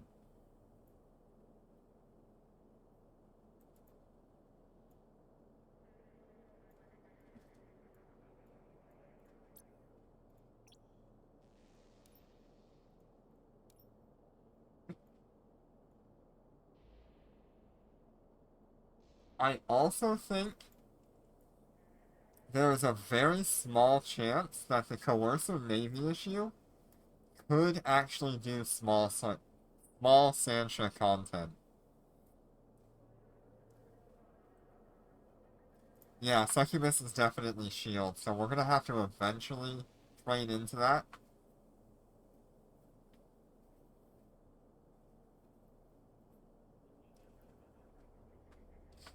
But there is a very, very small chance that this ship could actually do Santia content.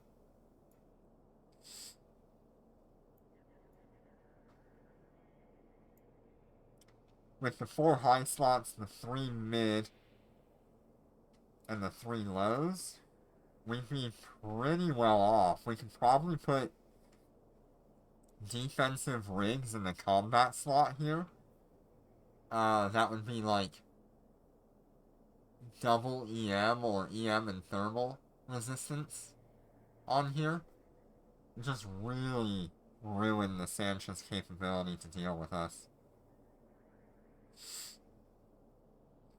I'm pretty sure we would have to go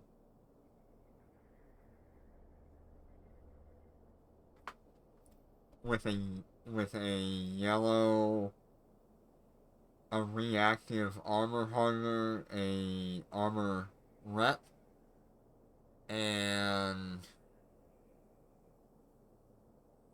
I don't know, maybe a battery or something?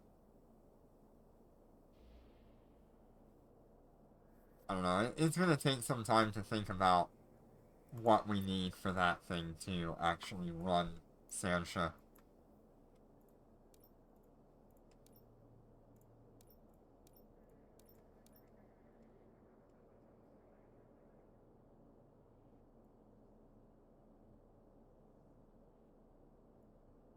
God, it'd be nice to have it under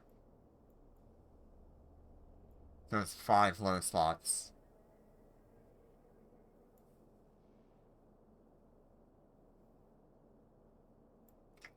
Don't, I would say do not plant anything intentionally for me. I am looking for things that are just naturally available that people have been trying to sell off.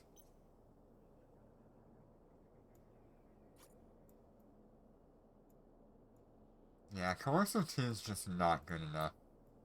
Coercer maybe could probably do it. I know for sure the Succubus and the Cruor can do it. I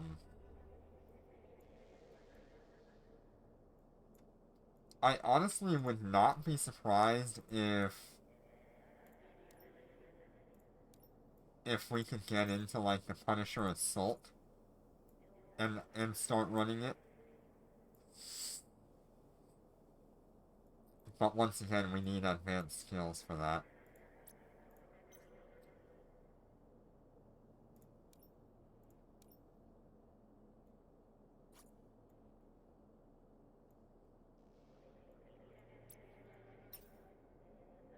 Anyway, thank you all so much for joining me today. We are currently back up to 608,000. That is only 3 bounty ticks for us, which is really, really good compared to what we were doing earlier today. If we're just looking at bounty ticks, let's pull that up here. We went from being able to do, what is it, 80, 70, 60, and then the next day we were able to do 120s, 112, 100, and now we're doing like 214 to 220.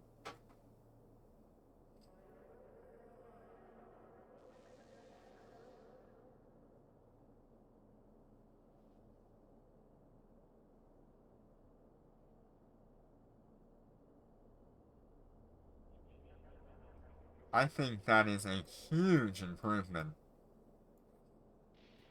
I mean, for just 3 days of progression, that is a big jump in capability. That makes me very happy. Alright. Once again, thank you all so much for your support. I appreciate everything that you guys do for me, whether it's asking questions, commenting, whatever. It's awesome. I cannot thank you enough.